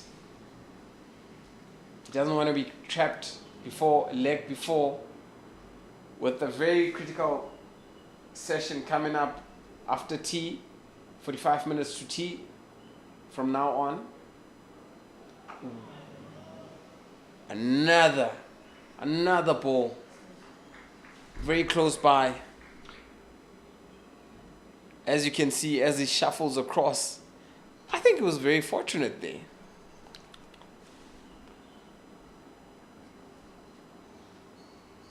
But then, at the end of the day, me and you can only make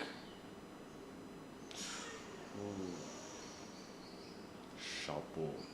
a very sharp ball and a very good stop there by the keeper. Corner stays in. Talking about that ploy there that has been employed this over, nearly worked. Nearly. Really did. It just allows Delano Potgieter to bowl the ball where it can cause problems for the batters. They can't step up to make the ball fuller, nor can they do much to make anything around it. It was an excellent call from umpire Arno Jacobs. Shuffling across, you can see he hits the back pad clearly round that fourth stump line. And he had no hesitation not to give it out. He even told the fielders that impact is outside the off stump. Yeah, a bit to the left. Then we could have been talking. Bjorn Fortuin, he's going to come in from the golf course end. He's only bowled one over, and that was to facilitate the end change for both Vian Mulder and Bear Swanepoel. Got Bear Swanepoel an extra wicket. Kept Mulder tidy. He didn't concede a run. And he was employing an interesting tactic where he was bowling behind and across the stumps. So he's back to his conventional style, coming just around the wicket.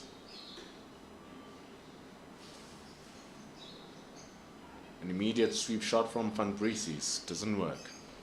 Yeah. And already you've got that short leg there, ready to catch anything that just flies off the pad, the bad pad.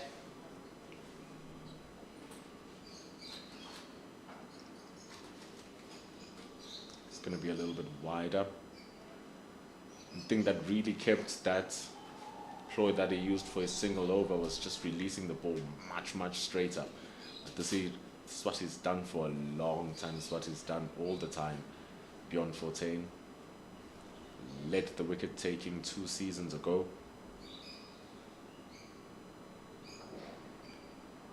Bowls the ball very sharply, uses the surface well, and is basically the DP World Lions clutch man. Yeah, he's one that is very valuable to the side. Can bowl, can bat.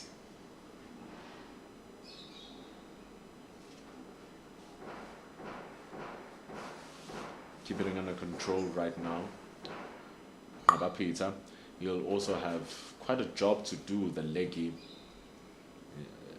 His ball's going to be spinning in the same direction, but it's going to have different reactions between finger spin here of Bjorn Fortuin with his left arm and the wrist spin coming from the right arm of Ngaba Peter.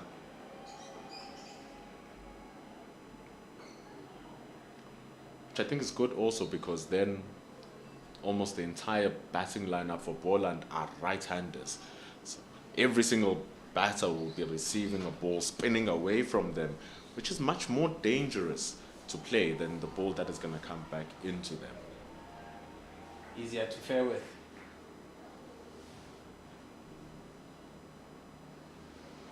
It's a much more favorable matchup. It creates dangerous situations like that. Ball slips through Delano Potgieter. End of over number 31. 82 for 3 for Boland. Yeah, Boland just trotting along, just trying to recover. Went to lunch with 2 wickets having fallen. After lunch, we've just seen 1 wicket with more than an hour's of play since lunch. So far, so good. And we keep hoping the sun will come out, or will the rain will keep away from this area. field a little bit scattered. Short mid-wicket, you can see Mitchell van Buren right inside of the square. 2 slips, a gully. Beating the outside edge of Aviom Gichima's bat. Maybe that out into the stumps is just in his head now, and that appeal. Yeah, definitely in his head. And I look at the keeper's reaction to say, guys, be away. He turned immediately to look at his slips. Oh, squares him up. Indeed, Mbali might be onto something here. Yeah, you definitely called it too, saying that it has created doubt. That appeal in the previous over where it hit him on the back leg. It really was a moment. A couple of fans in the stadium clapping Delano Potgieterin. Oh, appeal! But doesn't work. Problems here. Inside edge saving Aviom Gichima. Fortunate inside edge.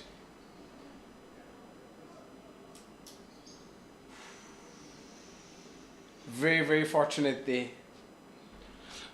You see, he's no longer moving his feet at all now. Yeah, and the sun just coming out and baking the pitch.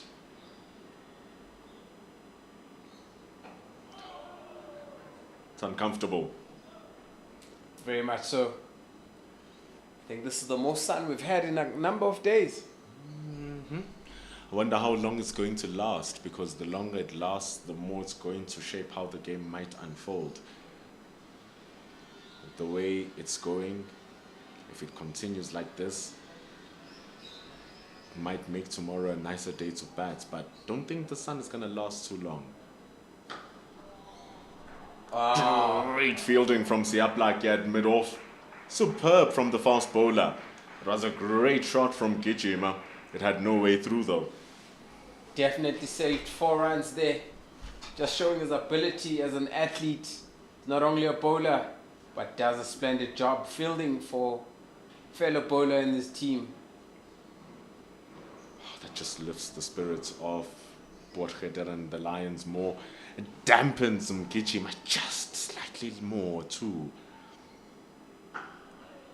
Completely mistimed. Blackie is going to collect. Shy for the stumps. Mitchell van Buren backs up to end over number 32. It's exciting, thrilling cricket here. The ball is certainly currently on top, but the batting is holding stern and strong. 84 for 3.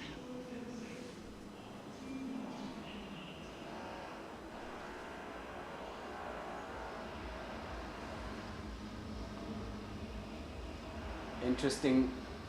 Fjord Fontaine just continues from the golf course end.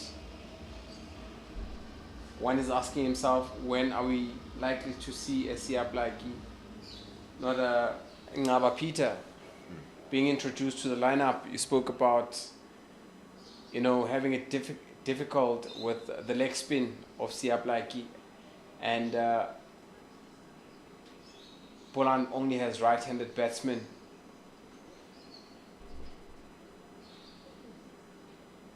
Here's Bjorn Fontaine. He has now a leg slip. More pressure for Van Breeses. Van Breeses moves a lot. He looks like a player that's trying to wrestle his way into runs. You just think anything can happen. Down the track, Yetley Van Breeses. He's had enough of being bullied. He fights back. Thunderous strike down the ground for 4. Spoke about him wrestling himself away from the Lions, and good news is that Clyde Fontaine is walking, is able to walk after the paramedics had a look at him. Walks gingerly, but looks like the job has been done. Wonder how his mind frame is going to be. If he is going to come back, he's not looking too good. Van Breeses and Mgijima need to buy him time here so he can recover. It was a wild hit from Siaplaki.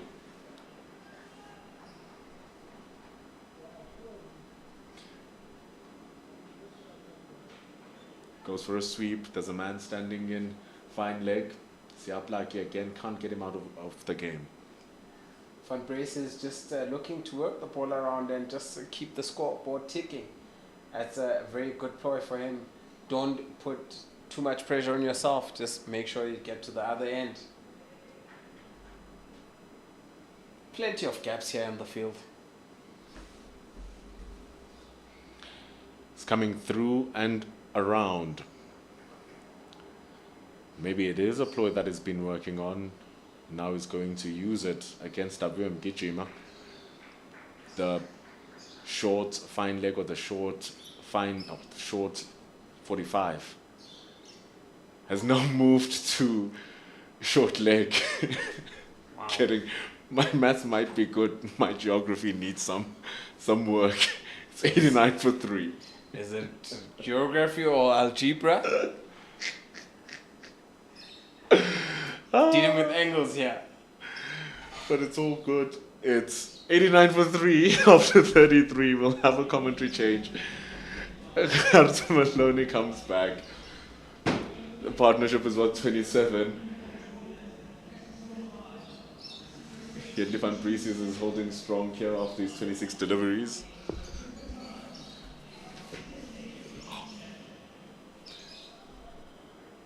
Thank you, Bendulo. Yeah, I'm just glad to see that Kaplan is just back on his, well, we could call it feet.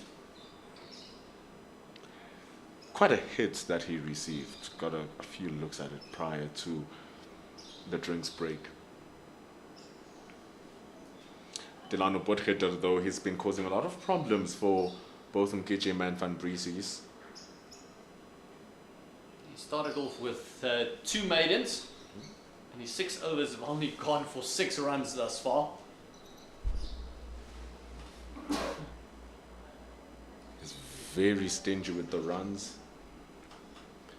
And ever since Connor Esterhuizen has just stood up, his economy now is becoming more threatening. That accuracy that has prevented Boland from scoring runs is now becoming a way for him to start getting wickets.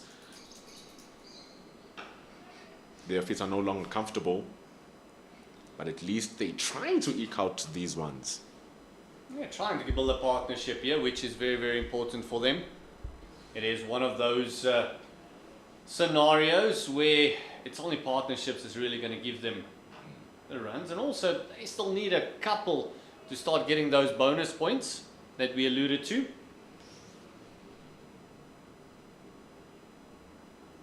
Ooh, good take from Esterhuizen. You can say that is left by Yetley van Breeses. Just introduced his bat out onto the ball and just dragged it back right on time.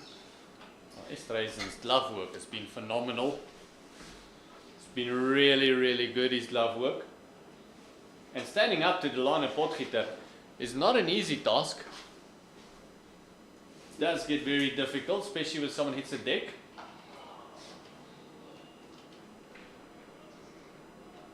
And Potgieter is obliged to what his captain has asked of him. There's a point that I raised yesterday. We also were speaking with the legend Aslam Kota about Clyde Fontaine standing up for Ayakamane. To the fact that when you're standing up, it's more than just the fact that you're putting the batsmen under the pressure and you're trapping them. You're also putting a lot of trust on your bowler too. Mm-hmm. You're telling your bowler that that is the only area of operation that you have. If you are not going onto the stumps, that's the only other place you bowl. You don't want to make life difficult for your wicketkeeper. Yeah, look at that. It's so disciplined bowling. Again, great take. Man, Esterhuizen's love was good. With him scoring runs, Jordan scoring runs, oh, We don't have a shortage of wicket-keeper batsmen at the moment. Just look at the Protea side. You've got Quinton in there. You've got Rickleton in there. Verreynne was also great with the gloves yesterday for Western Province. It's the end of over number 34. 91 for 3. There's a whole host of numbers. Rivaldo Munsami, Luandro Pretorius, they keep on exchanging gloves. For the white ball side, you even have youngsters coming through. They emerging Khomo Phiri with his 250s and the T20s and great glove work. Yeah, we got, you mentioned Luandro Pretorius. It's another one that's, that we often forget is actually a keeper. Because if you look at the team setup now, I mean, you've got Rickleton, you've got Quinton Akok. I mean, if he can go into that setup and just learn, it must just be like a sponge. All the experience he can just absorb from a guy like Quinton. I know there's a picture on social media where he was a little boy with his favourite cricketer, and then he had the opportunity to bat with him on the international stage. Oh, what a feeling that would have been. Oh, inside edge. It's through the legs. Goodness me. They are living on thin ice here, Boland. Oh, that's placement. Look at that. Straight through the middle of the legs. You cannot time the edge sweeter. It's good work here from Bjorn Fortuin. He's keeping it at around 3 runs to the over. Oh, edge! Falls just short and wide of Zubair Hamza, who leaped as much as he could to his right. The ball had enough speed to evade him as well. And onto the boundary it goes for 4. You said you couldn't time an edge better. They just showed you can. Find the outside edge and it goes for 4. So in 2 deliveries, both sides of the bat has been found by Fortuin with no fortune whatsoever. Creeping up to that 100 mark is the Goldrush Boland. Really thought you missed the opportunity to use Fortune Fortuin there, Gert. It's unlike you. Trying to quit the dad jokes. I have been told. It's good hustling here though. 34-run partnership. 23 runs now for Yetley van Breeses.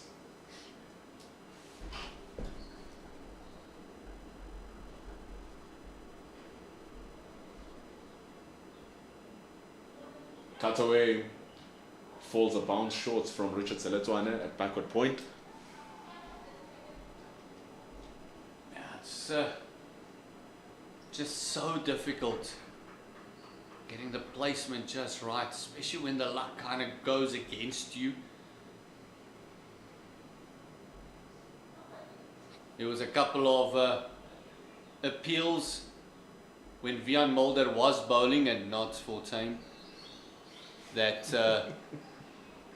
didn't go his way.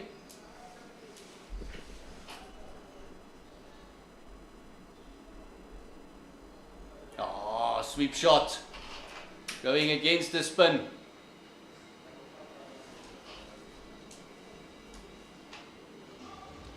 .35 overs gone. It's good bowling from Fortuin. 96 for 3.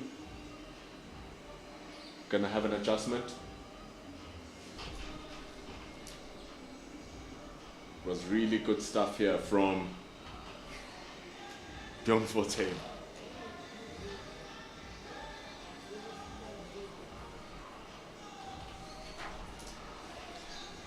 It's gonna be a good barrier for them to break, reaching the triple figures, especially with the start that they had. Quick 2 wickets that they lost earlier on.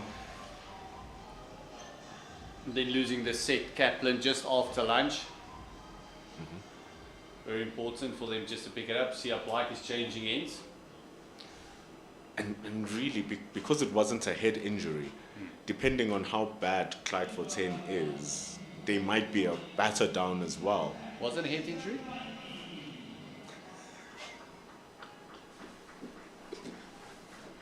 I thought you said you were going to stop it, Gert.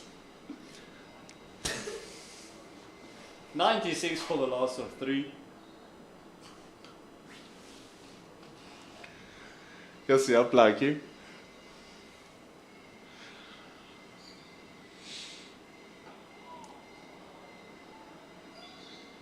And look, we see the funny side of it.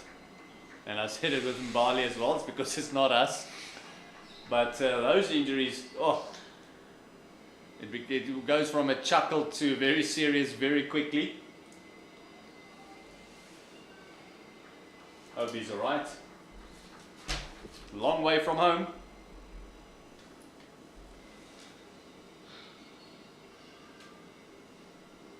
So it's currently 96 for 4, pending on how Clyde Fontaine is going to fare. Oof, don't want another one. Avum Gijima has been hit in the belly twice, this time into his inner thigh. Yeah, he's also one that's received a bit of a reshuffler. You see immediately going for that protective area. He was literally, he got hit by Delano Potgieter, and the next over was what happened to Fontaine. So so both of them getting rattled. Speed here from Siaplak, it's really good speed. And we're seeing the same thing that Vian Mulder did earlier on. Bear Swanepoel has had a chance to bowl here from the corner drive end. Mulder had a chance. He had opportunities as well. And then now Siaplak is also causing problems, just like Delano Potgieter too. Yeah, I must admit, I enjoyed that leave from Gajima. He's been judging the leave well, although there's been oohs and ahs around him, but he's left on length and he's left on line. Just shows that he's starting to really read the swing. He's almost on 100 deliveries. It's always innings like these that end with deliveries like those. Just down the legs, just much like a Joshua Richards yesterday in his first innings, first day of the match. Just down the leg, you wrap it onto your gloves or a tiny feather and you're gone. But it's a spirited innings. Look at the difference between the two 23s of each batter. Avum Gijima now is in his 100th delivery. Van Breesy's 3 times quicker. Yeah, he really faced the music, Gajima, when he came in. Mulder and Swanepoel was swinging it all about.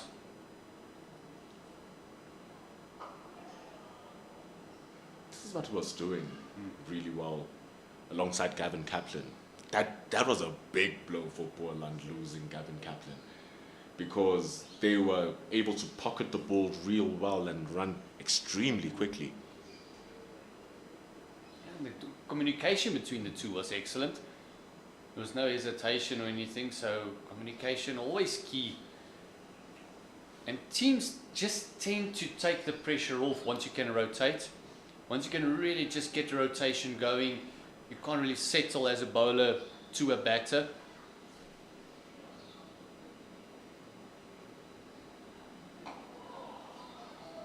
You just see the two different styles of batting as well. Is that one, Gajima would have gone forward and trying to push in the gap. This one was Briasis being happy just to let it come at him and kind of dab it in the gap.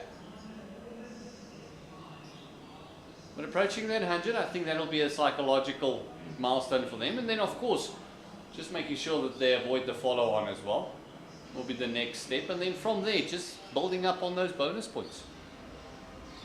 Mali did bring up the fact that if Boland are unable to avoid the follow-on and Lions have a choice, it would be the smartest idea to just force them to bat again and see if they can roll them out, at least with a lead of less than 100 runs, see if they can chase that out in the rest of the day. Well, the other thing would be actually just to send in a couple of guys and have a bit of a go and add another 100 on it in quick time.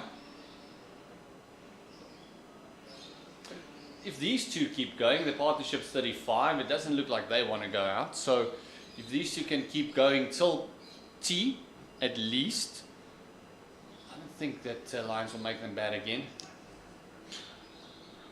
And given just the conditions, how they've been over the past couple of weeks, really,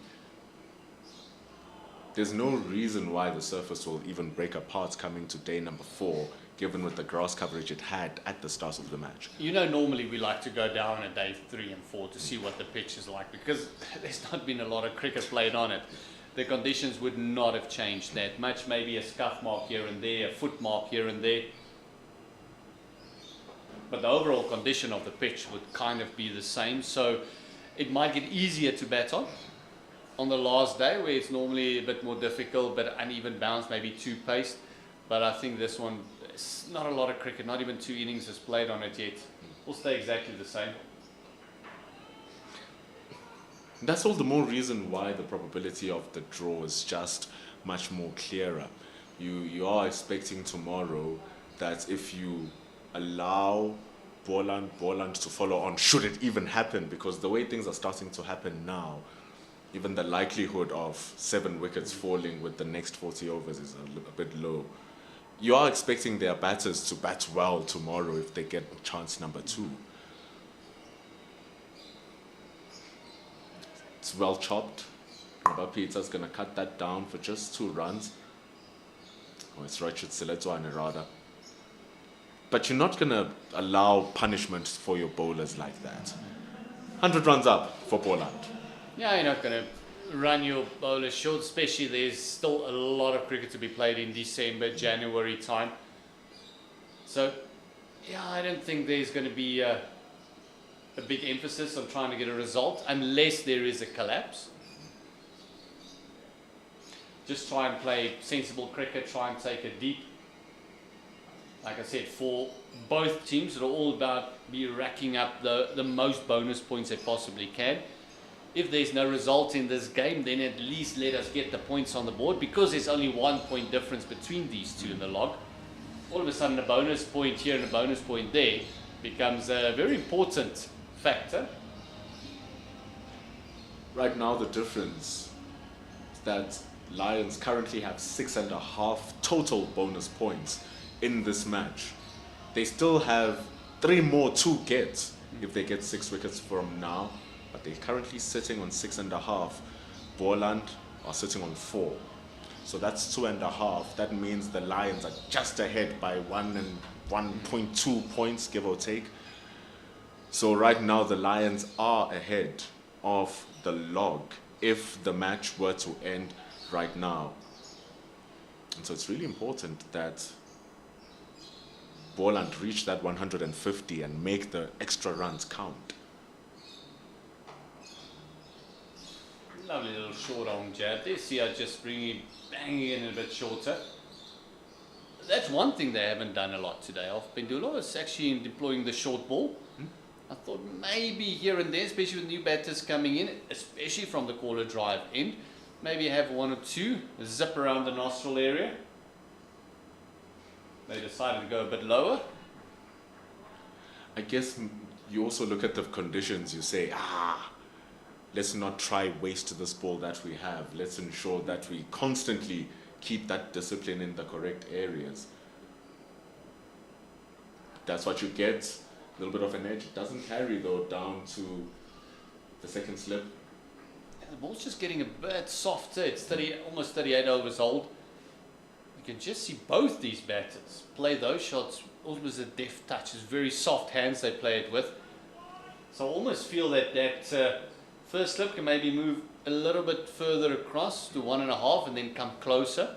Because unless it's a ball that takes off, it's not going to carry.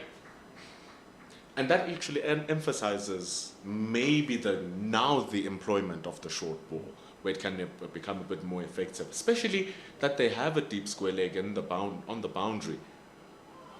But it's keeping it true here. See, up like hitting the deck really hard. Man, does he look good when he's able to constantly hit it in the correct areas. And after I said it won't carry, you get a ball like that. But it's just, as soon as it's on that outside off, it tends to do that. As soon as you start challenging the edge a bit more over that off stump, that's the one that kind of keeps a little bit lower, that doesn't have that extra bounce. Actually, think back to Ayagama and Espal when we were talking about where he's trying to bowl and what he's trying to do. Wonderful shot from Gijima.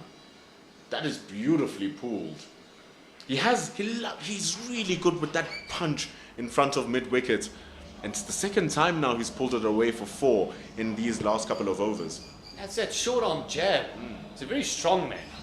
He's got a sturdy base, great shoulders, and he just plays that with authority. See there, doesn't try and overhit it, just a short arm jab, just make sure it's in the gap, and on this lush outfield it will go. Although it's a bit heavier than we're used to because of all the rain and the water it's absorbed. Shows you the purity of the hit there from Gijima. Speed that is being bowled also by Blackie. Ooh, it comes back in. It's a little bit too high though. Good stuff. Yeah, a lot of excitement, more the fact that he missed it. That one was going over the top clearly. Half-hearted in the appeal as well. Good speed. Might even say that it was going to go down leg because it did have that movement. Started very straight from Blackie, but it's a lot of encouragement though. Yeah, just keep hitting that seam, keep hitting the deck, and then let the pitch almost do the work for you.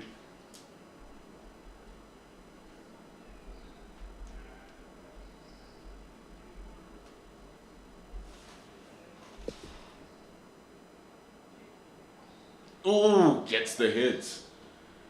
If it was hits body and out, that would be. But he takes it on. Avum Gijima, right on the shoulder. He has been taking it because he's been hit a lot. 106 for 3 after 38. It's almost like his favorite batter is Dean Elgar. Look at that. Oh, it's one of those where you're lucky it didn't just fall behind you because it kind of just skidded off. 14 to continue. It's not a bad combination. I kind of enjoying this combination between Bjorn Fortuin and Sia Plaatje. Genuine pace, and then your left arm spinner taking it away.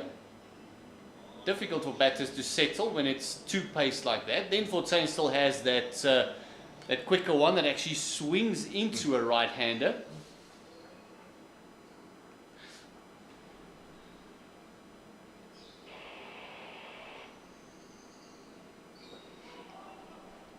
Starts off with the exact same one you speak of.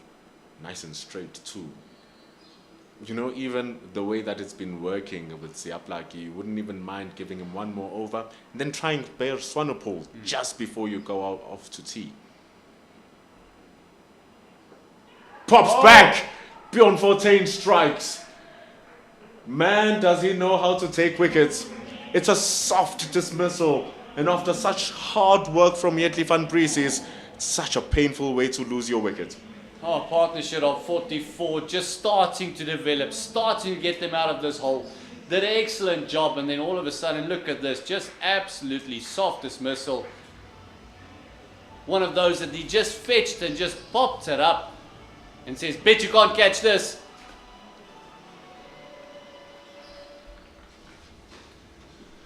That's wicket number 4 falling. I really bet that you can't catch this. 27 runs. Bjorn Fortuin. He shows that he can catch this. One of the better fielders in the Lions side. He cannot get one that is much more easier than the one that he just received right now. Ball maybe even holding up. Very early on the shot, Yetley van Brieses, the ball just never got to him. Actually, great timing there. Just pushed it and just flicked it up, and oh, all the hard work, such a soft dismissal. Heartbreak for the Goldrush Boland. Now this partnership has to start all over again, still trailing by 268 runs as Leon Botha comes in only his 6th match.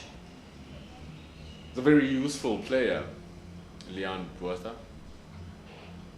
He's going to need to be very useful right now. It's going to be his 7th innings. He's been not out 3 times, Leon Botha. His high score 43, didn't lose his wickets. And 2 times over that, he didn't lose his wicket. So right now, he's going to need to try and preserve that wicket as much as possible.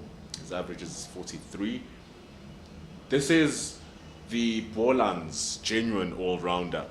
This is Boland's answer to a Delano Botgeter and a Vian Mulder. So Leon Bertha is going to need to put in the work, and look at how close the field is now for him. Yeah, they got only the one man out on the fence. It's about 10 meters off deep square, backward square roller.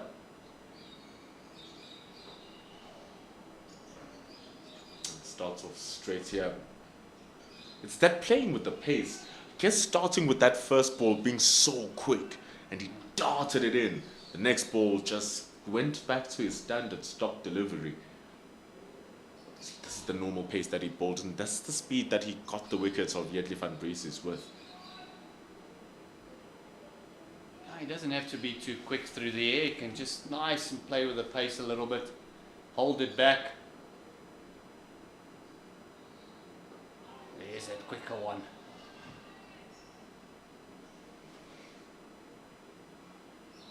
Really must enjoy bowling to a new batter, because that means you can just use all of your tricks right from the go.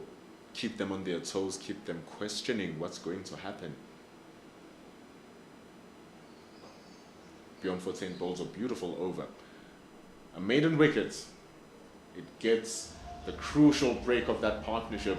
Yetley van Breeses has gone for 27. It's 106 for 4. Still trailed by 268. Only a couple of minutes ago to T. What a great breakthrough that was before T. They would love another one with the DP World Lions. Goldrush Boland just wants to go into T without any further damage on that wickets column. The runs I don't think will bother them too much at the moment. Just make sure we got wickets intact. Siaplaki, he's been bowling with a lot of energy and with a lot of pace.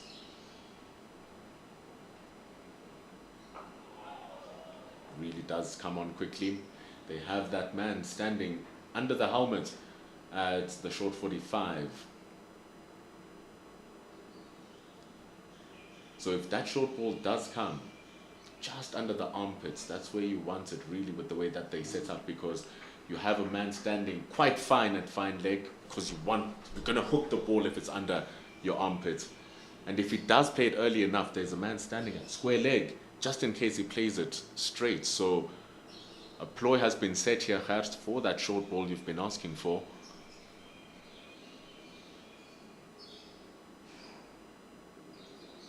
Here it comes. Well left from Gijima. I think Blake is very lucky to get away with that one. He was way too short. Could even see Kajima just having a look there at both umpires, saying, "You sure?" That's just the one for the over. Still has another one that he can employ. There's your short fine leg right there, fixing his helmet.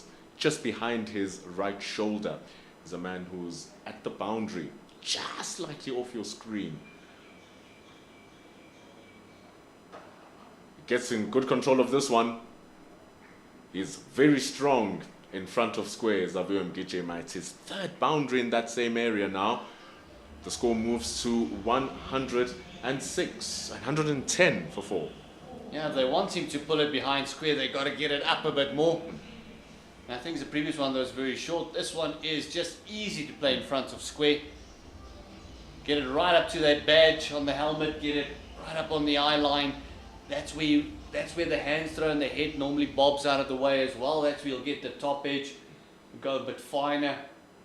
He's such a strong man through that square, that mid-wicket region.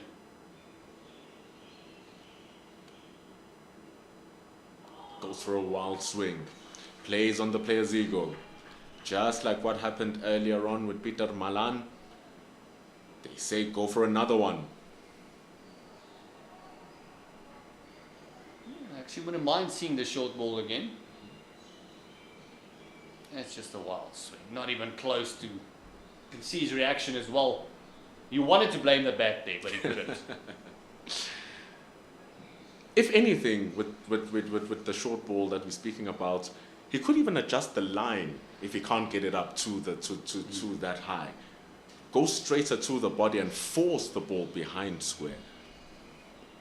Somewhere around there in terms of the line, if he is going to go for the short ball, but that's a good ball, still within the vicinity of his field.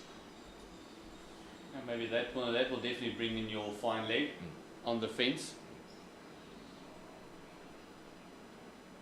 Just like in his previous spell as well, CSA has just been bowling a 4-ball every single over. There's been one over that's gone for a boundary, or one ball in his over that's gone for the boundary every time. And other than that, he's been bowling decently. But he's been trying new things, trying something different. Oh my goodness, that is absolutely delicious pace bowling from CSA. Still hasn't has his prize though. With bowling like this, it's soon to come. This was a phenomenal ball. Getting in nice and close and just looking that shape away. Oh, an absolute peach. Great delivery. Brings the 40th over to a close. 110 for the loss of 4. And also Leon Buerta will have to contend with 14. Threats everywhere. Coming from one end, coming from the other end. No one can actually breathe here for Boland.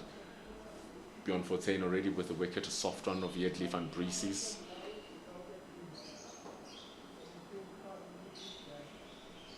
Yeah, asking for 10 probably won't be. He'll tell you it wasn't the best deliveries bowled. Pretty stock standard we got the wicket with.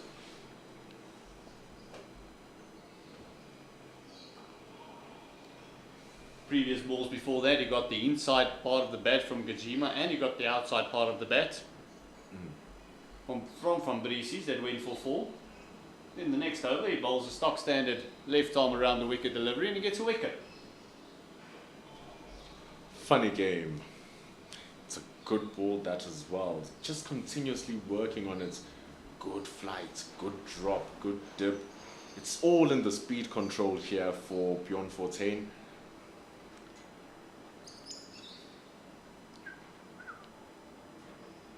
It's all in the speed control. Yeah, he's playing around with the speeds nicely. He's 14. He's always done that though. He's always been a master of manipulating the speed. Can't really pick it up in his arm. Just changing the field to the man who drew the shortest straw. That's right in front of the batter. And CSA has got a lot of work to do. They're going to come back for the second. It's good running, good intensity. Beyond 14 was not happy with that delivery of his. Not the best indeed. Full onto the legs. Easy pedal for Leon Buerta, just works it around to the fine leg fielder.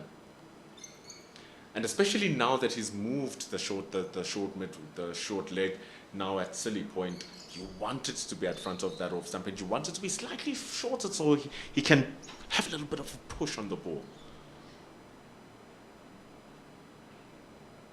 That's more like it, just a little bit better than the previous one. Fortunately, he only had one ball to do it right now. 112 for 4 as we near tea. Yeah, it's a partnership that was broken of 44 that was crucial for Goldrush Boland. They could have gone into tea, but the Ifs, Mats and Babies of cricket, DP World Lions will be very happy that they've picked up.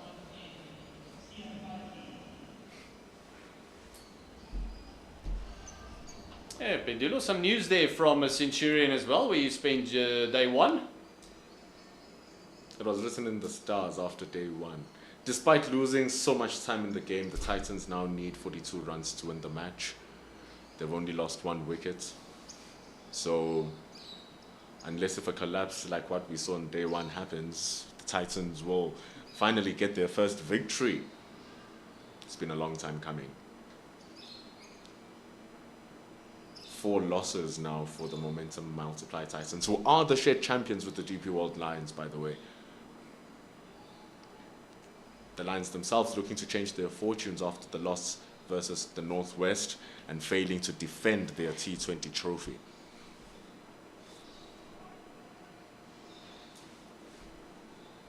Yeah, I think the Titans got enough time as well to get those 40-odd runs. Still another day and a session. Yeah, DP World Wanderers, still 42 overs to go after, including this one, so it's another about a day or so. I don't think we're going to get 40 overs in. Started off the day having to bowl 106 overs to make up for lost time. So I doubt we're going to get another 42 overs in, but we'll get close to it. Looks like the clouds are just subsiding. But it is the IFL over the last 2 or 3 months, the weather has been so unpredictable. We go from sunshine to rain to hail to get burnt again. Does happen when you have a completely dry winter. Not a single drop of rain for about 2.5 months. But you live in the Vaal, which is its own province, so who knows what happens over there. Yeah, look, when we get rain, thunder, we had a bit of hail, and we get about 2-3 seasons there in a day. Close to the mighty Vaal River and also the Vaal Dam. It's been interesting. We had a lot of rain over the last month or so.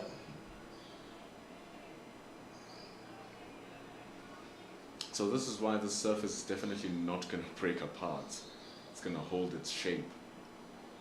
It's looking good for the Pacers.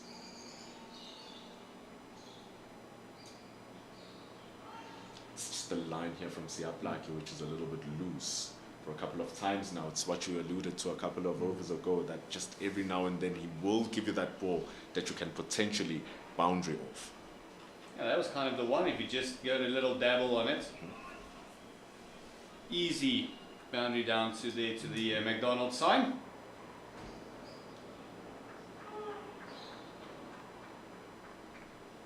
Two more balls remaining from Siaplaki. Does have those Jaffers come out every now and then. They look almost something resembling that.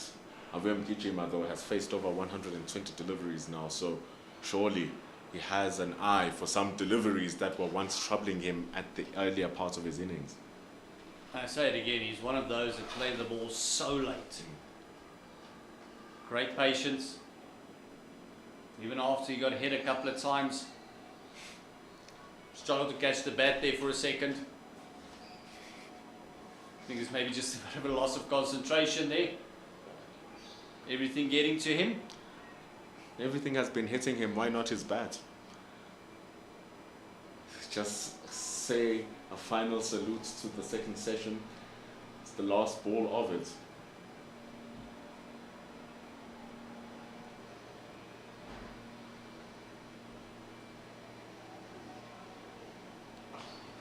And it's a session well done by Avu Mgijima. It's a really good session well done by he preserves his wickets. He's batted and accumulated 20 overs by himself. And Boland still trailed by 261, but the important thing is that it's 113 just for 4. Yeah, an important thing for Goldrush Boland is that they need to get up to that 150 mark. You actually start getting a couple of points, batting points out of this game. Really have about 4 bowling points in their pocket. And they still trail by 261. Still another 41 overs to go. As we look at the scorecard there, pretty much a sorry looking scorecard in the beginning, as there was 2 quick wickets, Grant Rudolfsson for 6, and then Peter Malan driving expansively on the 8. And then Gavin Kaplan looked pretty good before Bayer Swanepoel had him nick one to the keeper, Conor Esterhuizen, for 28. And then Clyde Fortuin is retired, injured. He got a voice change during his innings. Gently Fabricis is the one that was a soft wicket for Bjorn Fortuin. For 27, he looked phenomenal with Avive Kajima. They scored 44 runs because he softly dismissed, but Leon Botha is looking solid and Kajima is looking good. Bowling figures there, Pendulo. What an excellent start between Rian Mulder and Bear Swanepoel. They went 20 overs apiece. They were just split apart by Bjorn Fortuin when they wanted to switch ends. But Bear Swanepoel, in classic style, he's gotten a wicket in his first over for 4 times in the 5 games that they've played so far. Doing it again here today. What an amazing find. Rian Mulder is unfortunate not to get a wicket because those figures do not tell the tale of how good he has bowled. Dilano Botgita's figures do tell the tale though. Just 1 run per over. Siaplagi charging hard, not getting a wicket. Only Bjorn Fortuin with the wicket. Very crucial run, breaking that 44-run partnership of Yedley van Driessen. So we're going to go into tea. It's been a fascinating session here. Only 2 wickets lost for Goldrush Boland.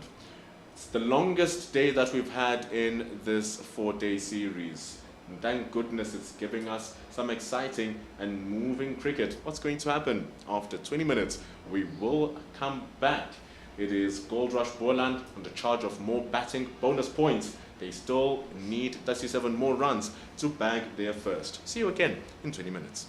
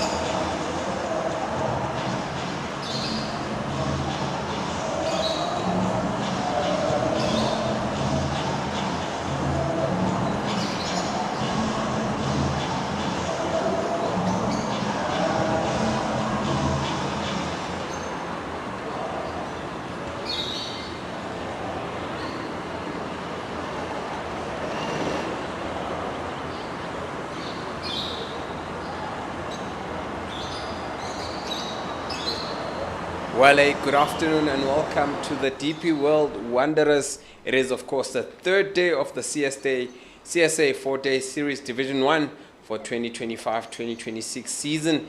It is the home side, DP World Lions, up against Goldrush, Boland. Just prior to tea, we saw the likes of Clyde Fortuin being stretched off after being hit by the ball in the ball box area, and yeah, he seems to be doing fine.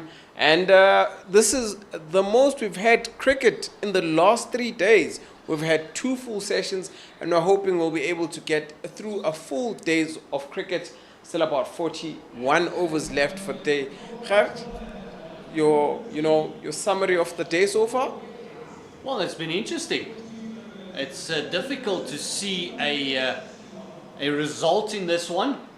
Still 261 runs the deficit, 6 wickets to get for the DP World Lions.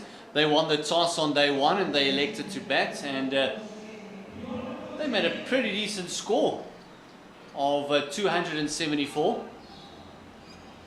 Partnership's only 7 runs. We saw a soft dismissal of Van Briesies just about 10 minutes before tea. Avive Kajima has done a phenomenal job, facing a T20 on his own. 122 deliveries for his 34 runs. Yeah, start off the proceedings for this afternoon with Bjorn Fortuin. Almost on the mark with the very first ball that is bowled this afternoon. That is Bjorn Fortuin. Nearly had to walk back. Very fortunate for Mkijima there.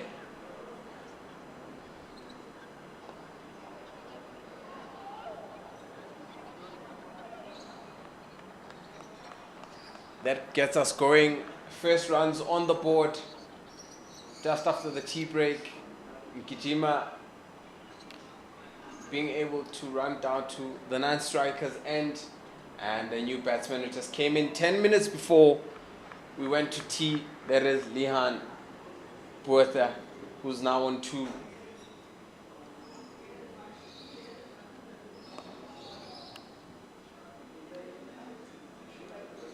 It's really good to see a bit of sun, eh?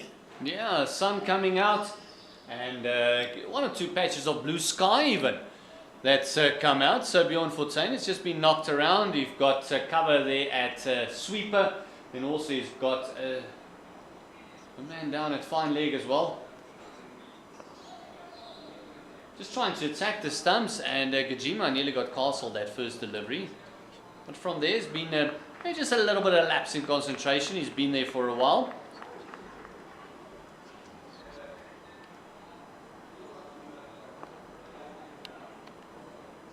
Another quick single, and speaking to John Olive Wright, he is the CEO of Lions Cricket. He was very positive that they're going to pick up these 6 wickets very quickly. He's always a very positive man, always sees the upside of the Lions game.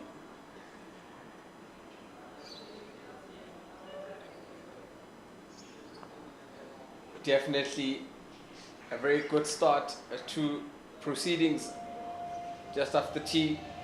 Mkijima, slowly but surely building the innings, solidifying himself on the ground. Took a couple of knocks or blows earlier, but then has come back and done very well. Slow, a bit on the slow side, but hey, the most important thing is being able to keep your wicket till tomorrow. That's at the end of the day, the main thing is keep your wicket, make sure that you are there tomorrow. You want to make sure that you are there right up till the end. You still need another couple of runs, as we see Bayer Swanepoel coming back into the attack from the corner drive in, where he started off with, picked up 2 wickets from this end. But yeah, still you need another 34 runs to get up to that 150 mark, where you can actually start getting a couple of bonus points, batting points for your team.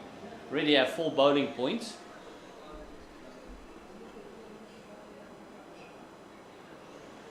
Oh, he moves across. Has he picked the gap? No, he hasn't. Oh, the fielder has just let it slip through the hands. Yeah, very unfortunate there for Bayer Swanepoel. Mkijima just rolling his wrist around the ball as it crashes into the boundary boards there. Beautiful stroke there. Give credit to Mkijima, who has been in there for the longest time.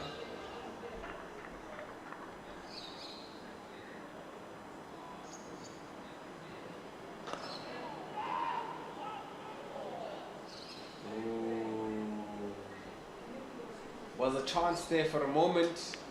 Unfortunately, Misfield could not gather and throw to the stumps there. Captain Fantastic, Dom Hendricks, a loyal servant of the game. If he picked that up and shot at the stumps, Liam Botha was about 15 meters down the track.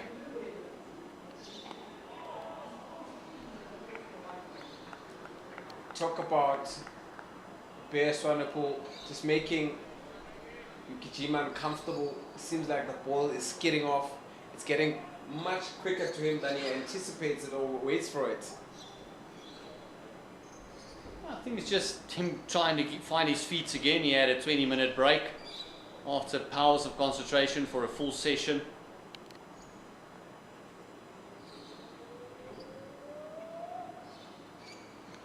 We see him, he started off his batting in the same fashion, moving all the way across his stumps to around about that fifth stump line, and just trying to force the bowlers to bowl a little bit straighter.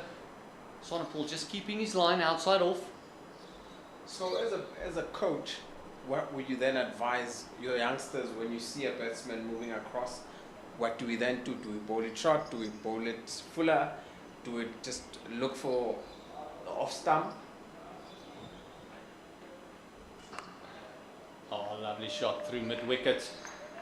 They'll pick up 2. You know what, it all depends on what the game plan is.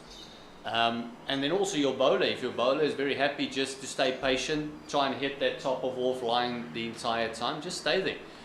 That's one thing that I feel that the modern day cricketer, and I know it's probably old school, but patience as a bowler is very important. If you are beating the outside edge, if you are there or thereabout, they struggle to score off you, just do the same thing. Let the batter do something different, because they're taking the risk. You're hitting your lines, you're hitting your length, you're bowling according to the plan. And then if the plan doesn't work, change the plan.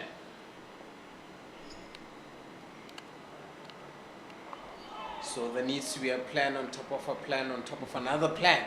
Not really, no. But keep it simple. As you see, Bear Swanepoel is just attacking that off-stump line the entire time. Mkijima's the one moving across. And then he found the inside part of the bat, nearly snuck through there. So it's one of those things where you just stay patient. And if you get hit for like the boundary in that over was extremely lucky. It was a fielding error, not a bowling error. They've got the 2 men out there to bowl the short one. So for me, it's just staying patient. Just let the batter bat and try and have them play at every single delivery, not leave too many. Johan Fortuin continues from the golf course end. Now, very interesting ploy. There's a period when it comes in and between the wicket and the umpire.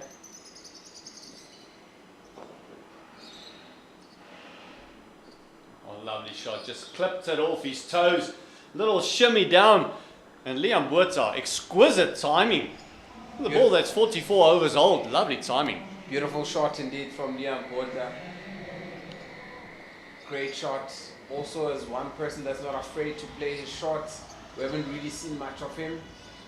But coming in at number 6, surely number 6, number 7 definitely can hold the bat. Now, true all-rounder for Boland is Liam Botha.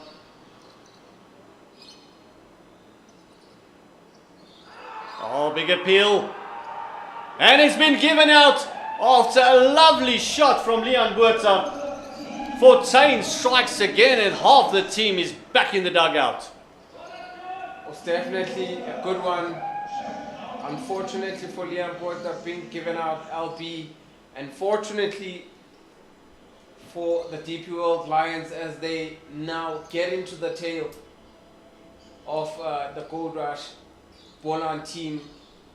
A very good start to the afternoon for them, having, you know, the very first 15 minutes of the game, of the afternoon, they've already gotten their first wicket. They've broken the partnership. 7 runs, 23 minutes, 14 balls between the two. Just a 4, that is for Liam Botha, who came in just 10 minutes prior to tea, and he has to walk back off. Yeah, phase 7 delivery. He's played a lovely shot off his toes. Just the previous delivery in this one, just a little bit flat, a little bit quicker, straighter, pitching and straightening up. And it's another wicket for the Lions. You can just see this, just going straight, just going a little bit wider on the crease. And then just the angle created. It looked like it would have crashed into leg stump. Luckily we have Clyde Fontaine back, who seems to have recovered.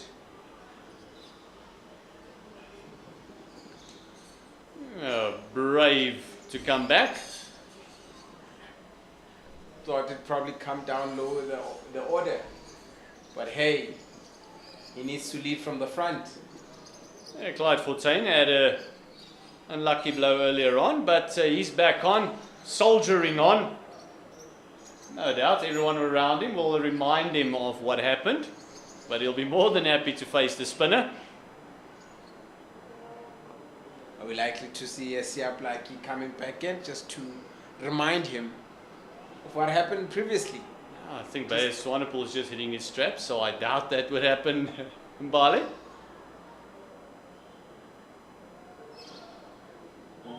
That's a beautiful delivery. Everything correct with that one. Bounce, pace, correct line. Just pitched up and stayed up.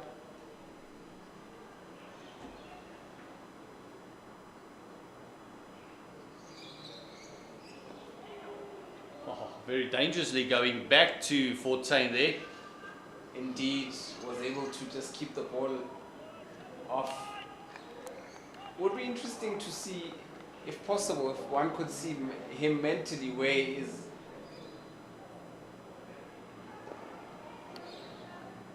But able to, just get a front foot in. Means that he's able to stretch now. And the two will resume their partnership. It was Kojima that was there when he got retired hurt. Now they're back together and know they've got a massive job to do. Very big job for them to do. There's a lot to do for the two batsmen here. 248 runs is still the deficit in the first innings. This is the third day. The last session. Those are lots of runs.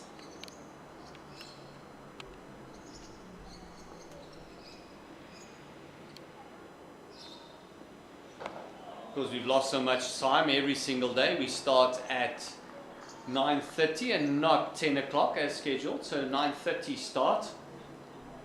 Still 38 overs to go in today's play.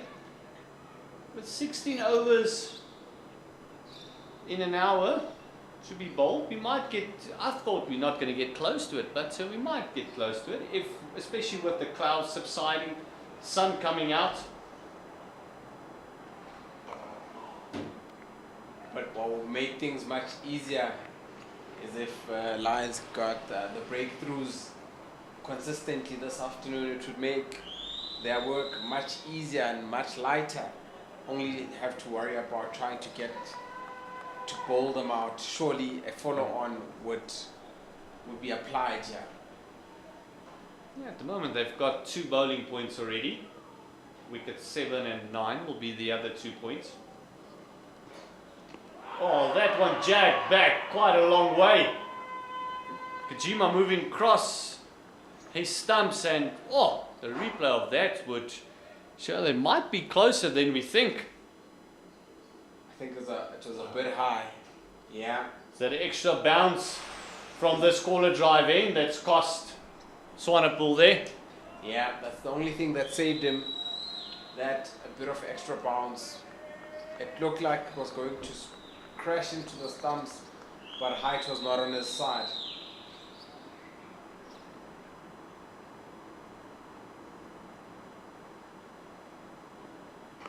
A bit of fancy footwork there. Coming out of his crease to meet the ball. Yeah, Jima just running down the track. Clearly has seen something. If I go down the track, I make the angle a bit difficult and for the bowler, and it becomes much easier for him.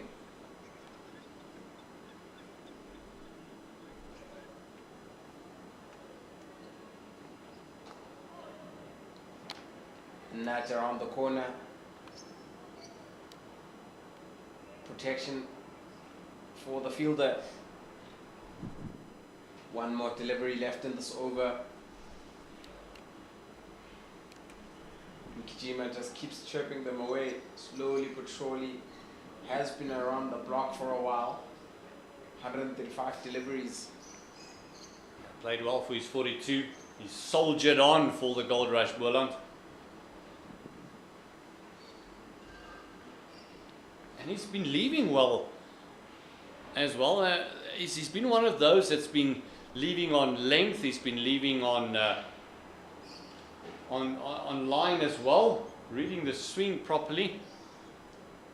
Yeah, Abu Kijima and Fortain, they're just showing, especially Kijima, just showing that you need to be patient enough, especially around this format. Just don't allow or go after each and every delivery.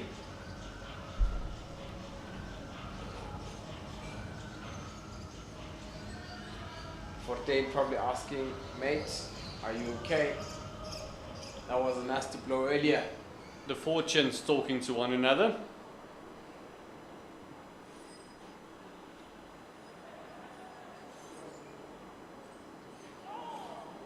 Play and a miss. Good start there by Johan Fortain. Talk about the fortunes talking to each other. Fortain and a Fortain.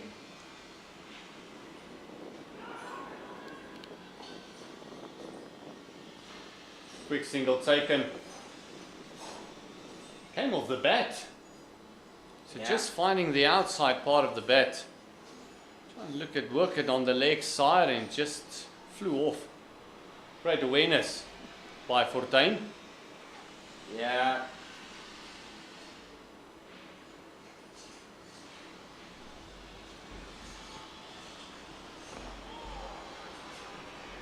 Fortain against Fortain. Bowling. Very interesting field, a leg slip and a slip.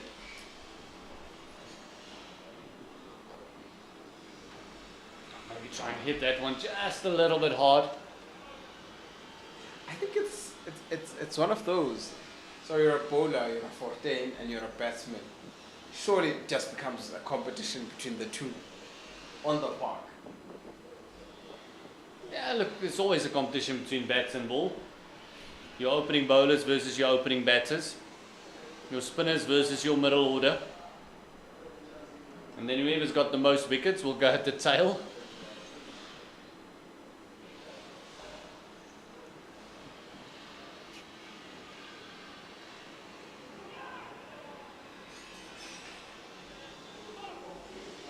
Finding the outside part of the bat once again, and it's 2 runs to Fortain.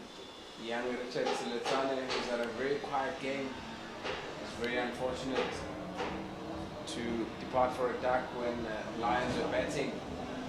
But what I've been seeing there in the last over, so a couple of edges. So surely, as much as they're conceding the runs, they're also thinking we are creating chances. Surely, one of these balls will go into hand. Yes, we saw that in the wicket of Van Briesies. Fortain got the inside part of the bat of Kajima and then the outside part of the bat, and the very next over he actually picked up the wicket of Van Briesies. So all this start playing theatre of the mind.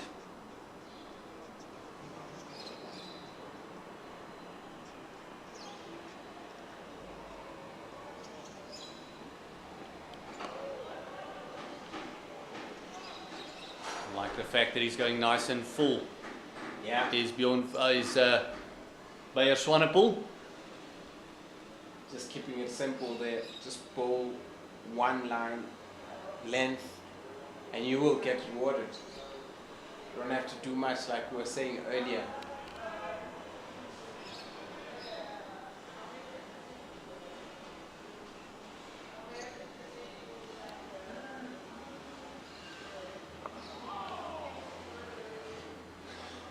Very interesting fielding done there. He actually dived and slept on the ground and then held the ball. Had been waiting for it for a while there.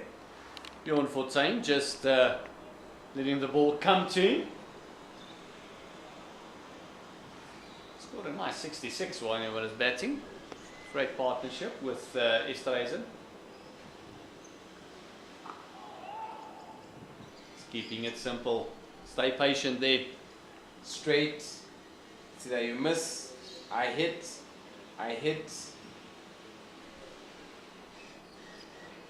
It's in the 48th over. So the ball's starting to do a lot less. It's getting a bit softer. Although there's a lot of green on the pitch as well. It's a beautiful deck. So it won't be eating up much of the leather, and also the outfield is phenomenal.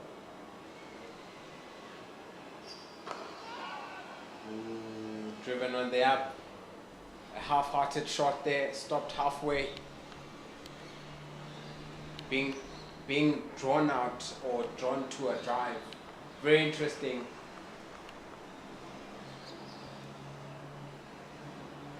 We're playing it with a lot of hard hands. We've actually been singing his praises that he allows the ball to come to Jima.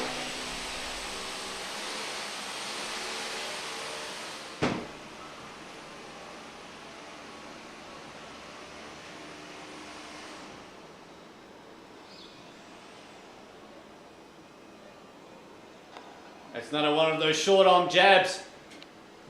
This time the fielder will actually cut it off.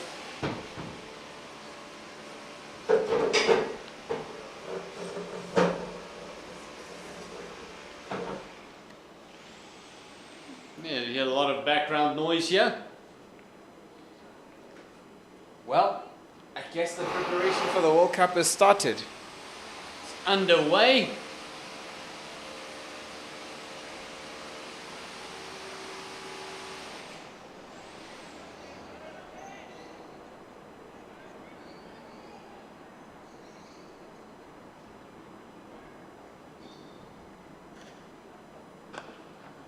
This one nice and full and driven. Beautiful cricket shot, cover drive, one of the most exquisite cricket shots. Not everyone can play this shot, but when you find a good cricketer who's able to drive the ball to the covers for 4, it's just a marvel to watch. And also helps if the bowler gives you a nice fully to do it with. There's Swanepoel just bowling it 2 full.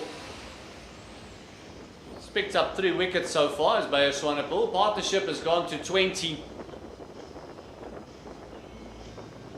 Gajima is on 45. He's been one of those that's just worked his way to there. It's been an absolutely workmanlike innings. Just building his innings patiently, playing the ball on merit.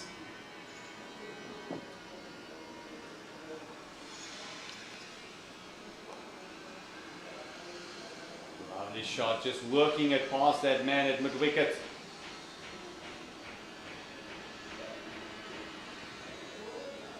Ball is held back in.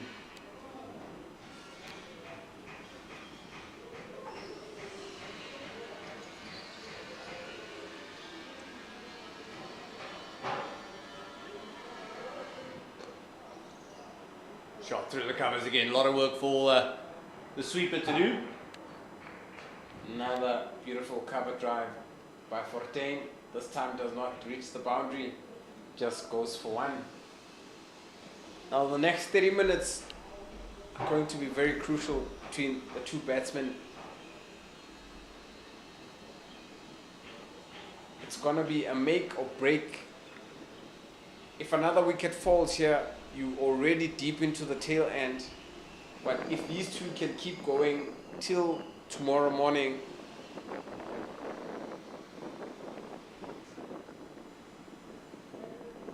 I agree with you. I just think your time might be. I like your last statement a bit more. These two got to go through the innings. They got to go through till the close of play, and then come back tomorrow. One more wicket gives you a bit of a hole to bowl at. not easy when you have world-class bowlers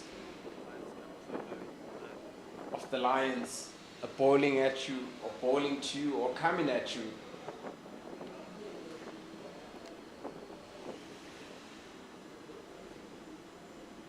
Yeah, and they don't stop. The line of Potgieter will still have a go as well. You haven't seen Koba Peter yet.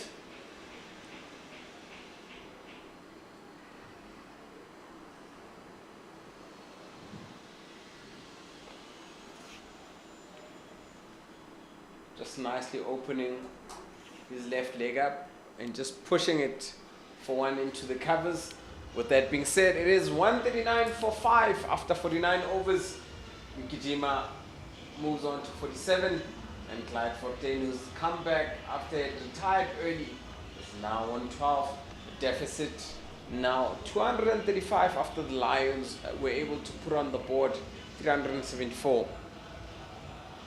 Decent fight back so far. Again, a little partnership brewing here. It's only 13 runs, but they're going to need a big partnership somewhere.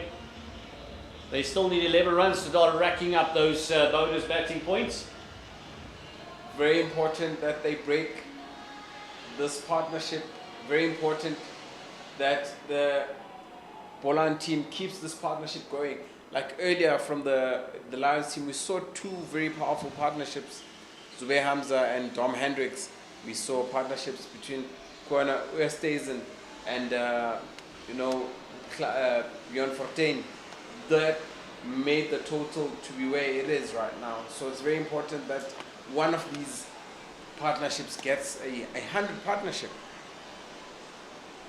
Now, there's two of those in the Lions innings, as you mentioned, 120 between Dom Hendricks and Zubair Hamza. And then also the one down the order that really made a difference, because they lost a couple of wickets after Hendricks went out, then Zubair Hamza went as well. Then they lost a couple of wickets, but then Oosthuizen and Bjorn Fortuin put up 130 odd as well. So that for your 7th wicket makes a big difference. It's kind of what they need now from these two. Kajima is very much set. Fortuin on strike now to Bayer Swanepoel. Beautiful delivery. And well left. Very well left. Good cricket all round. Yeah, nice carry as well. It just shows you the quality of the pitch. In the 50th over, the keeper can still take a chest height. Yeah. That man Oosthuizen, keeper, scored 79 runs.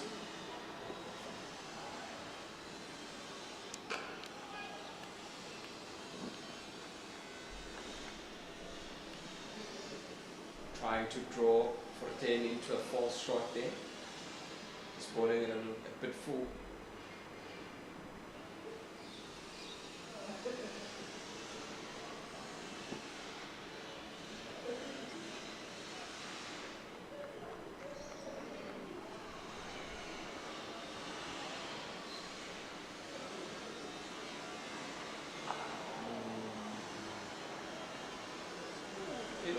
Looks like it's keeping a bit low there. I think Fortuin might have misjudged the length, so he exaggerates the way it went up. It did stay lower than the other ones. It's just outside that off stump. It just has a bit of pop. And as soon as you go into the stumps, it just stays a tad lower, but it doesn't stay low.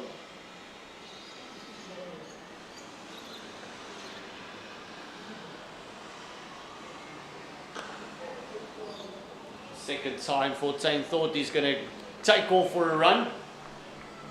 Yeah, Dom Hendricks just quickly rushing in and gathering the ball before he can even think of taking off.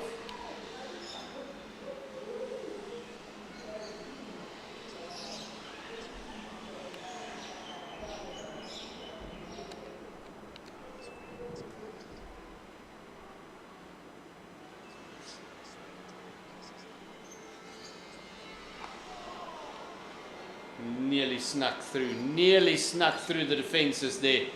Rattled the bat in his hand. Yeah, but I like how Kaplan is just moving forward and just solidifying and just showing the great technique that he has as a cricketer that fought a solid defense short. It's very rare that you see a player who's able to defend mostly they rock back and play from the back foot.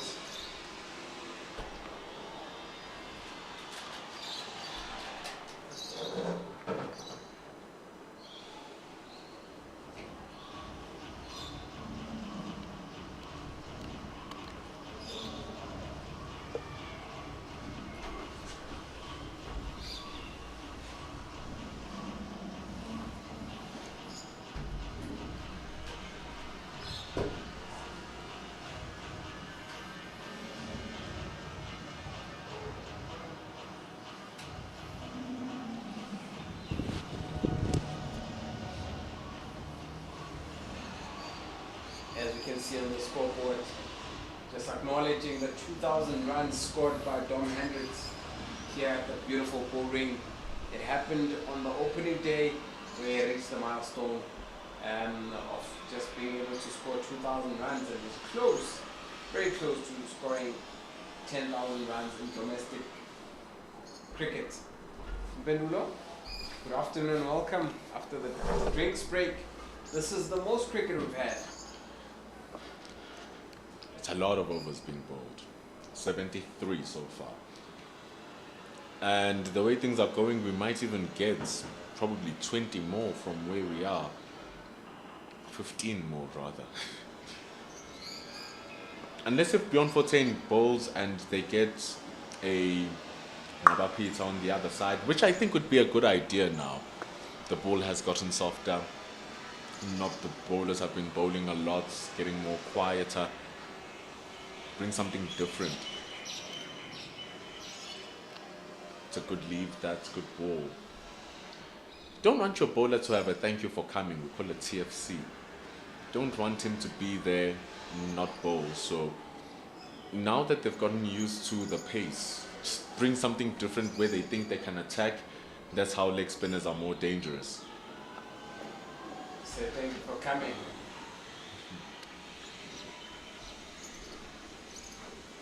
What you say not utilized. One and the same. So that's why I think Nabapita would be a good change right now. Bring something a little bit different from the Beyond 14. The ball will spin in the same direction after all, but it will spin differently because it's being released with the fingers, the others is being released with the wrist. Confusion. Gichima's halfway down the track, makes it back home. It's the end of over number 51. Aviam Gichima's batting extremely well. He's on 48. They trail by 234.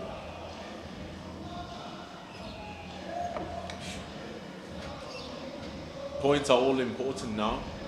News in the other side of the ground is that the Dragons have lost against the Warriors, and it was a thumping loss. It automatically takes the Warriors to the top of the log right now. Lost by an inning and 143 runs.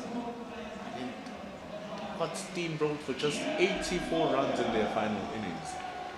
It was time for them to try and accumulate runs, overcome the score that the Warriors set after going over 300. Couldn't do it. Got bowled out for 84.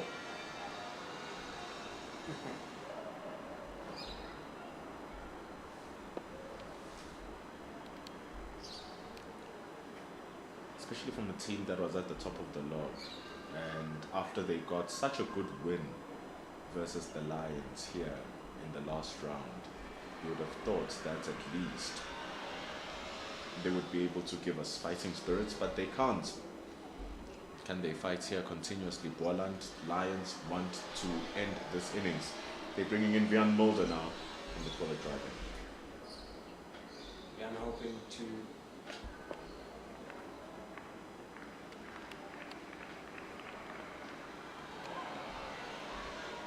very good start by him, coming from the collect drive, and this time bowled most of the morning from the golf course end. Captain now trying all sorts of things, wanting to break this partnership, which is starting to be an irritation. Biggest thing here is getting this man's wicket. Avum Gijima has been batting out there for 152 deliveries. Extreme levels of concentration and application from the number 4. It's exactly what you want from a batter who came in the position that he came in, with quick 2 wickets at the start of the innings. Also, the confidence just growing. Each and every delivery is there. Earlier in the morning, did not seem as comfortable as he looks at this point in time.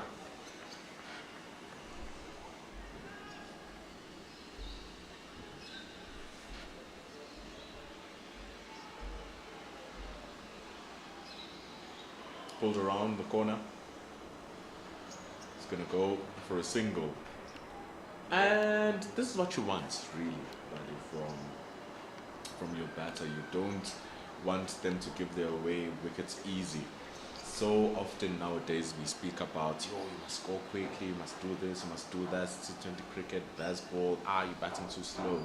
But look at how effective it is right now. Because it's because of him that Boland are not 8 wickets down, 9 wickets down. You just need someone who's going to defy the bowlers.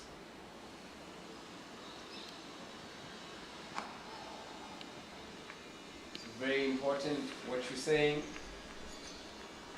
You need level-headed people, level-headed batsmen, a clear plan, clear strategy, and obviously constant communication between the 2 batsmen to say the next 10 minutes is very important. After 10 minutes, you focus on getting into the next 10 minutes. You break it down, basically. You know, every coach will tell you, if you can last the very first 5 overs, then we take it from there.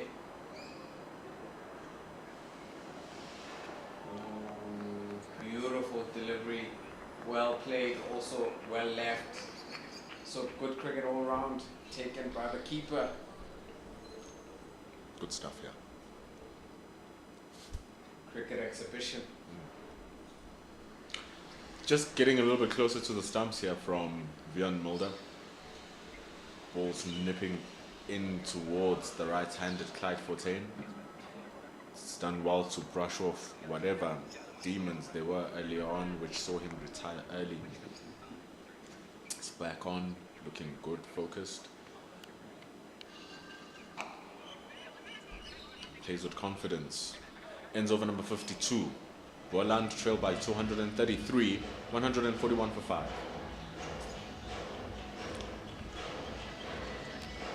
2 games have been completed.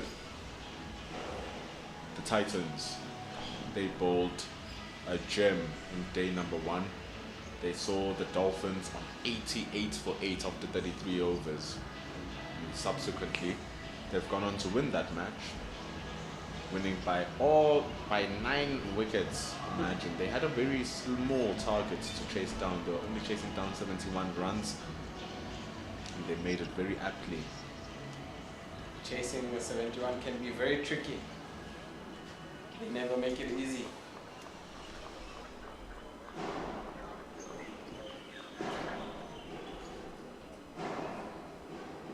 This is, of course, the Titans' first win this season. We all know they are currently sharing the CSA 4-day trophy with the team from here at home, there is the DP World Lions.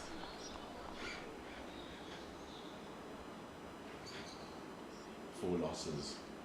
It's not even a matter of that in the 4 matches that they played prior to this, they didn't win. It's the fact that in all the 4 matches prior to this, they have lost. But right now, it's not about what the Titans are doing, it's about what Aviom Gijima has done here. What an incredibly fighting innings. 156 deliveries, he brings up his half century. Yes, well done to Aviom Gijima. Scoring 5 fours in his 50 not out. He's been in there for 190 minutes. 22nd time in his career that he's crossed 50, Aviom Gijima. I'm sure those 26 times, very few are as hard fought as this one. It's unfortunate though that it's coming into a stalemate because we only have 1 more game to go. It all depends on whether or not the team can collapse, will collapse. Because if they do not, and neither team collapses, we are heading straight on for a draw. So getting as much points as possible is important. 7 runs away from their first bonus point.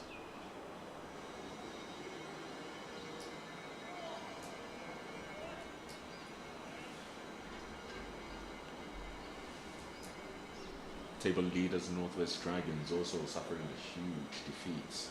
An innings and 143 runs.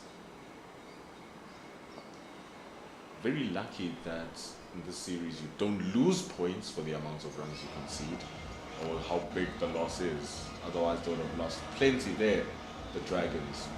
They're currently sitting at number 3 in the log.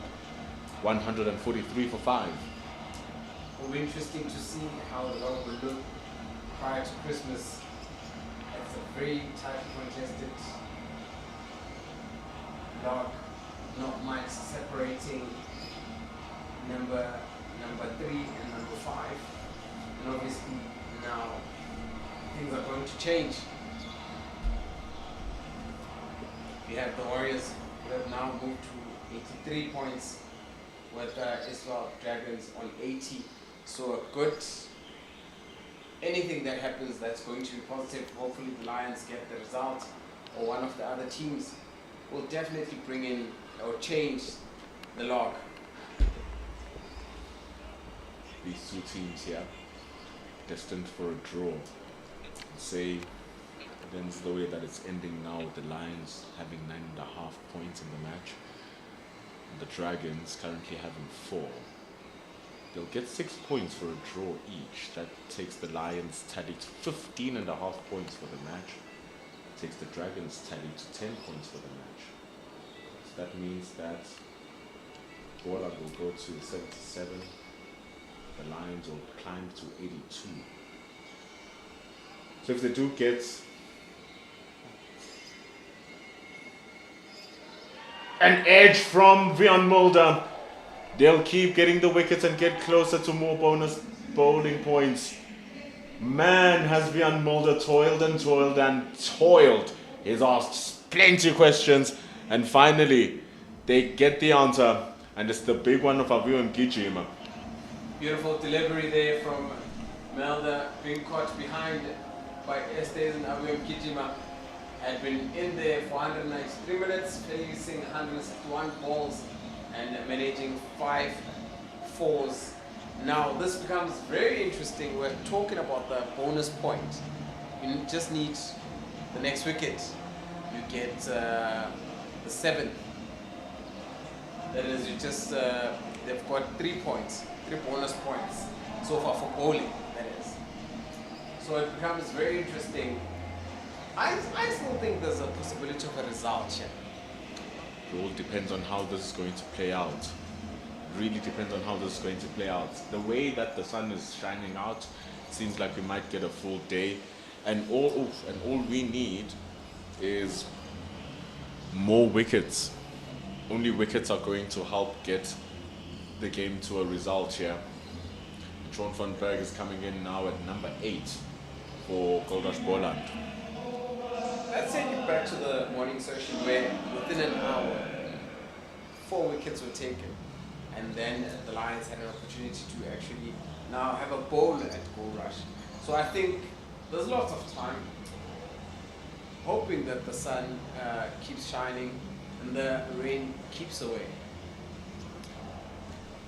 It all depends. It all depends on how hard they're going to work on getting these wickets. Very important. It was really well done from Wiaan Mulder here. It's always been well done from him throughout the start of the day. Getting it to just straighten with the line of the ball. It forced Abion Kichima into the shot. Beautiful delivery. No batsman wants to have to play it at that. Still has 4 deliveries here, Wiaan Mulder. 80 runs to avoid the follow-on for Boland. Boy, do those seem far. Has to bowl to Sean van Berg.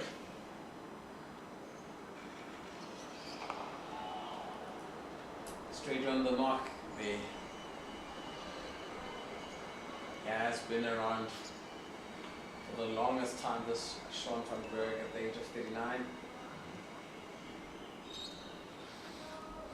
One of the more senior statements. In these nowadays, it's hard to find players who've played over 100 first-class games. It's certainly going to be a statistic that we're going to see decrease over the years. And Sean van Berg is one of the few currently playing his 149th first-class match.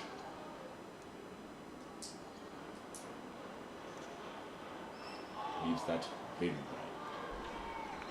Yes, he'll have to wait till next year to actually get to his 150th first class match.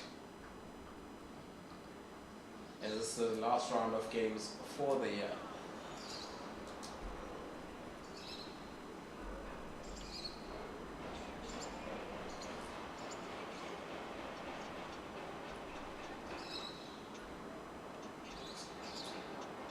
Wiaan Mulder, who wants to get another wicket here.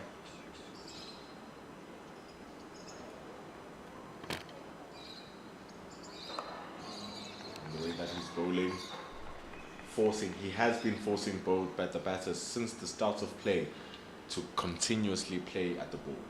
Yeah, as we're watching from here, you can't help but feel that something is likely to happen there. Especially with the deliveries he keeps bowling at the new batsman.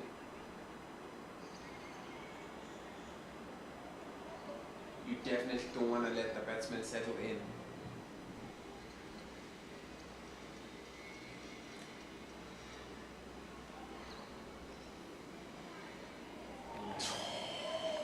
Leave it if you dare. Straightening off the angle is what allows him to leave the ball. It's extremely well bowled from Wiaan Mulder. 54 gone. 144 for 6.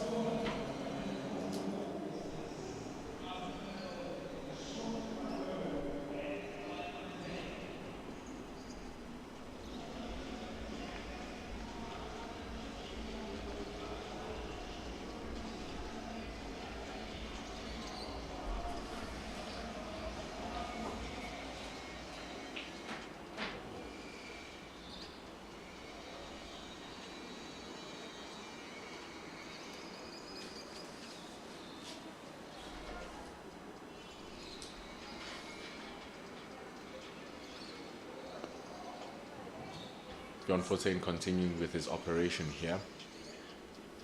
Very interesting battle there between the Fortains.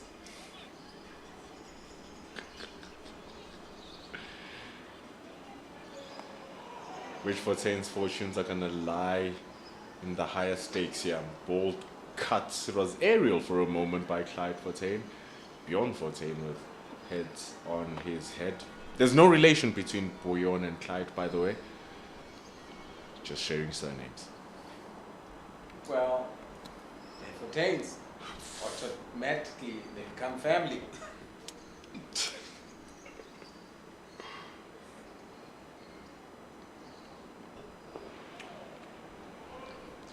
Maybe they'll have a word about that for you. Yeah.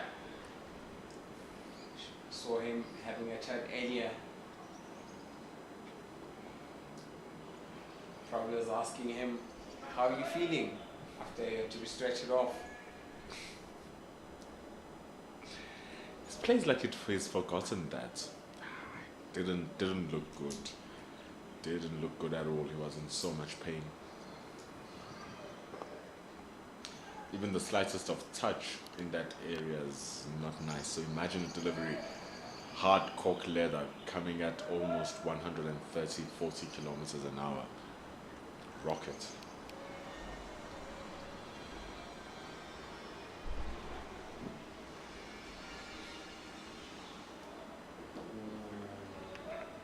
Good here from Bjorn Fortuin. 5 runs away from their first bonus point. Goldrush Boland. Lions need 3 more wickets to maximize all of their points. 145 for 6. Momentum multiply Titans finally lift themselves out of the bottom of the log. Goodness, they'll be happy with that. The Motiram Tuskers, though, if they fail to draw, they will remain at the bottom of the log. Warriors, after winning the T20 competition, now at the top of the log in the 4-day competition. Talk about versatility from Robin Peterson's men.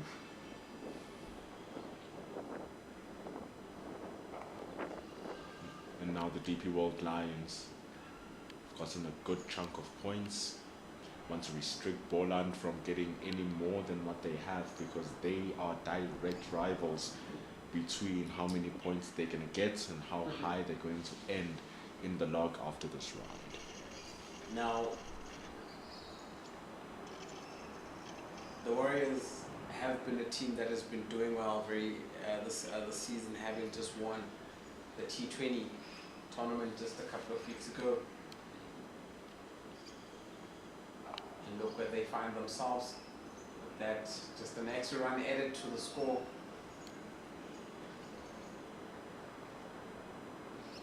Getting off the mark, not off the mark, getting off the strike. That is Fortuin,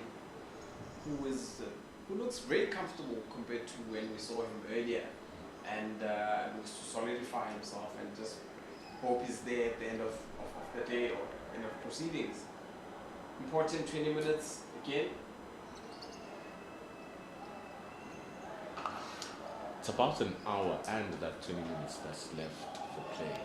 I'd like to believe that if light permits, we might go up to 6 o'clock. That is if light permits. And if it does, maybe we might get another give or take 20 overs. There's scheduled 28 overs remaining. After this, it will be 27. It's a lot of overs to go. It's a lot of time for Boland to try and get as many runs they can. A lot of time for Lions to get those wickets too. As you can see, the pro is just to bowl straight, bowl at the stumps, don't try and do too many things. It's an easy ball from Vian Mulder, easing the terms that that's default, getting it into that area. More often today he's been moving the ball away from the right hander. That one coming back in. Gordon Gijima with one that moved away and just straightened with the line. Something along those areas. Very good from Vian Mulder. Got that one to do something off the surface. Yeah, looked very uncomfortable playing that. For a moment I thought it had actually popped up in the air. As you see the two batsmen having a conversation while they do a bit of gardening. Just to say, mate, each and every delivery is very important. Just make sure that you survive up until the end of this over. And the next over, a new plan starts. Ooh. Good stuff from Mulder. Brave leave from Sean van Berg.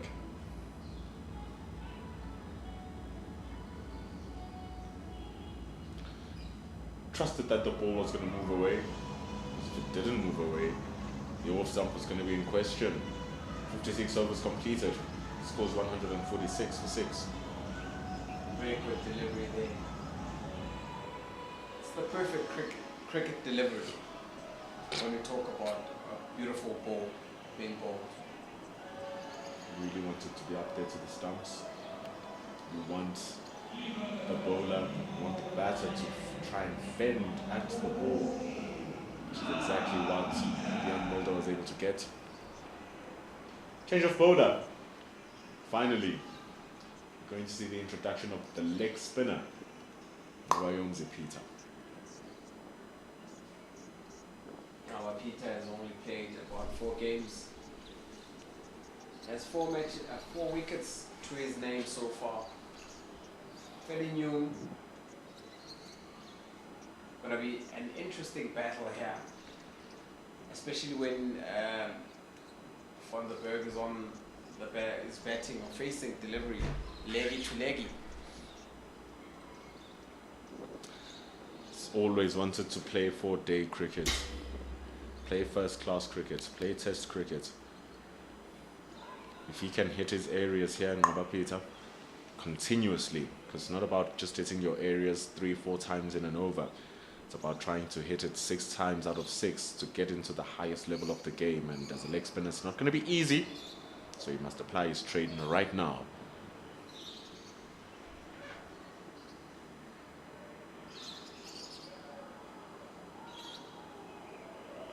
Bowling it very flat and quick.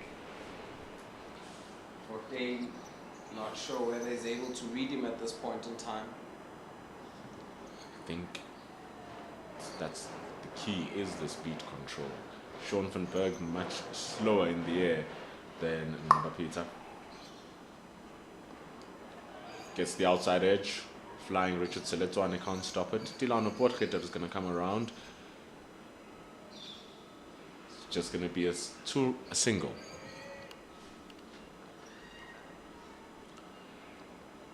And so the speed here is going to be important for Peter.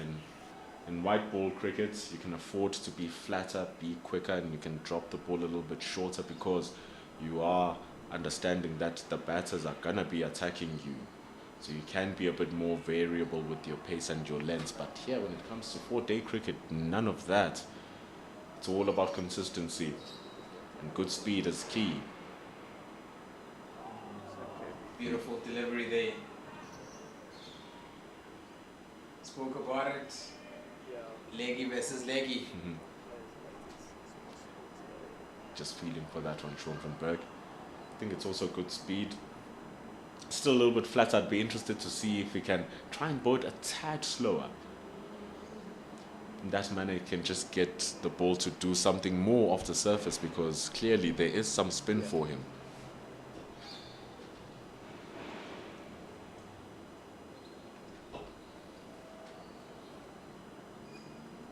And if he does get that speed right, he's going to get more attacking options around the bat. Currently a bit more defensive. Very sharp, very straight. But at the end of the day, from Peter, it is accurate. And that is what matters. He only gives away 1 run in his first over. 147 for 6. Very good over. Very good start from Peter there. Just making sure that contains and restricts and still continues the pressure that Vian Melder is putting, bowling from the collect drive and that over coming from the golf course end.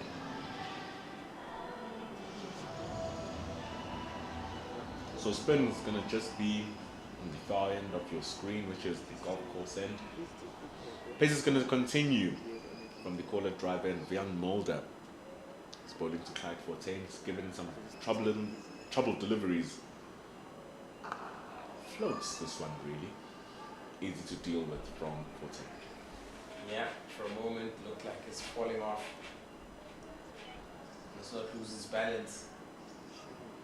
Just needs to readjust stance. And also, that's a quick delivery just to draw him. out the popping piece. Got a nasty one that just popped up from the back of a length, nipped back to Clyde Forte, dealt with it in a very funny way. Pulls this one. Jeez, that was sharp reactions. Right in front of mid-wicket. It was Mitchell van Buren. He's one of the better fielders, but even he couldn't stop that. 4 runs for Clyde Forte, 150 runs up. Looks like it may have been dropped. The way it just rocked onto that. Boland reached 150 runs there.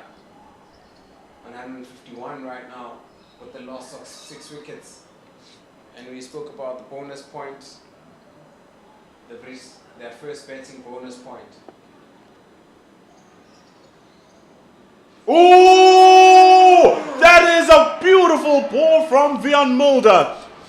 They've been moving away, and this time it comes right back in. Clyde Forte does not offer a shot, and all that the ball needs to do is hit the stumps.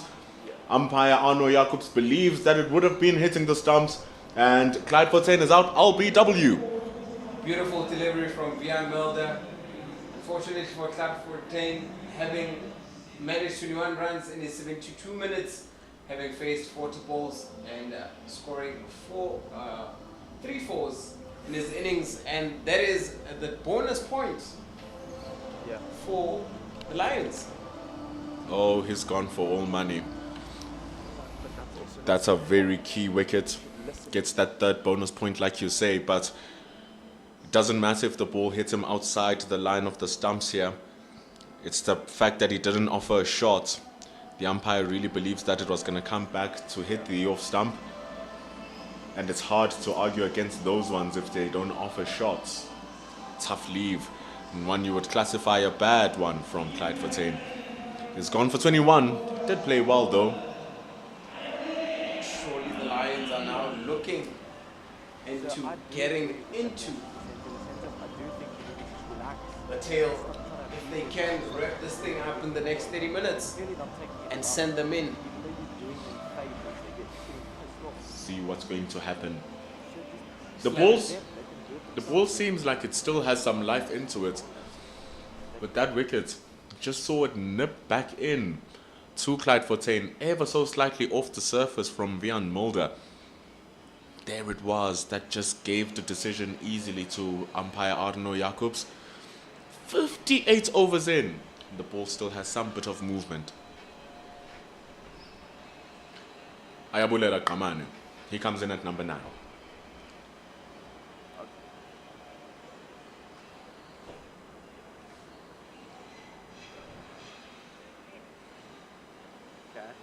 Bowled pretty decently, bowled well today. First 2 days, Kamane, not really at the Kamane levels, but now needed with the bat. Vian Mulder wastes no time. He's not going to allow him to introduce himself. He's just going to get it right on the money. Ayabulela scored a couple of hundreds.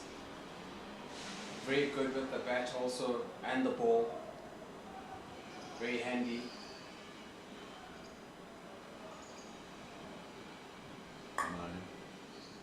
Averages 20 with the bat. Has 2 first-class centuries. Its highest score, not too far away from this year, just 3 seasons ago, 117. It's Western Province. That's a decent lineup. So, speaking about someone who can actually bat here, Ayakamane, coming in at number 9, averaging 20, is pretty respectful.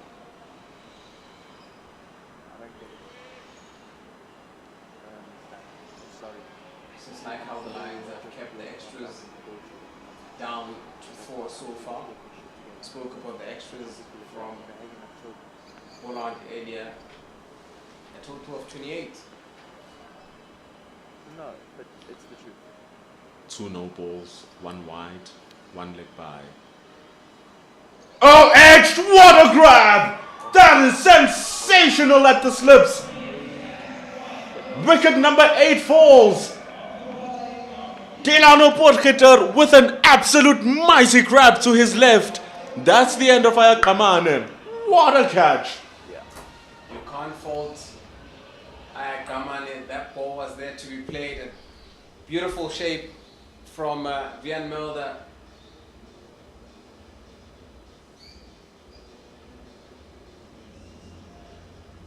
All you could hear was the celebration behind him, and he knew it was time for him to walk back to the pavilion. I guess he just came to check what the pitch is like.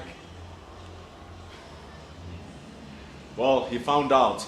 And he found out with an absolute mighty ball and an even greater catch from Delano Potgieter. Look at the gap between he and the wicketkeeper. He basically flew from second slip to the first slip position to grab that catch. It's an absolute monster. That takes them down to 8 wickets, and maybe, Bali, you are correct, they might roll them over by the end of the day, and who knows what their decision will be after that. Yeah.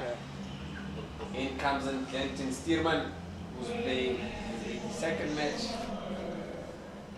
with a high score of 86. Yeah. Just 150 to his name. Will be interesting to see what the ploy is going to be between these two senior batsmen. And surely we are going to get a full days of play Yeah. with the sun coming But then out. again, It's a beautiful, beautiful, beautiful day. Look at those pictures. Not a single blowing tree behind us, suggesting that the wind is not bringing any rain, any storms towards us. It's very dangerous if the trees are blowing away from the stadium, because it brings in that south one. That brings all the rain and all the storms. From where Gert comes from, he'll know exactly what we're talking about. But right now, picturesque day, sunny, and we are seeing some excellent cricket, excellent fielding. We saw a wonderful catch from Amkona Mnyaga earlier on, diving to his back, and now Delano Potgieter diving to his left takes an absolute whacker of a catch. It's 151 for 8. Gert Malone is coming to defend the southwesterly wind that comes from his areas of town. There ain't much you can do by defending that, I promise you. Ask anyone up in this area. A lot of our rain comes through here, but yeah, what a grab that was.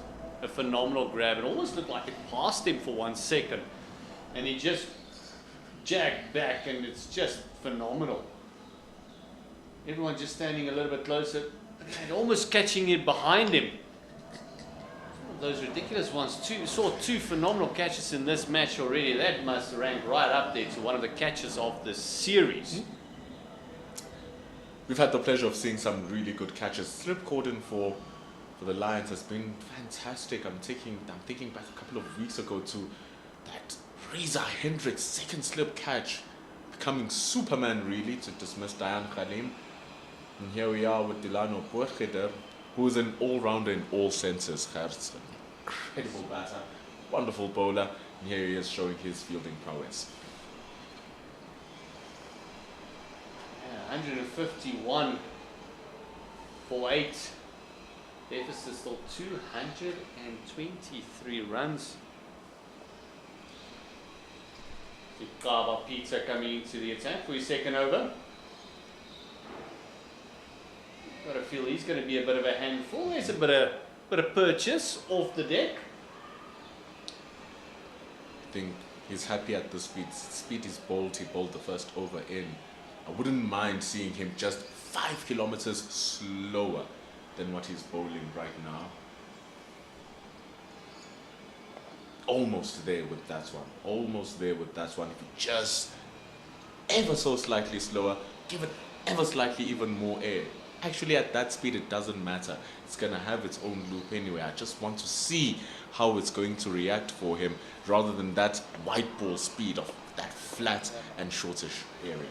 Well, I actually would like to see him bowl a bit slower in the white ball stuff as well. To play around like a Fortain does with these speeds.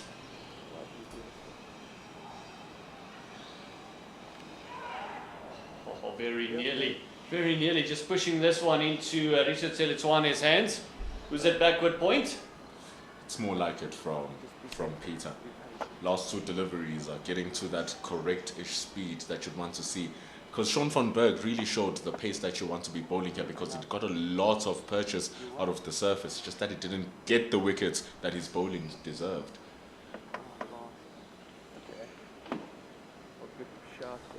That's the speed that we're talking about. That's exactly the one already. Just a bit offline. But the one man at the non-striker's end, Sean van Berg, will give a lot of advice to Glenton Steerman. Sean van Berg, very good lady. You would definitely, no doubt, have some advice for Glenton Steerman, with Goldrush Boland being behind the 8 ball at the moment. 70 runs to avoid that follow-on. It's a long way to go.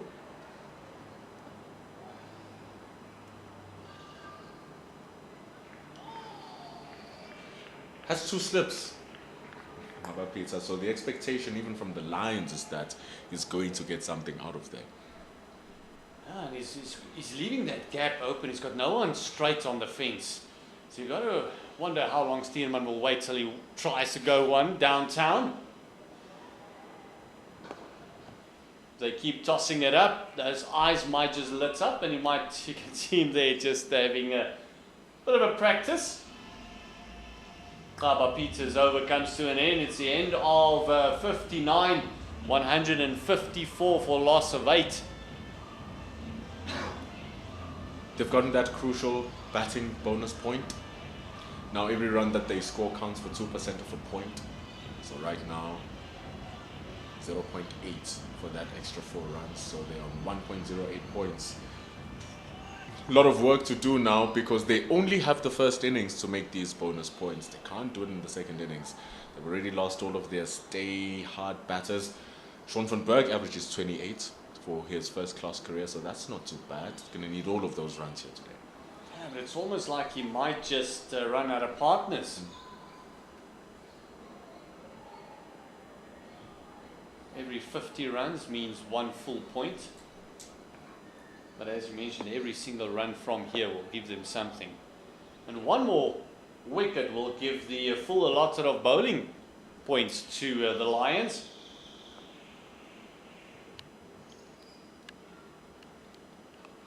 This one's just worked around the corner. Nicely picked up there in the deep. They'll be happy with their recovery here, the Lions, especially with how they ended up in the 4-day series. Peter down in the deep there. And with how they've come back with this so much fight. Because they worked hard for those 374 runs. They were not easy. Hannah Esterhazen, Zubair Hamza, Dominic Hendricks, all putting up their hands.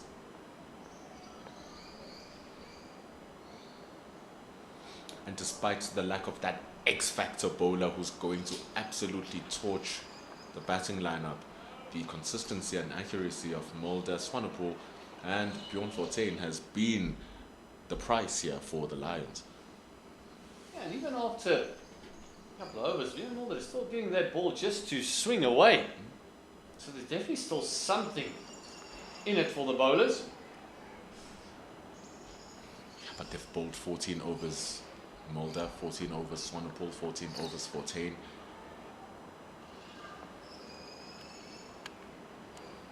Oh, what an absolute beauty.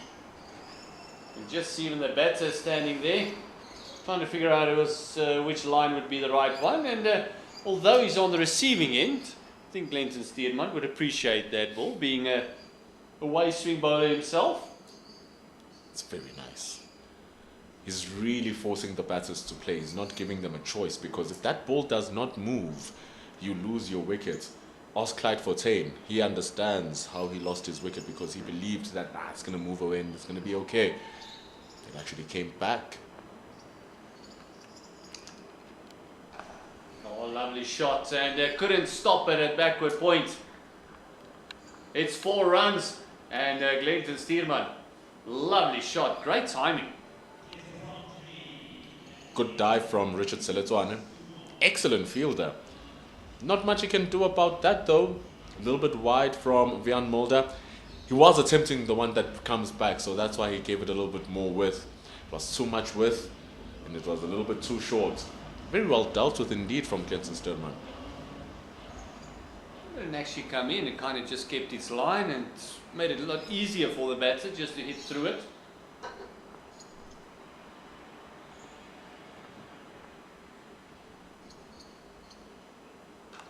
Oh, there's that one again, and a great placement once again. This one will trickle down into the fence as well. So a double boundaries for Clinton Sturman. Adjusting his line there, not the length. Still the same length, a little bit too short. Does come back. Right in the middle of the bat, that from Clinton Sturman. Stunning shot really to get it between gully and backward point. Yeah, well, not an easy shot that. Lions must not fall into the trap of not being able to get these last couple of wickets. Well, this one just worked. Great batting, great running between the two as the over comes to an end. It is 164 for loss of 8 after 60 overs, 20 overs to go before the new ball is taken, but there's only 23 overs left in the day. So we might not get the new ball today, but that means first thing tomorrow morning. New cherry in hand.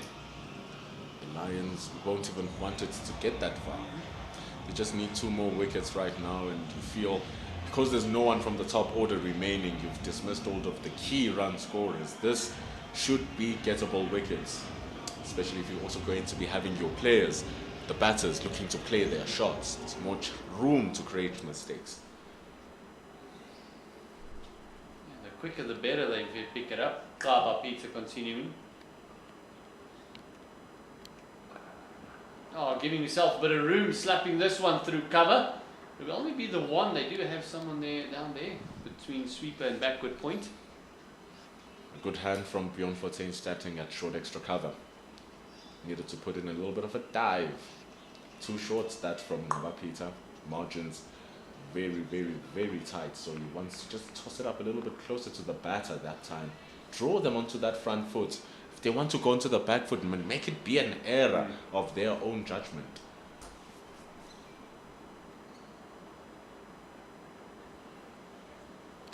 Oh, there's a very interesting delivery. Just letting it go and bouncing and having second slip. Just shining it. Everyone's just going through the motions a little bit. Sean van Berg. Yeah, nice. Close look at Kaba Peter. Should be able to understand what he's receiving here. Sean van Berg has been playing for over 140 first-class games. He's a real master of his leg spin craft. Watching someone who's still growing his trade in Peter. 15-year difference between the two. And unfortunately, even if Sean van Berg loves spin bowling, leg spin bowling as much as he can, and he wants everyone to improve, he can't tell his opposition what to do correct.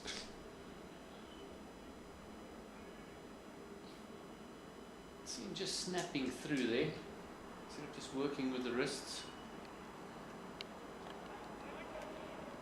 I've always felt this one thing that a leg spinner wants to do, even if you're bowling not accurately the day, but you want every single ball to be played. You don't want to be left as a leg spinner. You want that batter, you want to be at him every single delivery, even if you get spanked. You just want to be at him. They'll always give you an opportunity.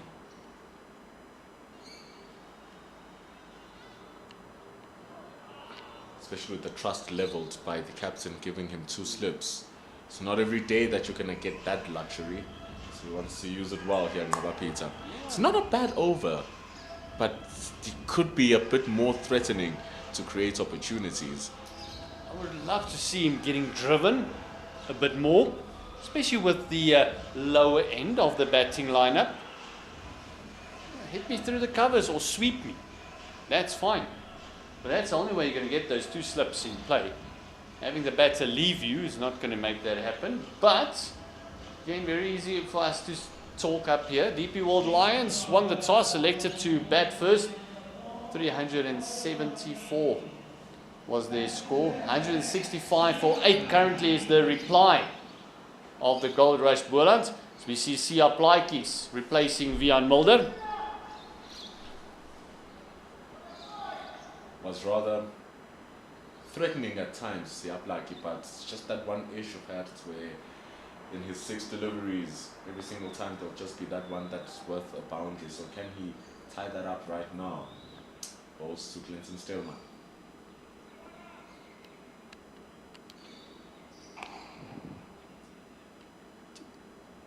Bit of a lazy shot. The bat just kind of hung out there. You could hear the noise as well. It was a clangy noise, not a nice wood on willow, or shall I say leather on willow sound.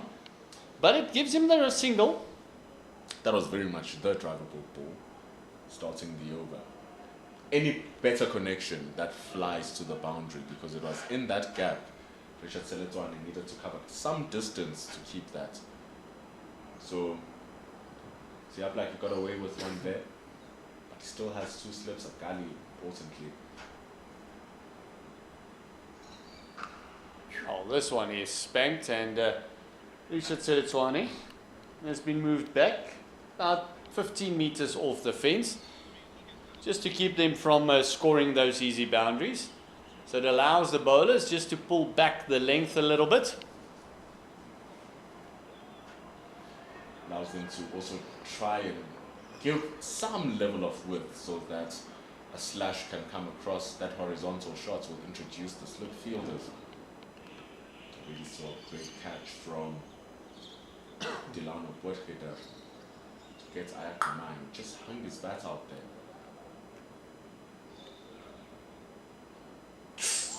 Again, just a little bit of a feel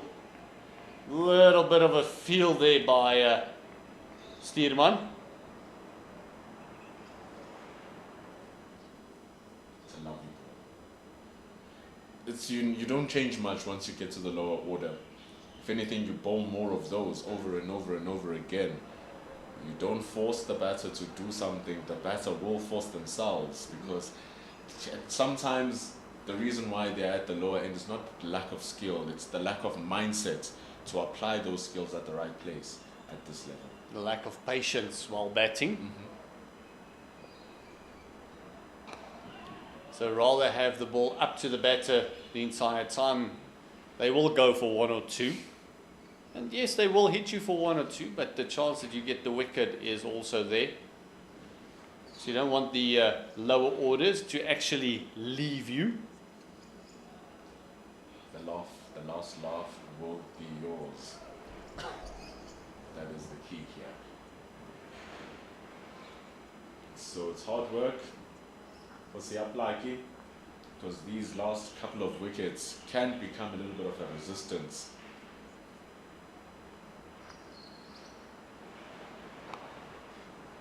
Again, one ball just too happy to slap that one.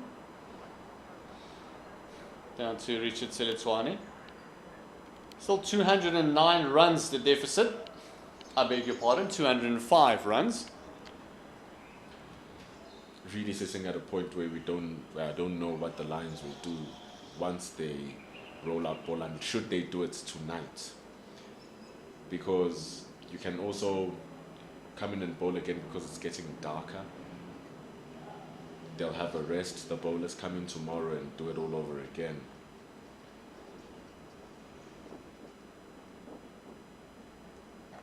Oh, big appeal, big appeal. Again, nothing given. Oh, it looked like it might have just slid down.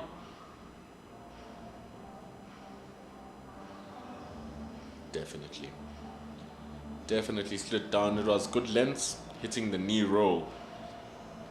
Not enough in the line department from Siaplaki. It goes for just 4 runs this over. Working well here, Clinton Sterman and Sean van Berg. Big conversations that they're having. Probably talking about the song playing. Mr. Mendoza is one of the main features at every white wedding. A real party starter. Reminds me of the days of Sean Pollock, who would always come in. Galagata's playing in the background. Galagata, Hurricane in Isuzu.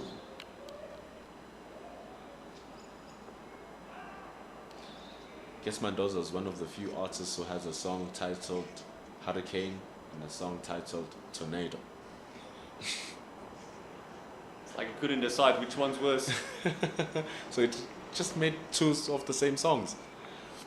But you need 6 of the same balls here.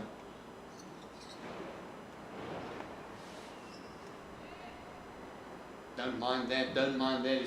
He's pitching it up, making them play. Even the one that was a little bit off as well, just you see that Van Berg actually fell over a little bit. Just see Hamza running across to Kaba Peter. We just have a bit of a chat and say, hold on, I saw something. How about you try this one? There's one person you want to listen to. It's the man who's played 105 first-class matches and averages nearly 50 with the bat. So he'll know a thing or two on how to get a batter out and how to read the pitch, because he scored 100 on it as well. Zubair Hamza. I don't think the ball was football, the quicker one. At 14, just cleaning up and just cleaning up, just shining the ball. It's not bad work here at all from Kaba Peter.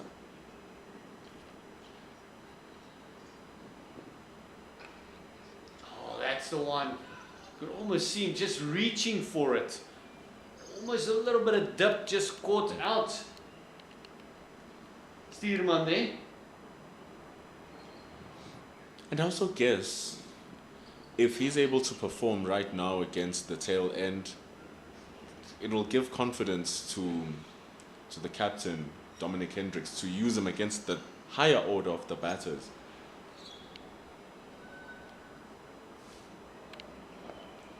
Also give him a lot of confidence. And if he continues bowling like this, that is the speed, that's the pace, that's the area. He can even use that against a Gavin Kaplan, who's the leading run scorer of the tournament. Give yourself something. Give them something different.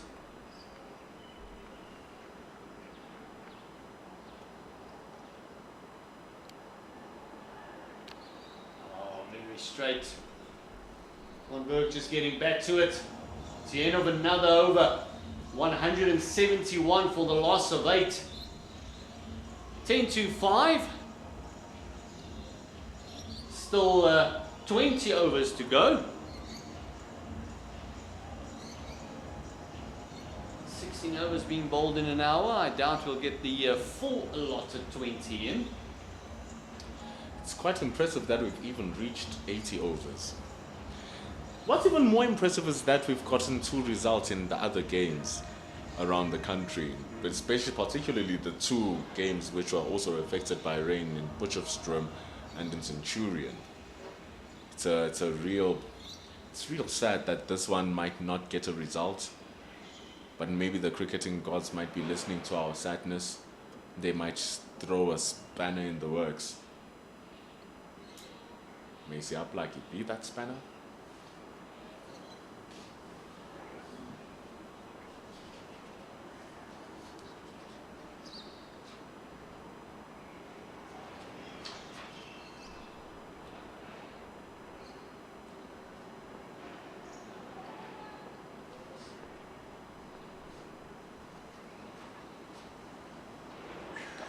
Playing a miss, playing a miss. Peter Stierman going for that cut again. Scored 2 boundaries from Blighty in that area. It's coming in quick. He's unafraid to play his shots here, Clinton Stillman. 15 from just 17 deliveries. It was there. It was there. Just got a little bit big on him.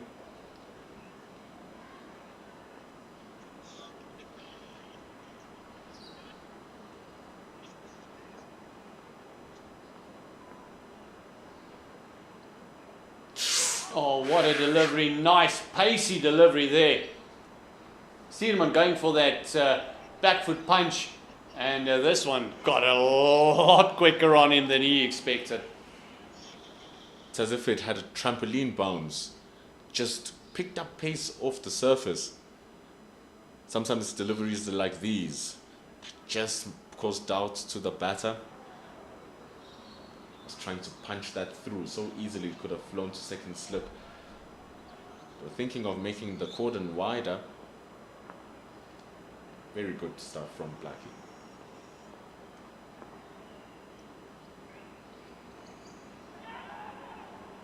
Oh, going for the pull, got it fine, and it's going to go into the fence. Everyone got excited there, and it's fortuitous for Steedman. Deficit goes below 200 runs now. They need 49 to avoid the follow-on, but really might be at the territory where Lions will bat again if they get to the chance, the bowlers. Yeah, the fielding, the energy from the Lions is just not... It's that, oh, we can't get this wicket, and we're starting to get really frustrated by it. The heads really dropped when they found that there's no leg slip there. I kind of like that short one because he's got two men on the fence there. Backward square and fine leg. I almost think if he actually middled that, it might have been down the throats of fine leg. But he just got a bit of glove to it and it went down for 4. I mean, they still only have one player behind square on the leg side, so they might as well try and use a leg gully or a leg slip or any person at that short 45 region if he is going to pull. If he is going to pull it there.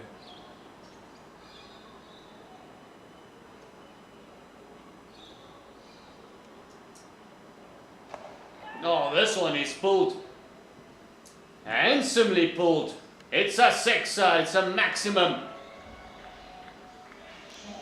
What a try for Siaplaki, but that square leg a little bit fine. Happy to take it in front of square. Oh, really read that very quickly. Was onto it like a hawk. Wonderful shot for 6. Sean van Berg is not going to die wondering. He's going to have a go.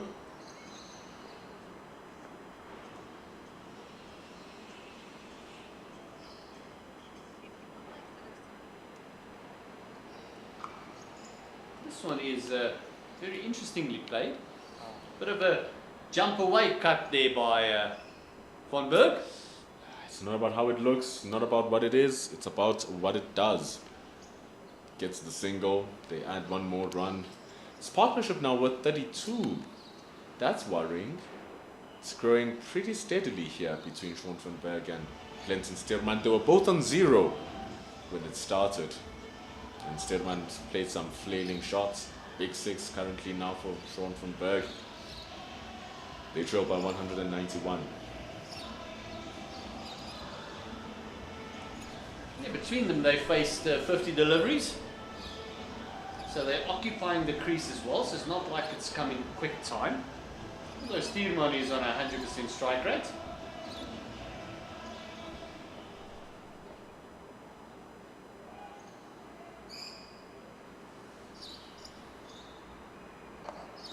Oh, this one is, he tried to muscle that one straight. No, but this from a different perspective. Just watching from a South African perspective, this is what you want to see from a bottom tail order as well, a hard-spirited fight. But I guess it's typical South African because how often have we been saved by the lower orders? Senaran Motsasani, Akoben Boscha, Marco Janssen, Kagiso Rabada even, coming in and just playing a stellar inning, creating a strong partnership at number 7, 8, 9, 10. It just shows you, just because you're a bit lower down the order doesn't mean that you won't be called upon. We might have a different role in the team, but whatever the team needs, you've got to fulfill. That's exactly what Goldrush Boland needed, is A little bit of partnership down the order.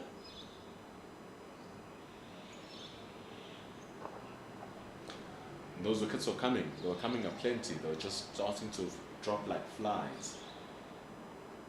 Now the flies are starting to evade the spray. They are living now, Boland.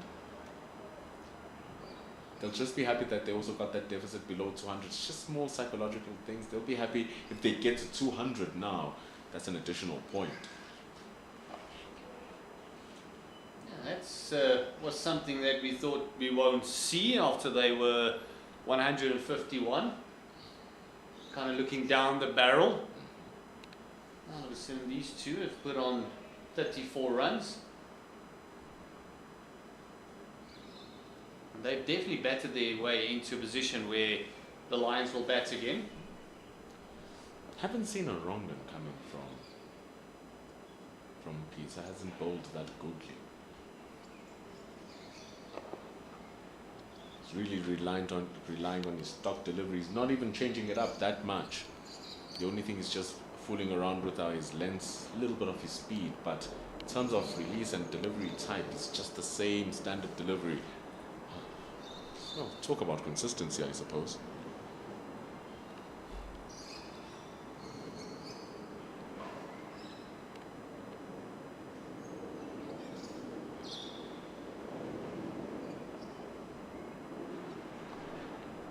This one just played down to that man at B points again. Lineaport just picking it up, lobbing it into the keeper. Seeing of another Kava pizza over. Just the 3 singles coming from it, edging so close to that 200, and that extra batting bonus point. It's 186 for a loss of 8.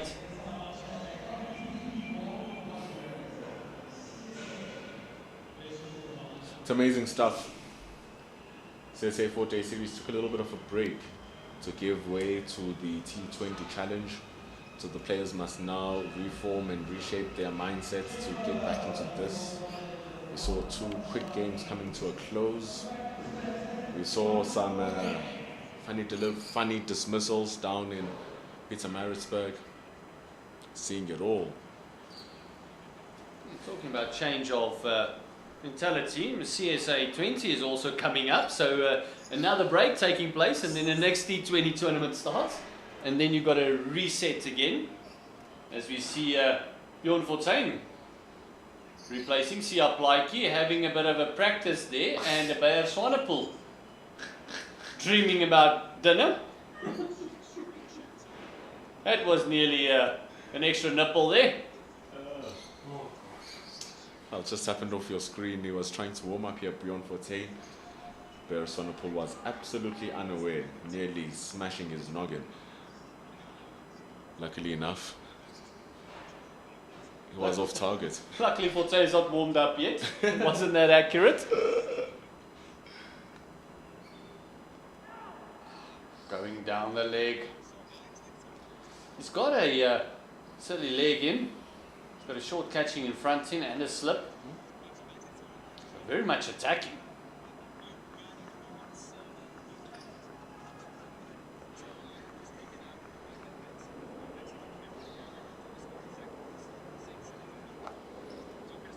I like this idea of using both Fortuin and Peter at the same time. Get the overs moving quickly. Get the batters feeling as if they can play them the same, but it's not the same type of spin. I even like the fact that this field is just around the bat. Can I question, can I go forward fully? Can I fully commit? Those ones, just like that, can easily get an inside edge onto the pad. And Joshua Richards under the helmet is in action. Also, the amount of turn is not the same either. Peter getting a lot more than Fortuin would.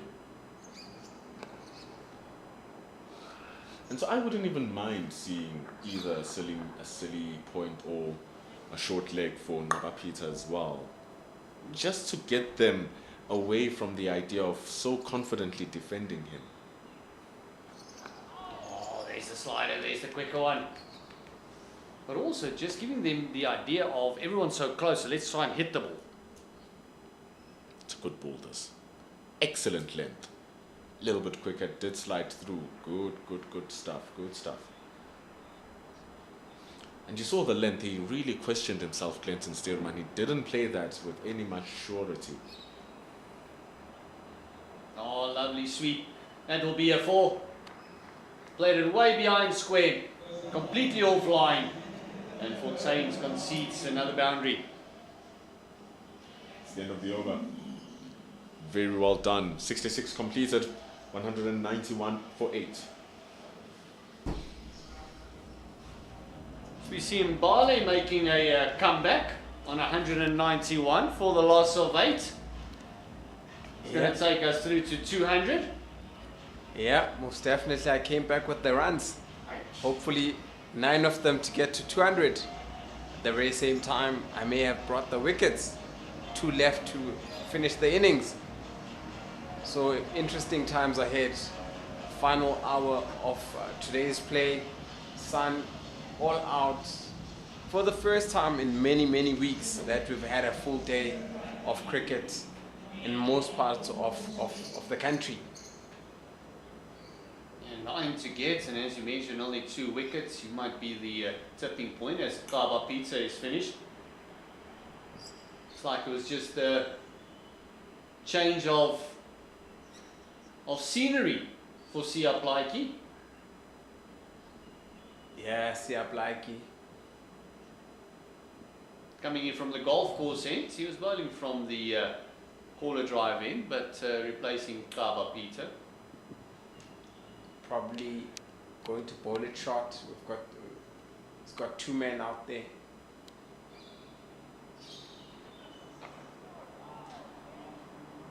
And immediately Sean moving away from the stumps,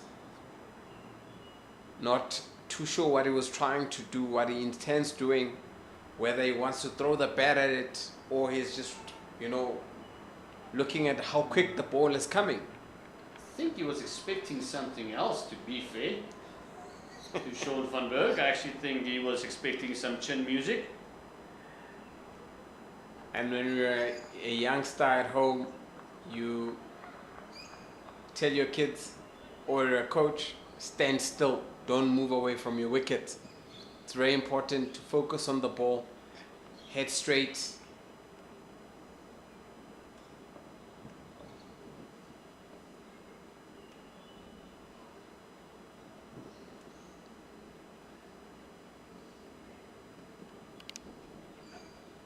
That's the one I think he was waiting for, the previous delivery. Yeah.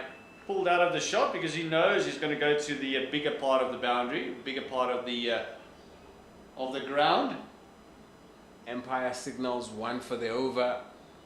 It's going to be interesting what will happen in the next 4 balls. Surely a couple of balls on the block hole. I think another short one coming up.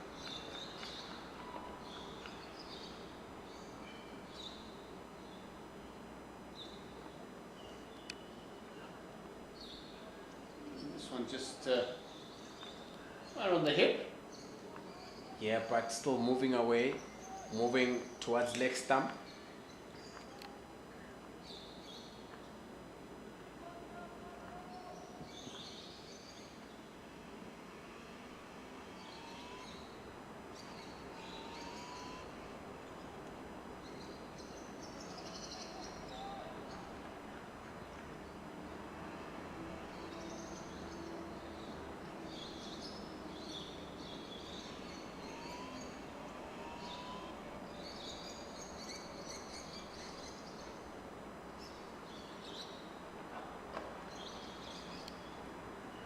Deep backward point coming into play. Boland Potgieter just underarming it in as we move on to 193 for the loss of 8. 7 more runs to get. Not sure about the ploy here, bringing in Peter. There is the skipper, Dom Hendricks. I would have thought a Bear Swanepoel or Vian Mulder would have been the ideal bowlers, especially Bear Swanepoel. Well, this one is slashed away. It's past that backward point on the fence, but it's came rocketing off that bat of Sean van Berg. Yeah, Sean van Berg just showing the experience that he has. It's been around for a while. Now moves to 19 with Steerman still on 25.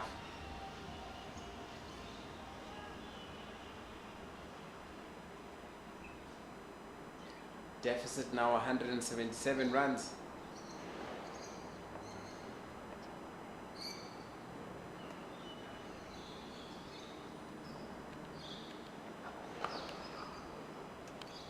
Just jamming down on that one.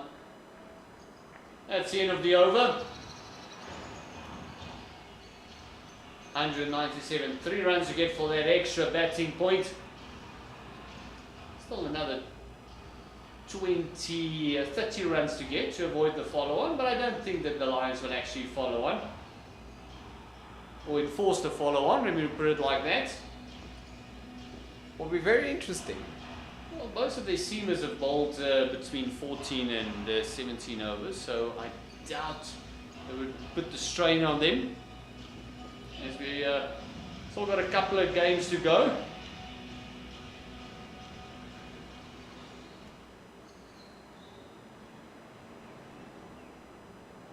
Desperate for that one more wicket to make sure they get all their bowling points. They would want that today. Yeah.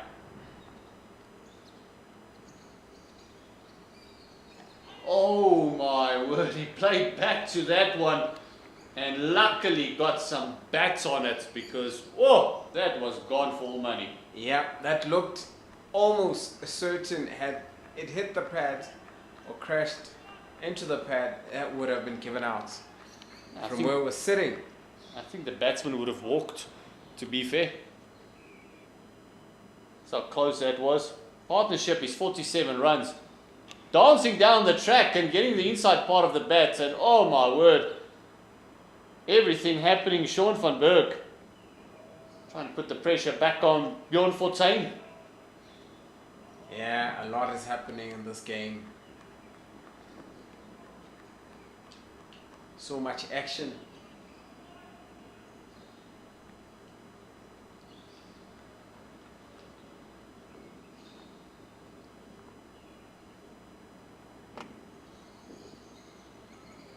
Played around the corner.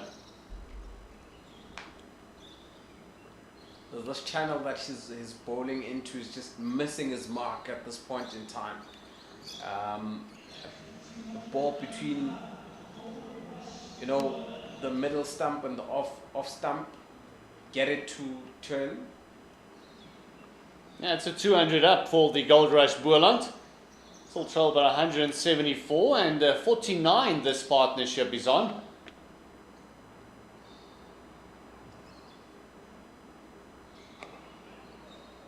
There's a quick single and there's the 50 partnership between Sean van Berg and Glenton Steerman.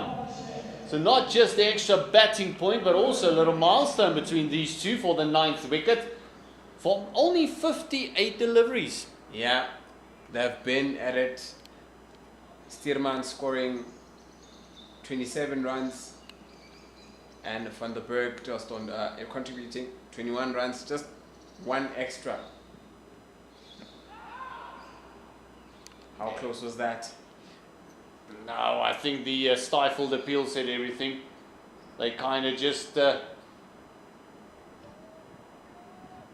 knew it was going way down leg.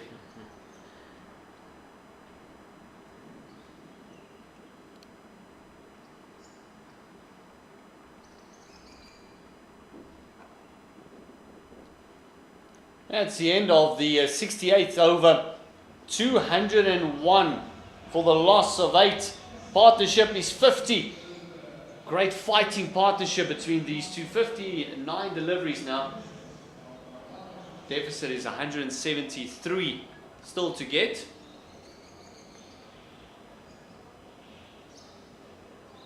theoretically, if they get these 2 wickets now, they can still enforce the follow on. Very important next 23 runs. A very important next 10 minutes. 10 to 20 minutes. If they can get 2 quick wickets, you never know what can happen this evening. I just think Ngaba Black is not the right option at this point in time.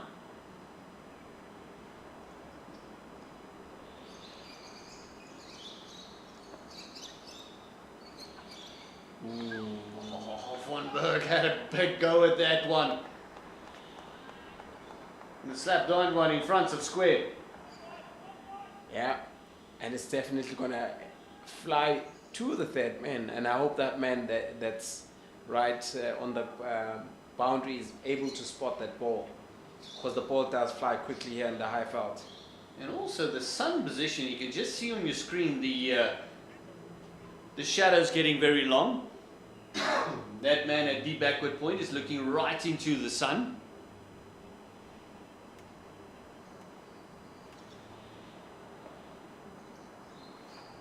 Ooh, that one going through everything, the batsman and the stumps. Schoffelberg just standing there having a bit of a look, saying, hold on, how did that one get through? Looks like it jacked back in and really surprised him.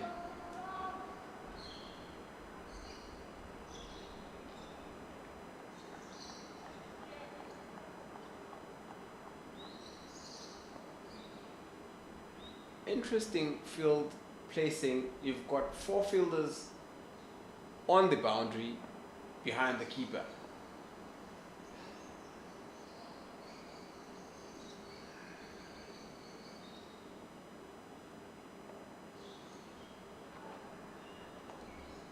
I think it might be for that top edge. Might be peppering Van Berg from this end. A couple of short ones, because he's not someone that will really let it go.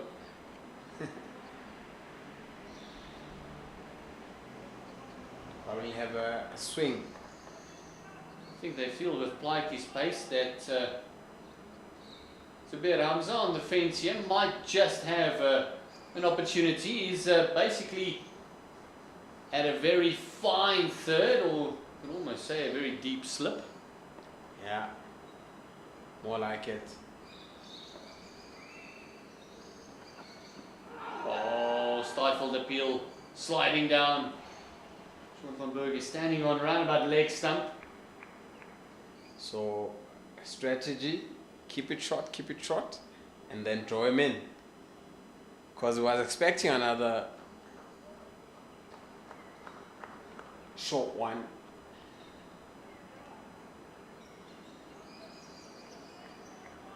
Has 2 more deliveries to deal with this over from Plaatjie.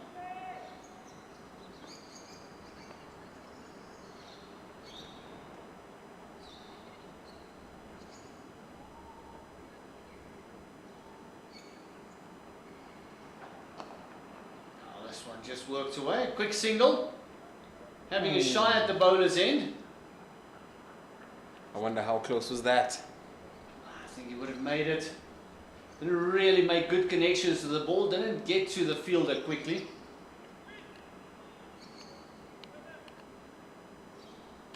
Like this Richard Seltswane again.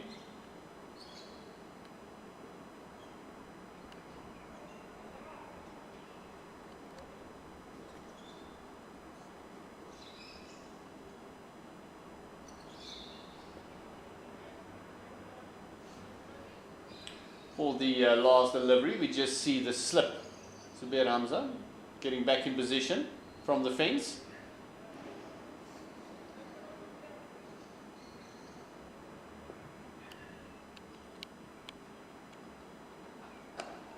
Going in nice and full and getting right behind it is Stierman. Good delivery there.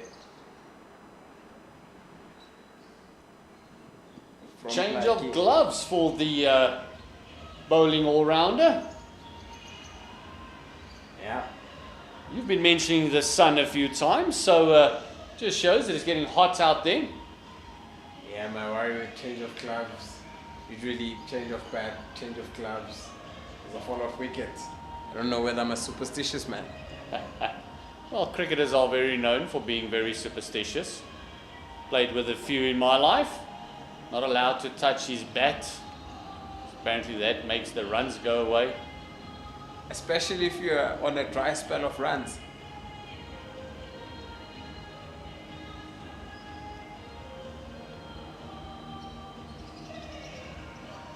Knew a guy that always get dressed before a game from the left side to the right side. So his left leg will go in the pants first, then his right leg, then his left arm, then his right arm, then his left sock, then his right sock, then his left shoe. It's so tiring. Imagine me sharing a locker room with that gentleman, because if it does the other way around, he gets undressed and he starts again. And don't talk to me before I go bat. Lots of superstitions. Bayer Swanepoel coming in from the caller drive end. You've been calling for it, Mbali. Yeah, called it.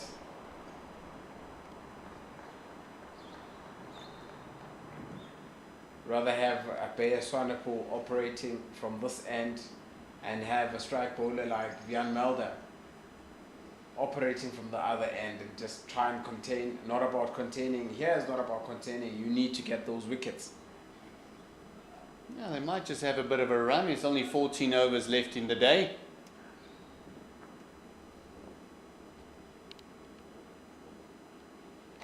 Oh, this one is worked on the leg side. Kaba Peter picking it up. Beautifully worked. Yeah, the longer Sean van Berg stays out there, the more confident he looks. Yeah. He's gotten his eye in.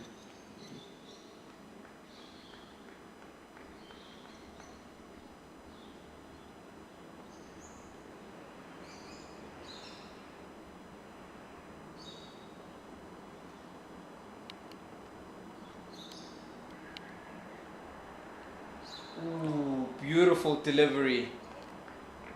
That's one thing that came to mind. He's bowled really beautifully throughout the day. This is Bayer Swanepoel just getting the ball to nip in.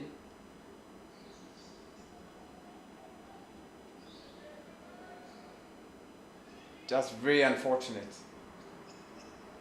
not to get an edge there.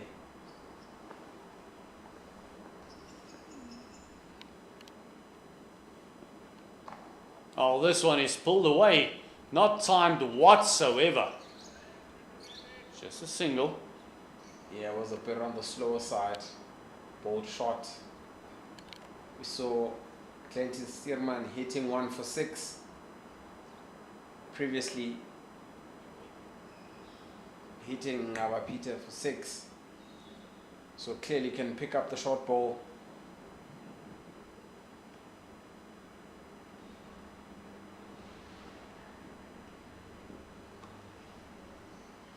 Just fending it off the body. And Kaba Peter picking it up. I just can't help it. I think if they pepper Sean with short balls and 3 short balls and just one magic delivering the block hole, they'll probably get him. He looks like a character that's always expecting a short ball.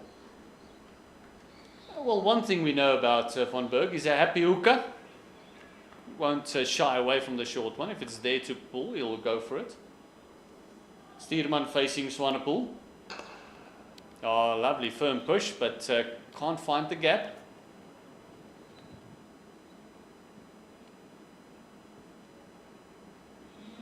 That's the end of the over. 70 overs gone. 205 for the loss of 8, and still beautiful sun out. There's a couple of long shadows and one dark spot there in the far end on the golf course end. The partnership is 54 between Sean van Berg and Glenton Stearman, 24 and 28 respectively. Done a phenomenal job to get the deficit down, and you've called it, Mbali. Vian Mulder coming in from the golf course end, where he starts it off proceedings for the Lions. Yeah, Vian is being brought in just to finish off, bring in the experience that he has as an international player. They just want to wrap it up this evening. If it means that they need to come in tomorrow morning and bat, get a few runs on the board, they'll try and do that.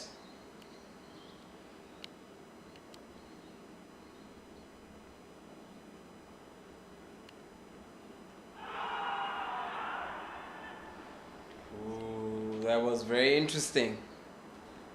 It's actually not Wian Mulder that is bowling, it's Delano Potgieter that's come in. Potgieter just on the mark straight away.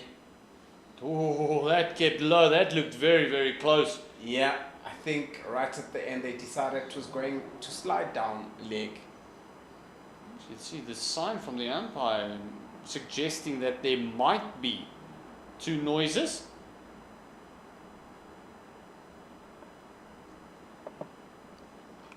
Getting the edge, but flying over slip. It's 4 runs to the Goldrush Boland. 4 welcome runs, that is.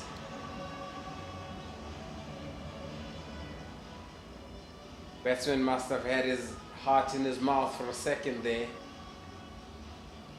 having seen the catches that were taken, or the catch taken at slip today. Yeah, catch was actually taken by that man bowling now, Delano Potgieter. It's a phenomenal slipping catch, and look at that, just a full go.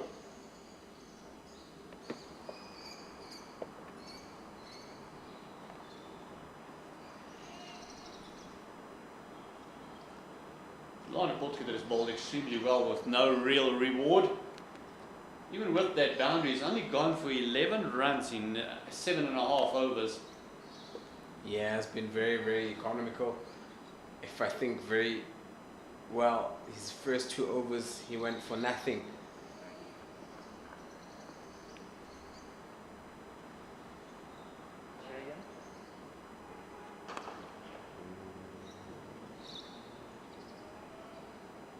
Done that one out nicely, that's Sean van Berg. Yeah, just mixing it up. One comes a bit quicker, and then one is a bit slower. Not letting Sean read him easily.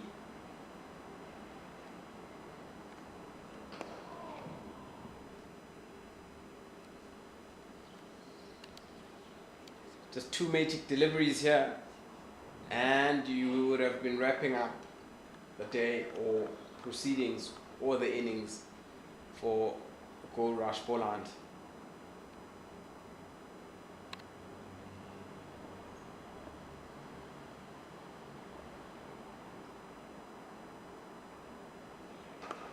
Oh, this one played very nicely down to that deep backward point. See how Blake is picking it up. Brings the end to the over. 71 gone, 210 for the loss of 8. Still 12 overs in today's play. They might have brought back the seamers just to close out the day. Hopefully picking up that 1 more wicket for a bowling point. It's very important that they try and close out the day. Rather have a new mindset tomorrow, whether they decide to bowl or bat, depending also on the deficit on the board. Yeah, deficit is 165.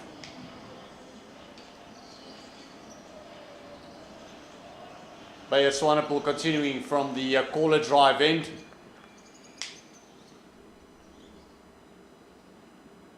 Oh, you had a bit of a go at that one. That's in front of square, and that's another 4.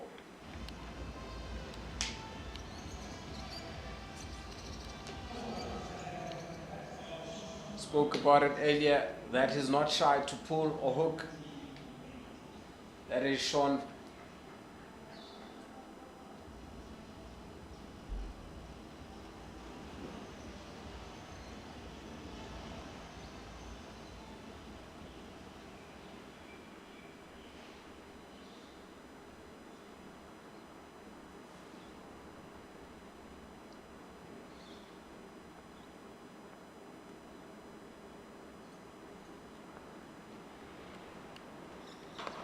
Oh, now he has a bit of a slap downtown. Didn't connect it, didn't time it. Looks like he's going to have a bit of fun now. Yeah, I think the battle is on between the two. Van Berg taking on Swanepoel. Swanepoel trying to get that crucial wicket of Van Berg.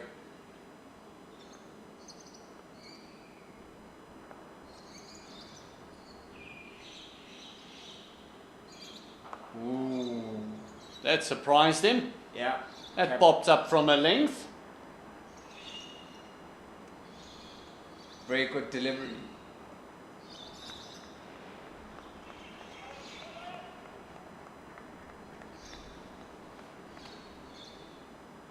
Will be interesting to see how spin will play tomorrow, it being the very last day of the game. Pendula and myself were talking about it. I think this pitch hasn't had so much damage on it. I don't think it's going to change that much. One thing I do expect is going to be a lot easier to bat on. Didn't time that one, but picked the gap beautifully for another double. Of course, the ball being hit to the biggest side of the ground.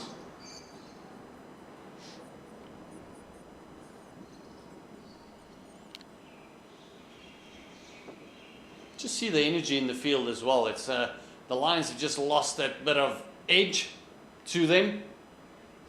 Yeah. Opportunity to close out the day, and once these two threw down anchors, this partnership is a very annoying 9th wicket, 68-run partnership.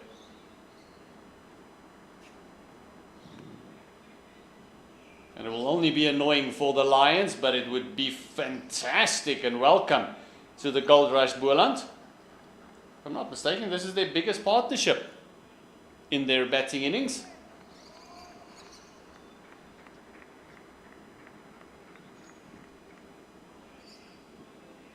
Bit of an irritation now.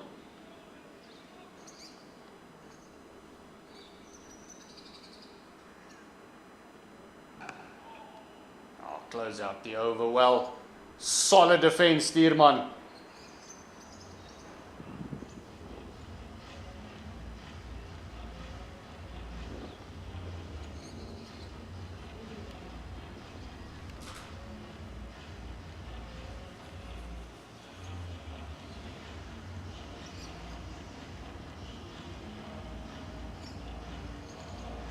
And there's a bit of life in the stadium as well. We got a couple of supporters just enjoying cricket. I mean, you have the ground to yourself. You can sit anywhere that you want to sit. You can watch the Lano Potgieter. 8 overs, only going for 12 runs. Going at Sean Van Berg.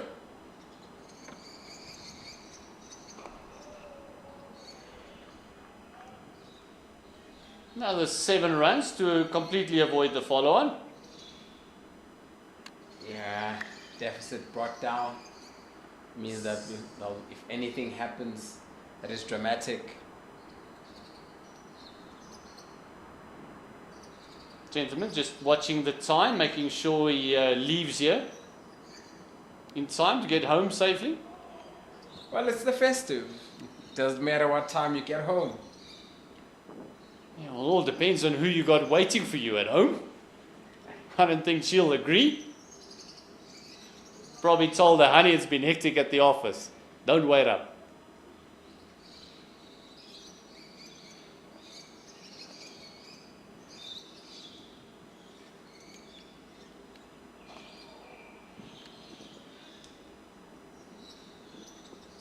And Delano Potgieter just asking questions. He's just one of those bowlers that doesn't let up.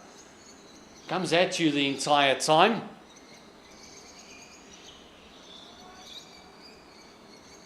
Yeah, Delano Potgieter not making it easy.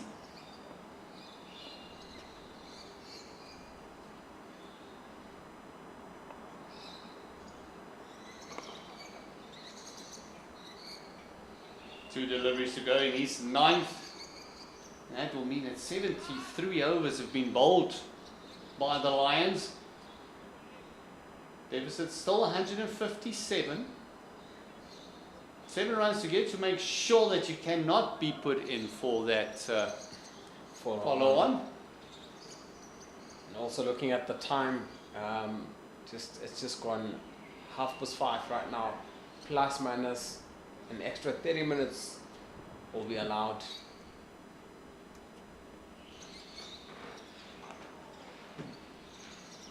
Just to make sure that they wrap up.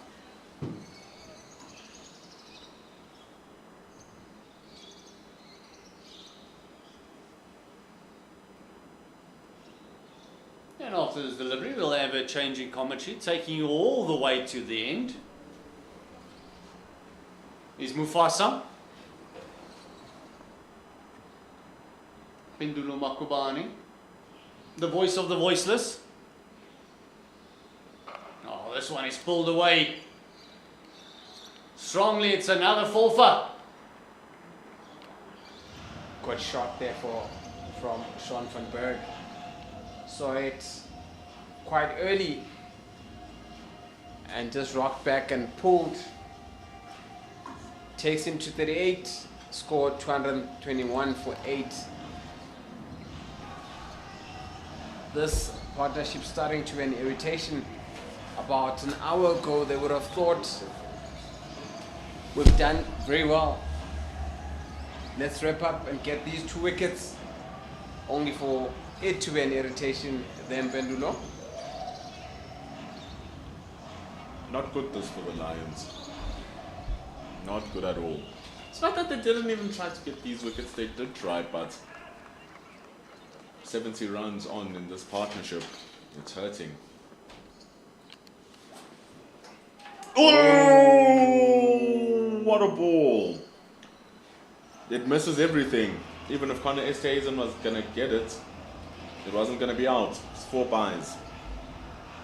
That was a beautiful delivery. Missed, like you said, missed everything. Just jacked back. Pitched on off stump. Went in between the bat and pad. And got the wicketkeeper blindsided. It's a very good ball. Still getting some movement here. Bereswanapul. There was a time where we thought that this deficit wouldn't see 150. And Boland have successfully avoided the follow-on. Deficit is now 149.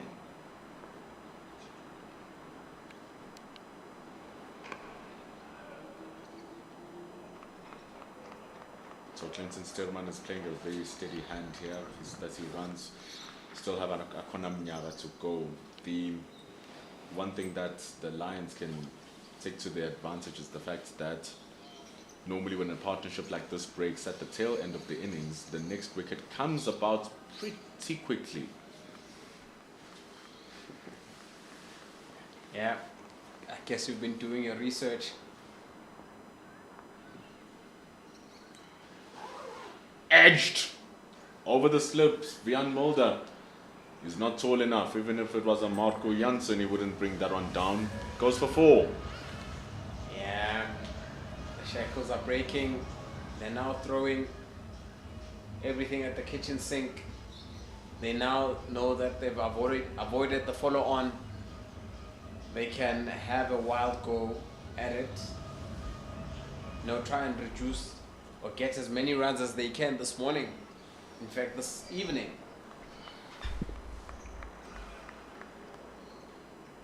Partnership of 78 now. Really has hurt the Lions.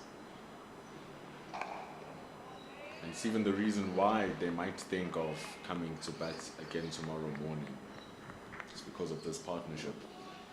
Just 24 minutes left in the day's play. I guess if we can get 2 quick wickets, we'll have to wait for tomorrow. I'd like to believe that the game is quiet behind. And if the light still permits, maybe the match ref and the umpires might bring the players back. And keep on playing here. Clinton Stirman pulls that so effectively. Flies for the flattest 6. Comes after that edge. And then afterwards, He gets one that is a clean hit. Flies all the way for 6.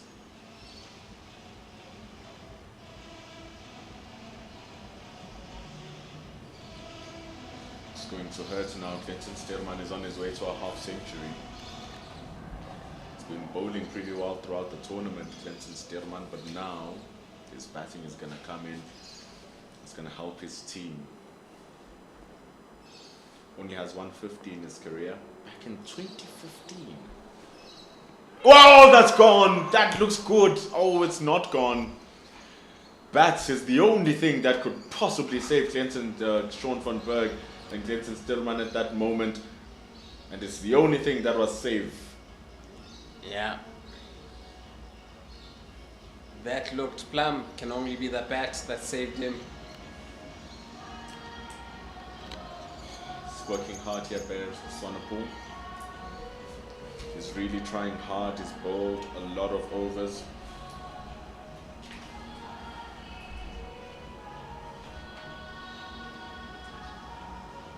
$15 overs for Vian Mulder. 17 for Bear Swanepoel. 16 for Bjorn Fortuin. 12 for Siaplaki. That is a lot of toil and a lot of hard work. Dilana Borgeda being the most economical of them all. Bjorn Fortuin is set to continue, but that's a hard stroll there for the DP World Lions. Interesting move. Just wondering what the thinking behind bringing Fortuin back is. I thought you'd want to close off with your strike bowlers.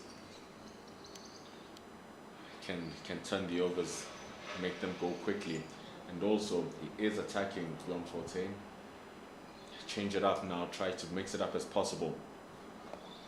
Just to stabilize them a little bit. He's already gotten 2 wickets here, Bjorn Fortuin.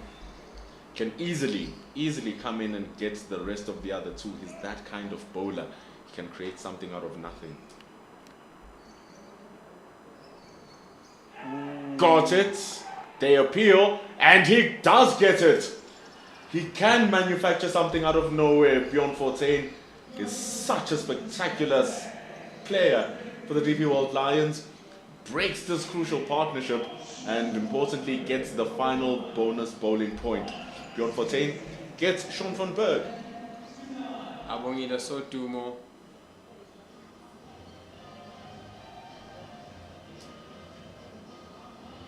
Was confident as Sean van Berg leaves for 38 runs, having stayed under the crease for 90s. 3 minutes, facing 69 balls, 4 fours and 1 6. Pretty handy with the bat. Lions are going to be happy about this one. Most definitely, they'll probably think, let's get this one. And tomorrow we don't have to come in and bowl. If we're going to bowl, we'll be bowling for the second innings. Bjorn Fortuin being the man who gets the wickets. It's his 3rd. Very good bowling. Gets the turn, gets the bounce, draws Sean van Berg forward. It's a little bit of a quicker one as well. That slider probably that Gersh Maloney was telling us about has become so dangerous for Bjorn Fortuin. He can clean this up and finish it off. He only needs 1 more wicket. Will be interesting to see also the ploy now between the 2 batsmen. Does Denton say, listen, block it out? I think it's much more difficult to block it out for the next 20 minutes or play your natural cricket game. It's 1 more wickets to go now. And it's unlike limited overs cricket where you can just go gung-ho. With Sterman still there who has his eye in, Akona Mnyaga can afford to defend and really keep his wicket until tomorrow. Come in, bat a couple of more overs, you never know.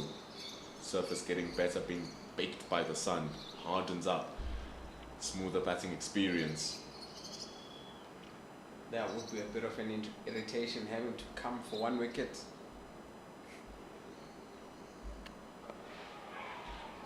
Dennis Stillman really wants to get into strike though. Understandably so, because he's the one who can get the runs that the team needs. Bjorn Forte firing that one in quicker. Stands now, Boland have 5.7 points coming from the match. Lions seeking one more wicket. Good ball from Bjorn Forte. Have a leg slip. Mitchell van Buren standing behind the bottoms of Akona Mnyaka. Vian Mulder standing at first slip. Bjorn Forte working either side of the bat here. Yeah, bowling it much quicker.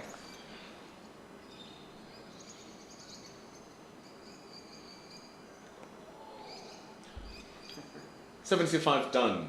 235 for 9. Lions will have to come in and bat again with the deficit below 150. The difference between the two teams was just 1 point. Yeah, makes it a very interesting contest.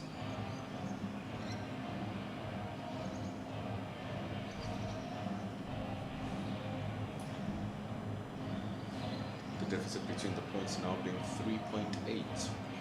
This will see the Lions go above Goldrush Boland.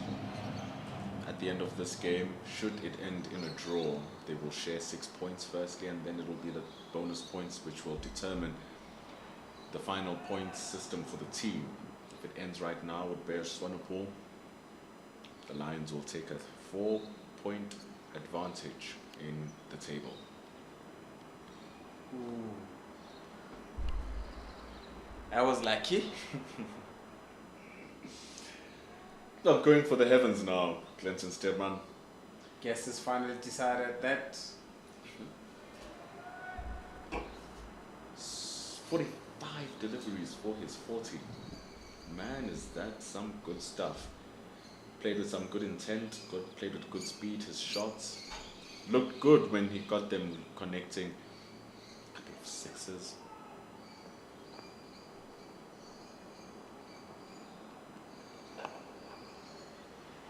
His defense is good, it's looking strong. yeah, I'll probably want to make sure that he gets a run off the last ball.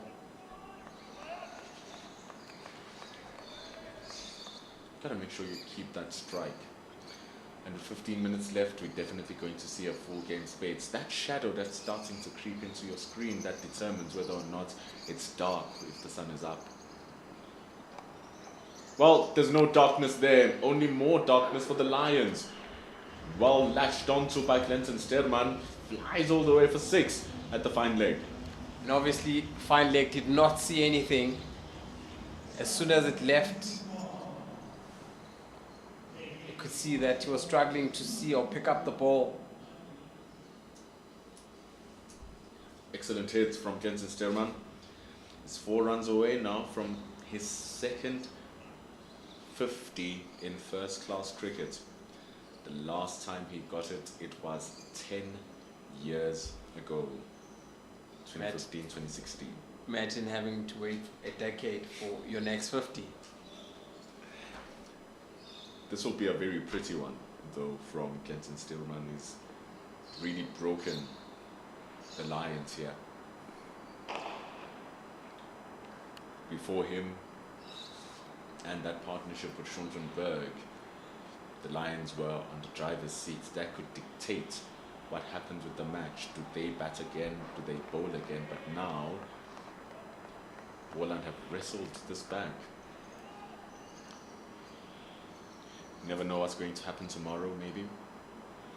A couple of wickets may just ensure that this sees a result. Or if it continues being a batting pitch like what it's transpiring to be, we'll see that draw.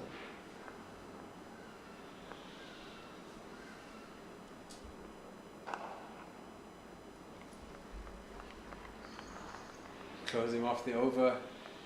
That is to want to try and make sure that they keep Clinton Steelman on the check and that he doesn't face the next over. and then he can have an opportunity to really have a bowl at Nyaka. It's been a long day. It's been a toiling day.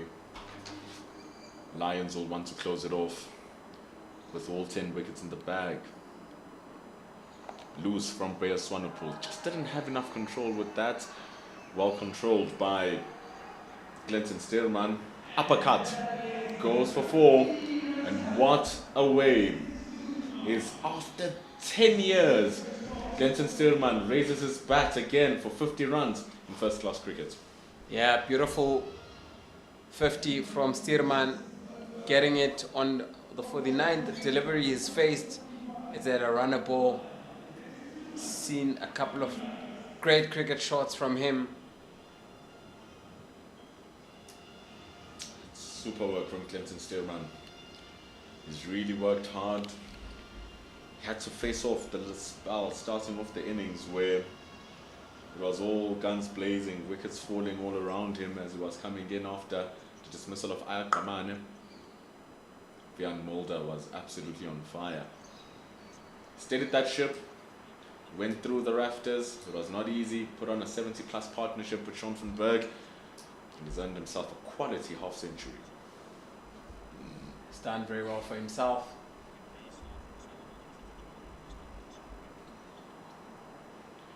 Bjorn 14 will continue. Ooh, how close was that? Beautiful delivery. Looked very, very close. Sliding through a quicker one as well from Bjorn 14. Only 10 minutes remaining in the game's play. 1 wicket to go. Maybe now if a wicket falls within this, we might see stumps because there won't be enough time for the changeover. It'll be a good time to get a wicket for the Lions. Surely they want to get off this field. Want to get off this field with all 10 wickets. The conversation in the change room will be vastly different should it be the case. Yeah. So who would you give the day to?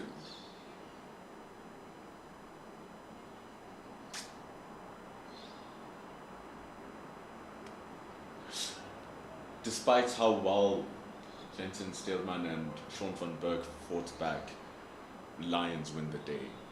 They won the first session, they easily won the second session as well. This third session is safely a Boland session. Very safely a Boland session. But then, it's not about just the one session, it's about the whole day. Lions take this one. But because Boland win this final session, it will feel as if the Lions have lost the whole day. It's not about how you start, it's about how you finish. So it will feel like a Boland day if they walk off with a wicket intact. 77 gone, 245 for 9.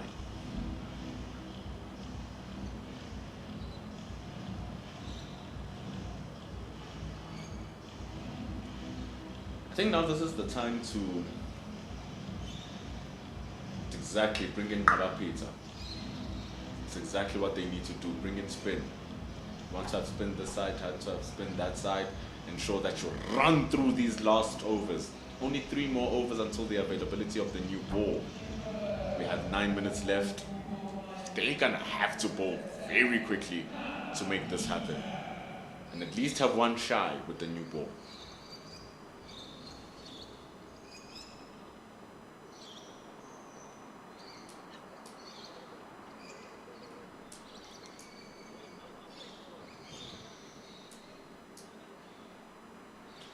He bowled from the golf course end the last time he was bowling Peter.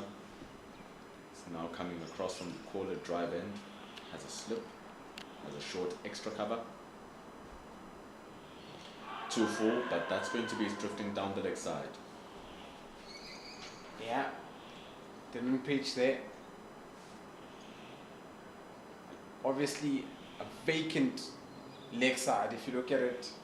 There's no field on the leg side except all those that are in the boundary. So anything on leg. All it needs is just a nudge, and you've got your runs there. Deep mid wickets, long on, deep backward square. All your fielders on the leg side. The ball is diverted to the offside this time. Stopped. Don't think though we're going to get to over number 80. Ngaba Peter. He's been bowling. He's bowled pretty well. The truth must be spoken. He's only had one bad ball that I can probably recall. That might be the second. Pulled away with strength from Clinton Stearman. Not a good ball from Peter. Goes for 6. Yeah, with the protection that he got, the ball manages to still go for 6. Takes it to 251 for 9. Got in those 250 runs in 468 deliveries. 338 minutes. It's good work here from Boland. That means it's their 3rd batting bonus point. They now have 7 points in the match. Deficit falls to 2. So Ngaba Peter, maybe he was looking for the ball to be smashed there, trying to entice the fielders. Oh! Good nut. Good nut. Beats Clinton Steelman. All ends up. Beautiful comeback. Beautiful recovery from Ngaba Peter. Goodness me. That ball that was hit for 6 would have been much more better if it had found the spin. Goes for another slider. It's up into the air. He calls Ngaba Peter. The ball did not hit the glove. It's not out. Yeah, you can tell from the body language. Tired players are tired. It's been a very long day. It's been a very, very long day. Everyone is tired. Even the little ones. Yeah. 251 for 9. One more over or one more ball remains in the over.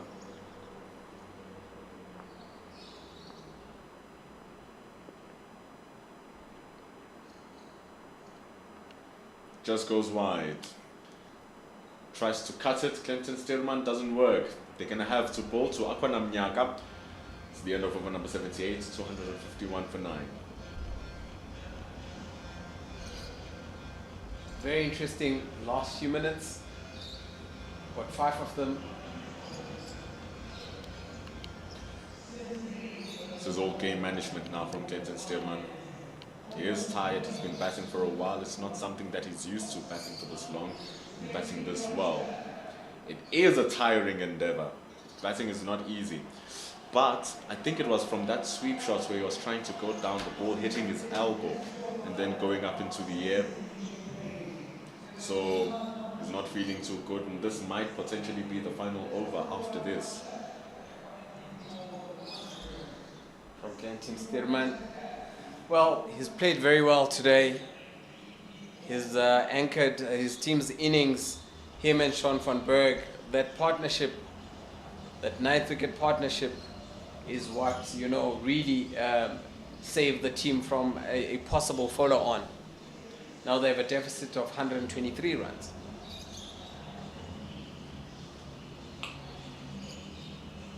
So we're going to see what type of day we're going to have tomorrow. It will be Clinton Stearman coming back with Akwana Mnyaka, barring Bjorn Fortuin getting this wicket with this final over to go. 4 games are happening at the same time for the CSA 4-day series. The Titans versus the Dolphins up in Centurion. That has come to a close. The Titans winning by an innings and 143 runs, recording their first victory in the CSA 4-day series after 4 losses in a row. Potchefstroom sees the Warriors climb up to the top of the log, defeating the current log leaders coming into the series. The Northwest Dragons, they're going to fall down to probably number 3 upon the end of the round. The game is still going on down in Pietermaritzburg, Western Province. They're taking on the Mutiram Tuskers. And this is the 4th game. happening, which most likely will end in a draw.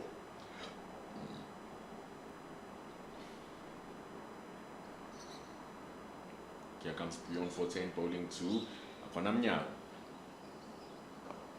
I still think this game can produce a result. That's just my take on everything that is happening or that has happened. Just need to play a bit of smart cricket.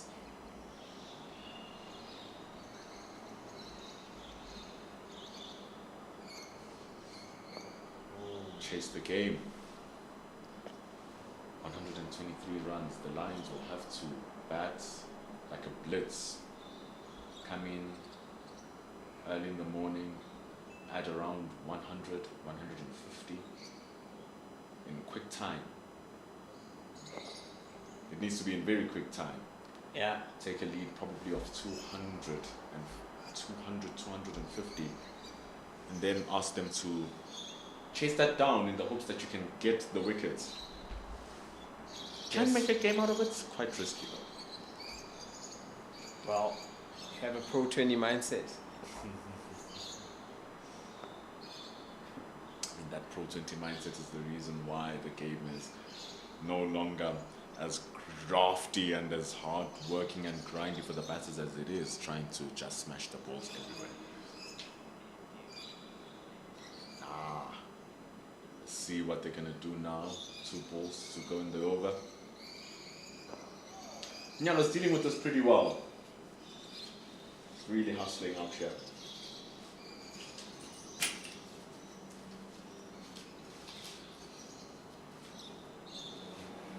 It would be a bit disappointing that the Lions might not be able to get this last wicket. We're into the final minutes of the day's play. Depending on how quickly we transition, we might get one final over. We will get one final over. Mabapeta retrieves it. Umpire Arno Jacobs keenly looking at the time alongside umpire Sodumo. You can see, checking the time, looking at the scoreboard. We have time for one more over. Batsmen can tell with their body language. They wish they could have been walking out already, or they just have to deal with one more over. You can see the shadows are starting to creep in over the field.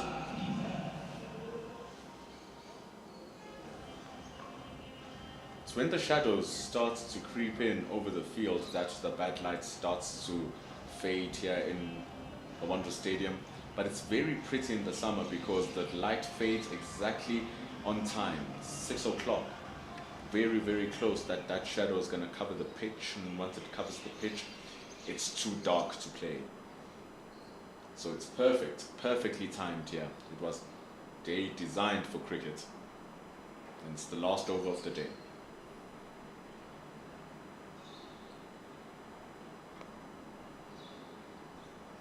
Don't want to lose your wicket now, but Yeah, interesting how he's tossing it up. And I guess they actually let that run go. They wanted to have Nyaka on strike. it's exactly what they've got. Look at the crowding of the bats. Delano Borgeta coming closer at mid-on. 3 surrounding the batter. Overpitched by Mabapeta. Understandable. He's trying to really loop it up and get it full. He apologizes for his mistake.